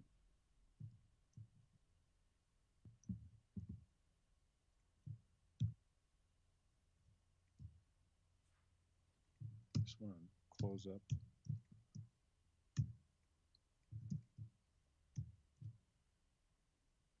Great. Okay. Okay. FIPCA. Here we go. Suit. That's verified? FIPCA pressure above 4.5. Okay, 4.7 coming down. Ready to open the hatch when we get to 0. Waiting for that needle to move the last fraction always seemed impossibly long. There we go.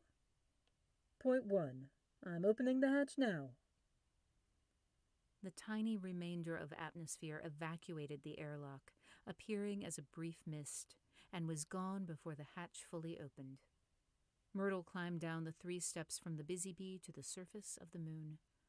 Her shadow stretched long and dark across the ridges of the tiny craters, pocking the floor of Mare Crisium. Crisium? Let's go back and go. I have no idea how to I say don't. it. Look at how good I am. Let's look. Yeah.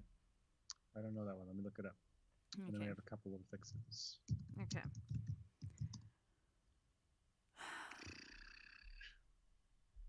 Must have spelled whatever that Mare is wrong. No, I've lost it on the page. There it is. Okay. CRISIUM. That's what I did. Forvo. That's what Forvo has to say. All right. SIUM.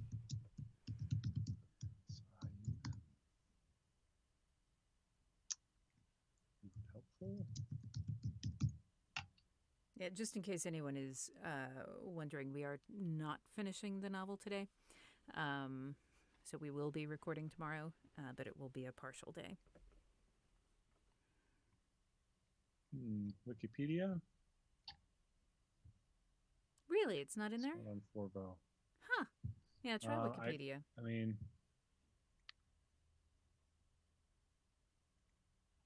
yeah, I got MARE, but I wonder if I could just look up Crisium or whatever it is. Yeah, try just that. Wow, you actually found a word not on Forvo. Yay, good job, Oh. me. That means I can say it any way I want to. Misspelled. That's how that works, right? No, even spelled correctly, it's not there. Let's see here.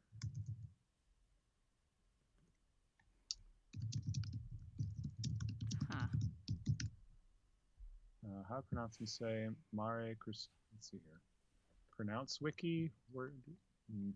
It's None Latin. of these look super reliable. Oh, is it? I said it's Latin. Here we go. See if I can show you this, or you can read the whatchamacallit. So it's K. That's interesting. That looks super weird. KRISI upside down EM. Crisium? Crisium. Great. Where was One of these days I'll learn how to read.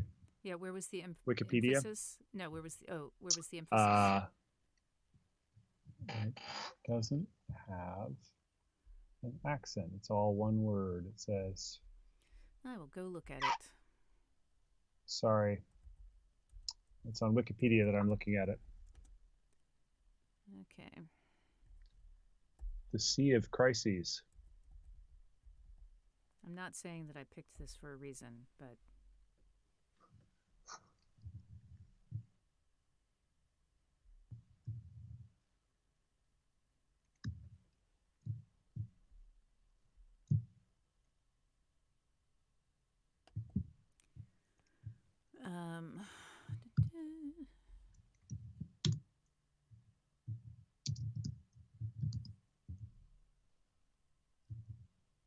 all right. Well, I'll just say it. It's a dead language. They can't get me for it anyway. They probably won't know either. No. Let's get a couple fixes. Sounds good. Let me find. No, that one I got. Okay, so this is more of a question rather than something you have to fix. But you said 0.1 is supposed to 0.1. It says there's the zeros written on the page, but you skipped it. Yeah. Okay. Let me go ahead and say it. Okay.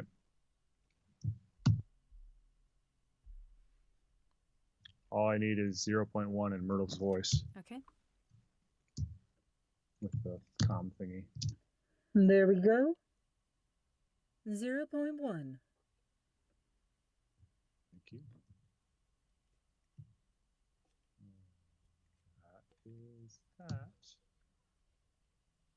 Oh, would move to the next landing site on 503. I missed one.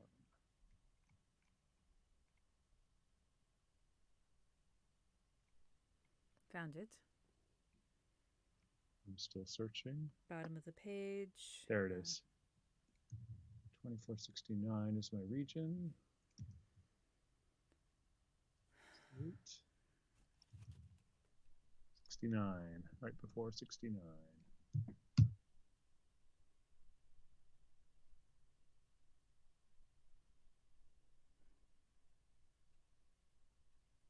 Oh, gotcha. There's an on in there. Okay.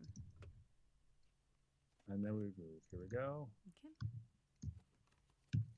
Make sure nothing was off nominal. And then we would move to the next landing site. Under my Snoopy cap. Sorry about that. I know I didn't clear the other punch in. But we got what we needed. Thank you. Actually, from my end, we did clear the... It was... Oh, did you? Yep. Oh, good. Excellent. Yeah. Looked like it might not have on my side, but I'm glad it did. So after tiny craters. Got it. As soon as I find it. Oh, yeah. The ridges of the tiny craters. Pocking the floor of Mare Crisium. The ridges of the tiny craters. Sorry. It's all right. The ridges of the tiny craters. Pocking the floor of Mare Crisium. I clambered down after her, working against the stiff, pressurized legs of my spacesuit. Dust puffed around my feet, falling back in perfect trajectory arcs undisturbed by air. The lander module was only 10 meters away, all shiny gold and silver, except for the scorch marks where we'd separated the ascent module and launched back into orbit. Myrtle had set us down so the sun was to our right. That way we didn't have to walk directly into it, sorry. Still one thing to pick up. So it's Crisium, right? Crisium. Great. The capital I as in as in kit. Gotcha. So we got a little dropout right on.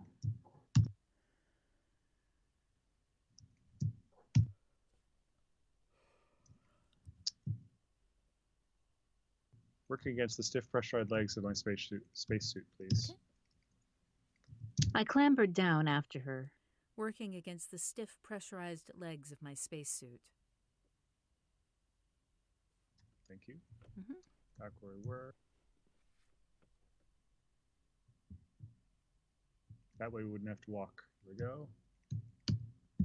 So the sun was to our right. That way we didn't have to walk directly into it on the way there or back. Above us, the sky was velvet black.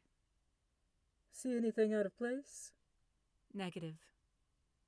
Footsteps ringed the module, marking places where we'd walked to set up experiments or collect samples. Were there new prints? It was impossible to tell.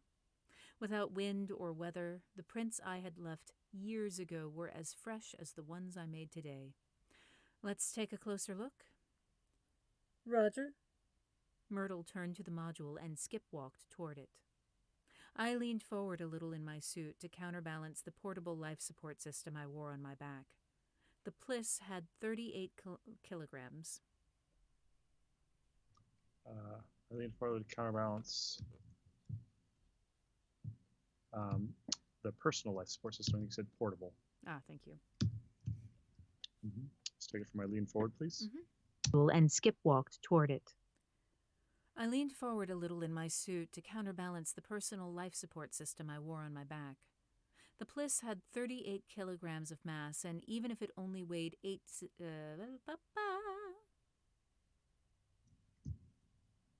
Support system I wore on my back. The Pliss had 38 kilograms of mass, and even if it only weighed 6 kilos on the moon, it was still a significant percentage of my mass.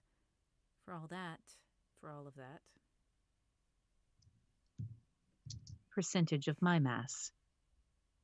And even if it only weighed 6 kilos on the moon, it was still Sorry. Sorry, I don't know why I just did that. That's all right. For all of that, here we go. Significant percentage of my mass. For all of that, it felt good to be outside. Granted, I was in my own person-shaped spacecraft, but there were no walls, just the black arc of the sky backing the tans and grays and whites of the lunar landscape. I caught. Here we go. Whites of the lunar landscape. I caught a flash of green to my left, and my brain automatically went, Ovaline basalt. The way I had... I'm not familiar with that word. How do you say it? Ovaline basalt. Not olivine? Where's that? Olivine. Oh, you're right. Gotcha. It is olivine. Okay. Actually, now Great. I'm going, wait, is it olivine? Might be olivine. Oh. No, wait, it's olive. It's based on olive. Olivine. Okay. Because it's green. But I don't know if it's olivine or olivine now. I bet Forvo Let's does try not have it. Merriam-Webster. Yeah, that's a good Let's call. try Merriam-Webster. Aha! Aha! Olivine, according to Merriam-Webster. Olivine. Here we go. Olivine. I don't know why, Why not but there you take go. olivine? Exactly. All right, here we go. And my brain automatically went, Olivine basalt. The way I had drilled for the early missions. Up close, the ship was pocked with micrometeorite strikes. Each had raised. Each had raised. micrometeorite strikes. Each had raised a tiny ridge of knife-like blades around the impact points. Myrtle stood in front of the ladder. I don't like the idea of climbing that. The suits had 21 layers, each designed to keep us safe in a different way. In theory, they could stop an 8mm round. But the gloves, those were more vulnerable because they had to be flexible.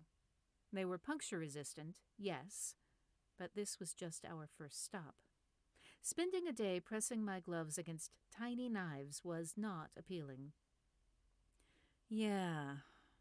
I looked around us at the landing site. Hang on. What are you thinking? We left a bunch of garbage up here. My feet sent up their first mild complaints as I walked over to the stack of white bags next to the leg of the lander. I had to bounce up a little to be able to come down with enough force to bend the knees of my suit. I opened the first bag and lifted out one of the plastic packets inside. Are you serious? Myrtle came up behind me. I think the correct question is, am I shitting you? And yes, I am. I held a half-frozen fecal containment bag in my right hand, filled with mashed brown space turds. I rested it on the ground so it could thaw in the sunlight. The bags are sturdy, and we need something we can shape around the rungs. Myrtle's sigh was loud over the vox. I thought I was done with this when the boys were out of diapers. Hey, it's in plastic, and be happy you joined the program after they built the zero-G toilets. I laid another bag on the ground. Taping a bag to your ass is exactly as delightful as it sounds. She laughed. I've heard horror stories. I grinned through my helmet. So, funny story. During training, a certain astronaut of our acquaintance did not take the suggestion to shave his nethers seriously. When it came time to remove the tape, I wasn't in the room, but could hear the screaming. It is one of my fondest. It is, but let's get a couple quick things. Sure thing. Behind, we left a bunch of garbage behind. I think you said up here. Okay.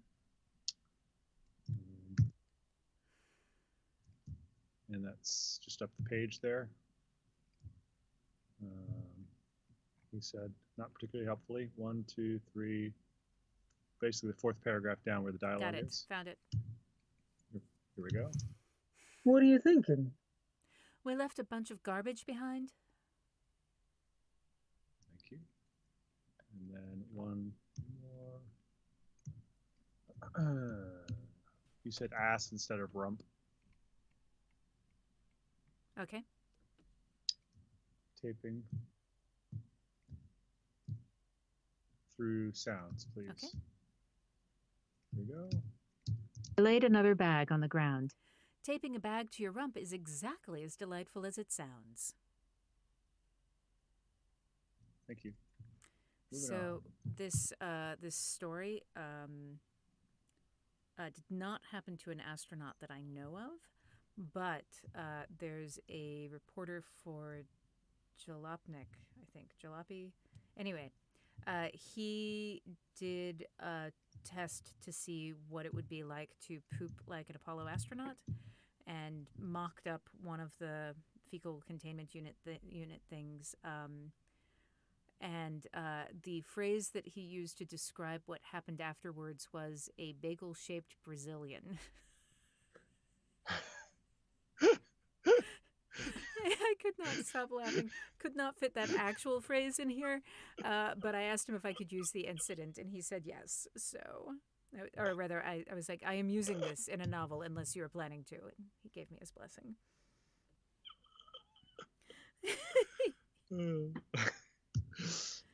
That's funny. Yeah. Okay. I was in the room after screaming. Here we go. Okay. But could hear the screaming. It is one of my fondest memories. Myrtle nearly bent double laughing and had to stagger to get her balance back. You have to tell me who.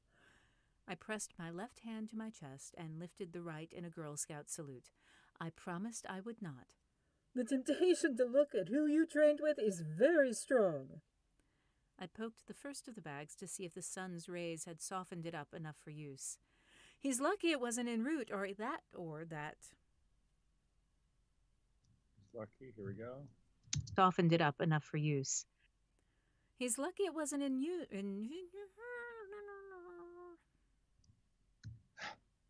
Here we go. Had softened it up enough for use. He's lucky it wasn't en route, or that would be in the transcripts. Don't let me. No.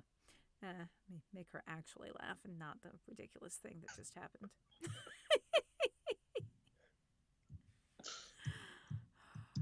Don't let me.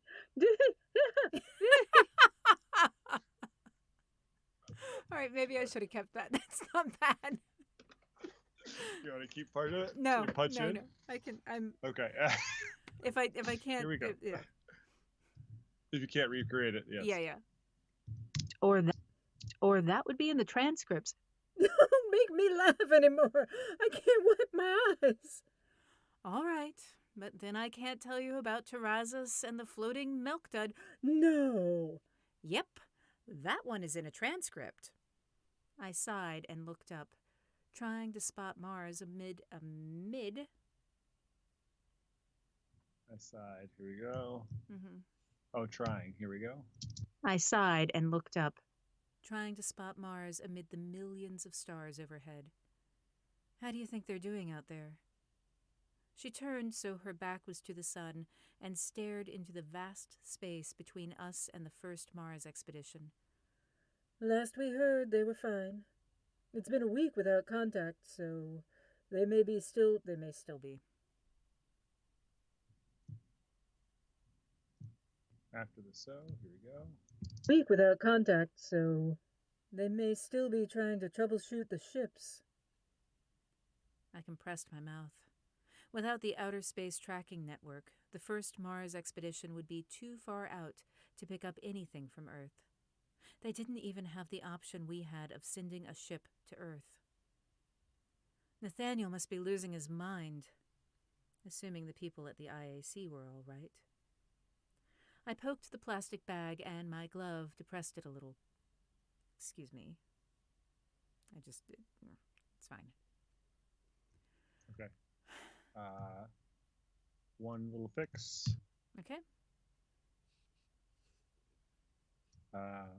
Mars mission will be too far out to pick up anything from home, except from Earth. Got it. Yeah, we just need to pick up anything from home. Okay. Here we go. Expedition would be too far out. To pick up anything from home. Thank you.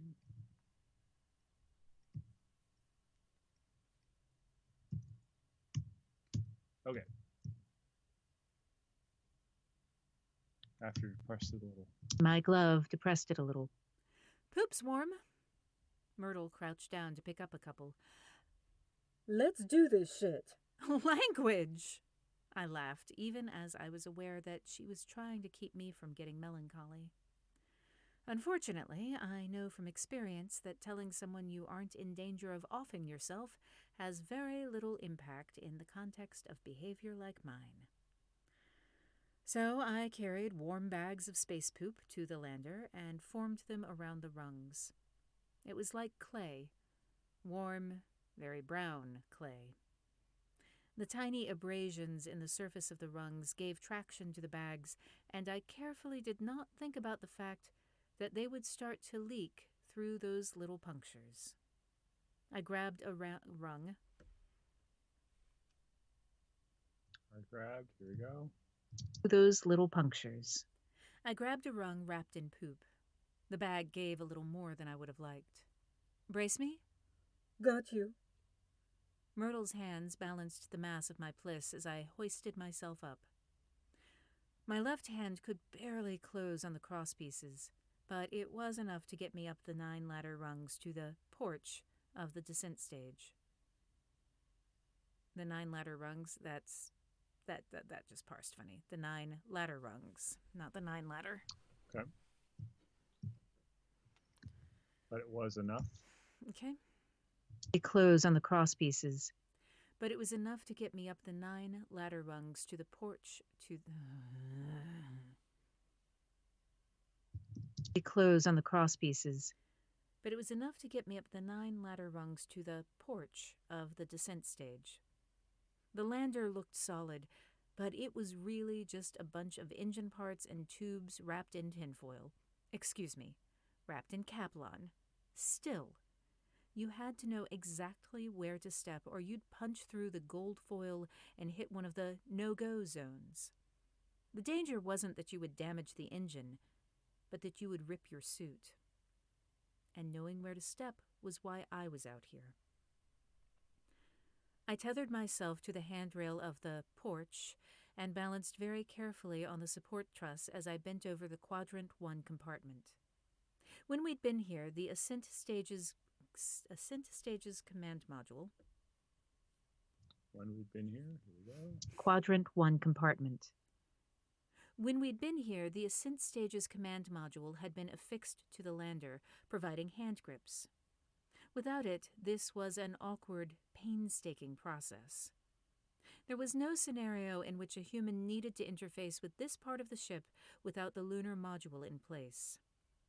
If that had happened on a mission, it would have meant someone had been abandoned on the surface of the moon. Cheery thought, and a little too close to home.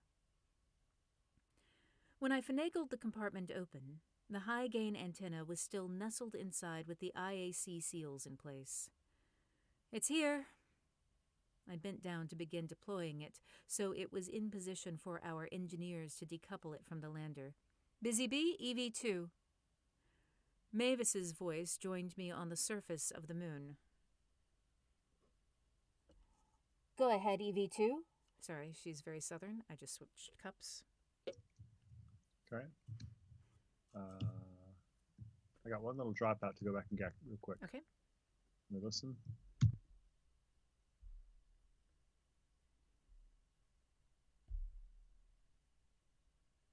Her latero 9 rungs is mink.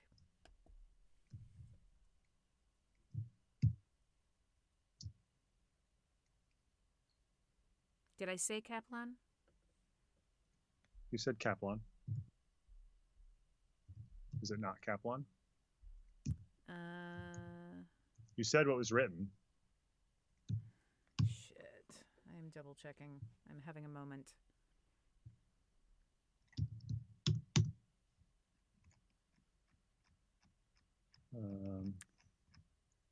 Nope, that's a typo.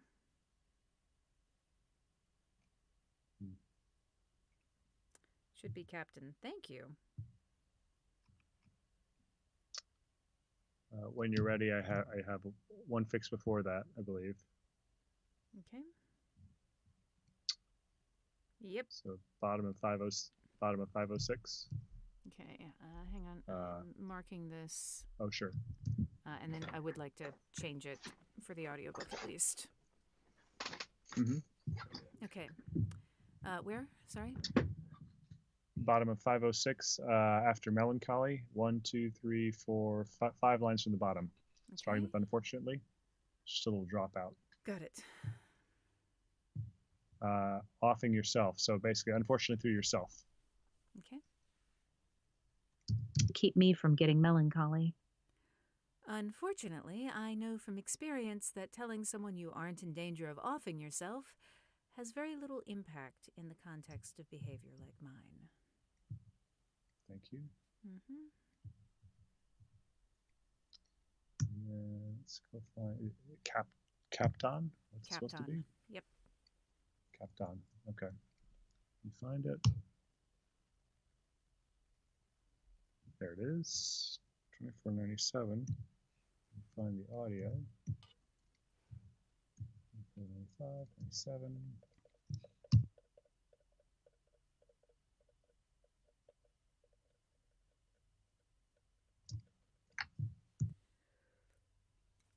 There it is. Yep. Here we go. Tinfoil. Excuse me. Wrapped in Capton. Okay.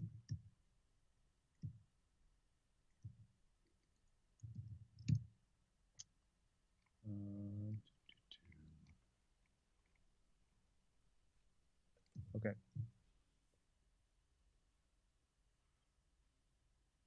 Mavis's voice joined me on the surface of the moon, right after moon. Okay. On the surface of the moon. Go ahead, EV. On the surface of the moon. Go ahead, EV2. The antenna is here. Sorry about that. What's that? Oh, I just, The antenna is here. Yeah. A cup noise. Yeah. Yep. Go ahead, EV2. The antenna is here. I'll be ready for your team to uninstall it in about 45 minutes. Copy, EV2. We'll complete suit up and head out to you. Of the two problems we were working, this was the more straightforward. We'd haul all of the S-band antenna back to the main colony and let the engineers work their magic. For the second problem, all we knew was that Kurt hadn't been to this particular lander. 1 cleared, 5 to go. After the third landing site, we tramped back through the busy bee hatch and let the airlock... After the third. 5 to go. After the third landing site, we tramped back through the busy bee hatch and let the airlock cycle up to partial pressure. Fans turned on and sucked the air and moon dust out to vacuum. Then it cycled up for real. My feet were throbbing and my left hand ached from fighting the suit for hours. Myrtle looked at me. "Stop for a meal break after this?" It wasn't on the schedule until after the fourth lander. Sure, that sounds great. She toggled off her microphone and leaned over to me, pressing her helmet against mine. I sighed and turned my mic off too. Myrtle's face was lit along one side by the reflection of the sun off the lunar surface. How are you doing? I'm fine. I smiled at her with exhausted good humor. Tired of this shit, though. I'm serious. I let my expression go flat and dead, because I figured she would believe that. There's a piece of paper that says government head backing Earth first. I keep thinking about it. So for our purposes here, I'm fine. I have reasons to stay focused and a problem to work. I brought back enough of the smile to soften my face. And I will not balk at an early meal break, because I really am tired of this shit. The fifth site had a rover. It had a high-gain antenna deployed on a pole like an inverted gold parasol that they'd used to beam... give me a second. Okay. I'll go back and get one quick thing, too. Okay.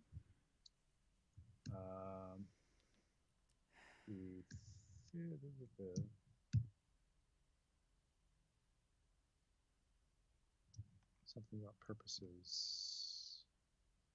So for our purposes here, I'm fine. What did I think? That was a little bit of a dropout. That's what it was.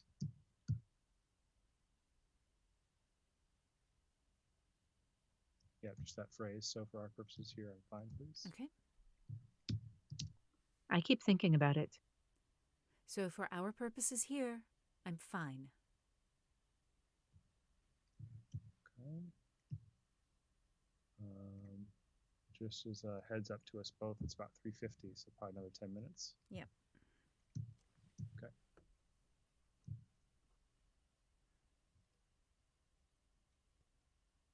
After gold parasol. Okay. Like an inverted gold parasol. That they'd used to beam pictures of the worksite back to Earth, so we had two to check. The rovers and the one in the descent stage. This hadn't been one of my missions, but it was easy to see that the rover hadn't been moved because the bags of poo had been stacked next to one of the wheels. We'd worked our way far enough east that the land we were walking over had been in sunlight for a couple of days. I could feel the heat radiating from the surface when I knelt. At least we won't have to wait for the bags to thaw. I try to thank God for small blessings, but this one is just... this one... I try. Here we go. Won't have to wait for the bags to thaw. I try to thank God... One more time. Won't have to wait for the bags to thaw. I try to thank God for small blessings, but this one just doesn't quite. I'm not even sure how to form that prayer. I handed her a couple of bags, which drooped over her hand. Holy Father, thank you for this Don't you dare! You're the one who started talking about praying and poo. I gathered my bags of excrement and stood, overbalancing slightly. I did the lunar jog to get my feet back under me. It's fun. You fall slowly enough that if you start running, you can usually get your feet under you again. Usually. Momentum carried me up against the rover, and I dropped a bag onto the driver's seat. You all right? Yep. I picked up the bag and paused. On the seat under the bag, there was a small piece of paper with Stetson Parker's distinctive handwriting on it.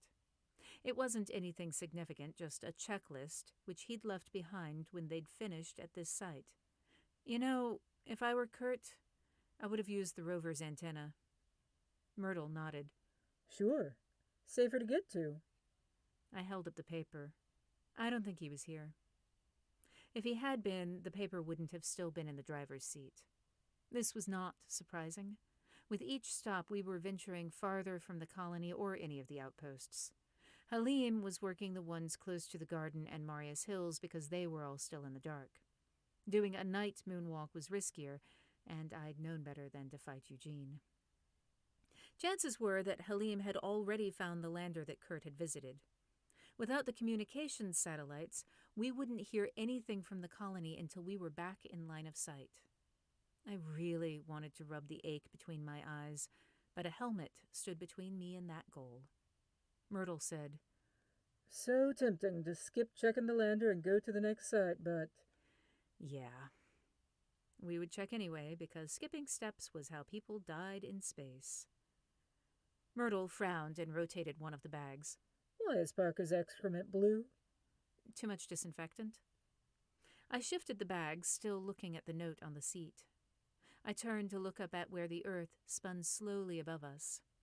It was in the last quarter, so just a slice of brilliant blue and white floated in the heavens. I talk about the colors that you can see on the surface of the moon, but it fades to monochrome when you face the Earth. Stretches of white clouds masked most land masses, so I wasn't sure who was facing us right now. I looked down at my watch. It was nearly 7 p.m. Central Time, so Kansas would just be slipping into that curved shadow of night. I'd like to try the radio. Myrtle looked at me and at the rover. Her mouth pursed, and I waited it out. The deal I had made with her and Eugene was that I would follow instructions and wouldn't push. I wanted to, but if I misjudged something, I wasn't the one who would have to deal with the consequences.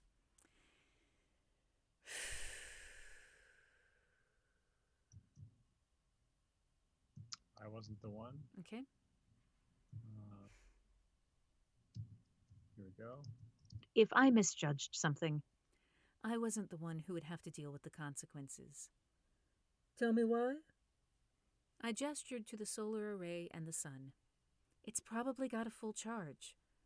Right now, Brazil and Kansas are both facing the moon. While it is unlikely that I'll get through, the possibility exists that someone got an old tracking station up and running. The worst that can happen is I'll get an earful of static. Technically, the worst that could happen was that a micrometeorite had hit something vital at exactly the wrong angle and the vehicle had shorted. But my mom survived 3 lightning strikes, and my suit was insulated. How long will it take? I couldn't shrug in the suit, so I waggled my right hand. 5 minutes to power it up? Give me 10 to check a couple of bands? All right. Myrtle raised her right... Let's go back and get one thing, please. Okay. Exactly the wrong angle, and the vehicle shorted. I think you said the vehicle had shorted. Okay. Find the spot. Got to get that whole little phrase starting Got it. with. Technically the worst thing. Okay. Here we go. I'll get an earful of static. Technically, the worst thing that could happen was that a meteorite. Here we go. I'll get an earful of static. Technically, the worst that could happen was that a micrometeorite had struck something vital at exactly the wrong angle, and the vehicle shorted. Good, 1 sec. I just got to make one little edit. Okay.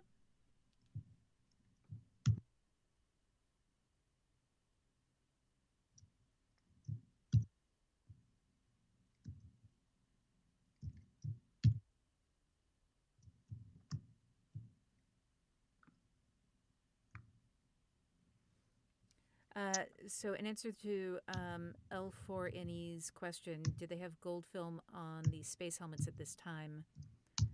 What would Earth really have looked like from the POV of an astronaut on the face of the moon? Yes, they did have the gold, but having looked through one of those, it just, it's like looking through sunglasses. It dims it. It does not change the color at all.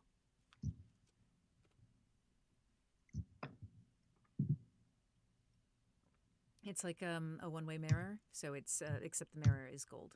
It's that kind of thing. Let's see what other questions there are.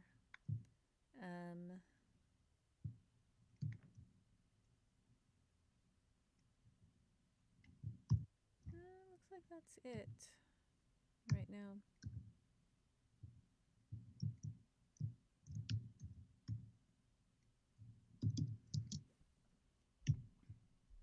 Almost there.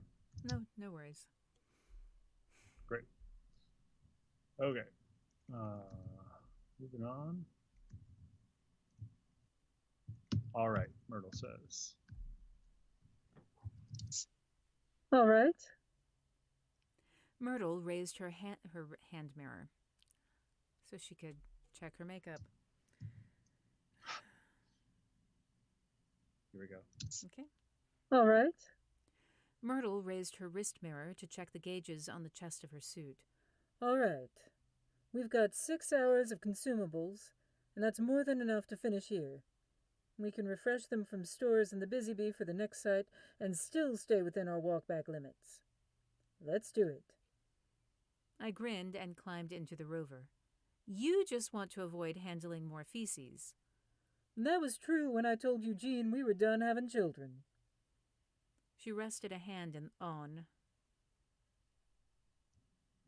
Something. Can we do? I grinned and climbed into the rover just to drop out. Okay. Let's do it. I grinned and climbed into the rover. Thank you.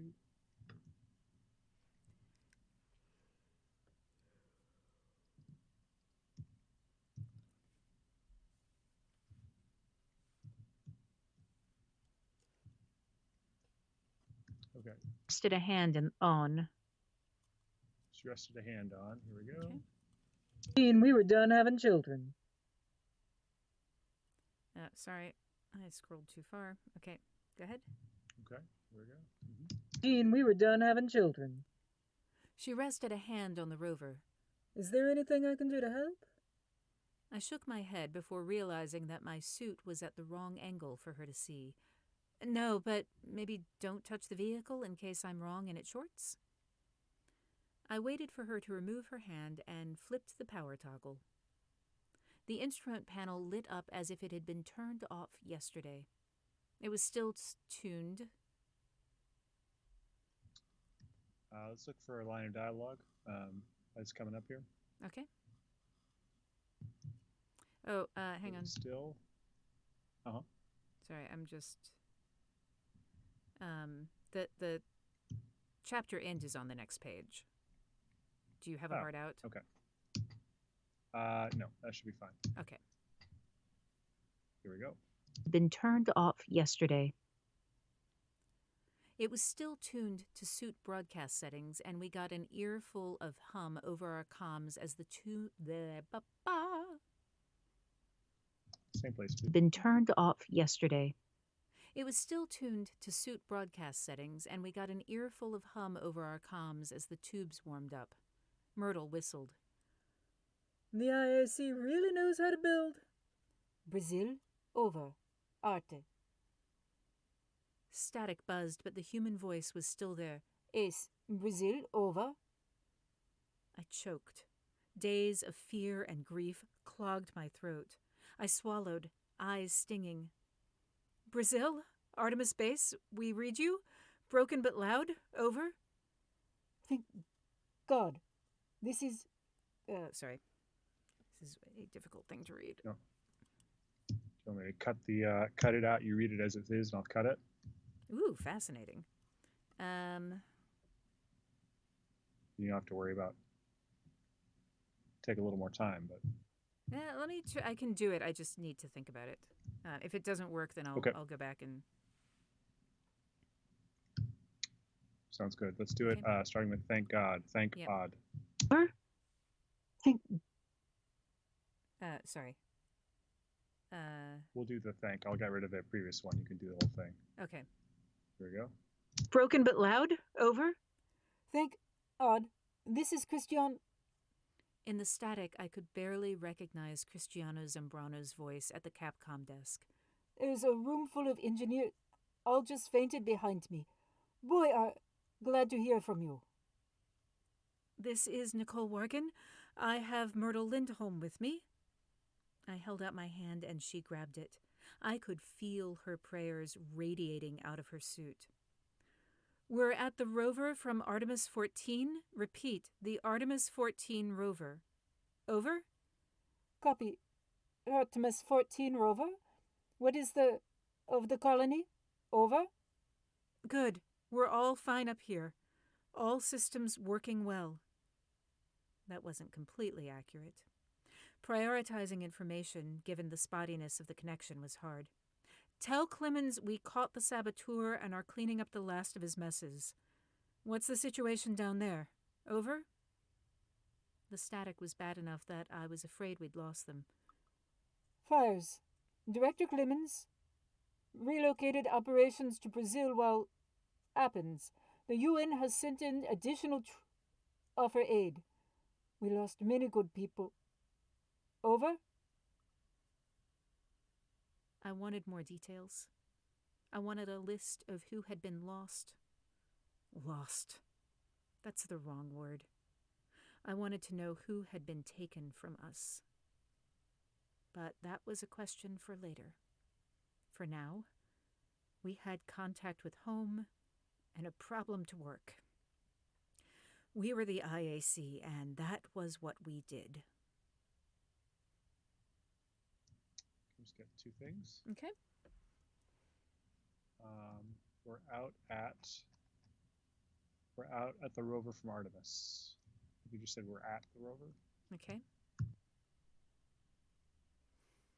I just need the phrase "we're out at the rover from Artemis 14." Okay. Here we go. Radiating out of her suit. We're out at the rover from Artemis 14. Thank you. Mm-hmm. And then there's one other one. Oh, just people. I'm just going to cut out the pull of people. Thanks, I appreciate it. No worries.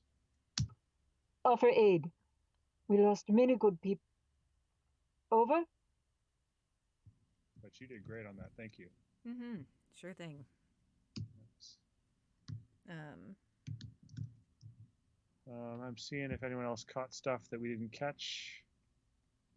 I think we got everything that I see on the dock right now. yeah, and they all look like they're crying through this scene, so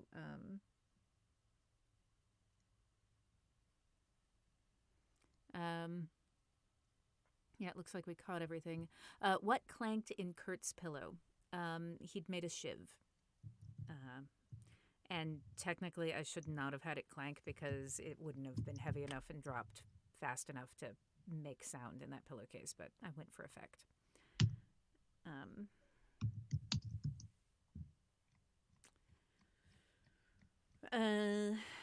All right.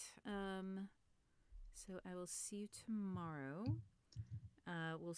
Usual time? Yes, usual Okay. time, please. Great. For those who are listening, we will finish tomorrow. Traditionally, Andrew and I have a celebratory beverage when we finish a thing. You all are welcome to join us for that. And if you have any follow-up questions tomorrow, you can join us for session 9. The link is already up for that. So I think that's everything. Fantastic. Let me just double check. Cool. All right. See you all tomorrow. Oh, someone said, "Can we see the book?" Oh. Like Hey. how far we got. Good. Yes. I managed to click the not yet button. It's nice to know that works. Okay. So let me actually, so that I'm not having to try to hold this up and dodge. Okay, so here's book. We got to, what page did we get to today? 512. We were on 443 yesterday, so 512 is here. Whoops. I just closed. 447 is what I said, right? 443, I thought you said. 443, right. Okay. So, for your viewing interest, this is how much of the text we did today. That is how much we have left. Part of this, let's see. Oh, no, it's, yeah. So a couple of those pages are actually acknowledgments and about the history, which I am going to read with this one because we've been having conversations about the fact that I probably should have been reading it on all of them. Normally, when I'm recording books for other people, you don't read the acknowledgments or afterwards. But with these particular books, because of the historical details, we've decided to go ahead and add them. So, we will we'll be doing that tomorrow. I look Great. forward to seeing you all and your adult beverages or whatever celebratory thing you want to do. Night.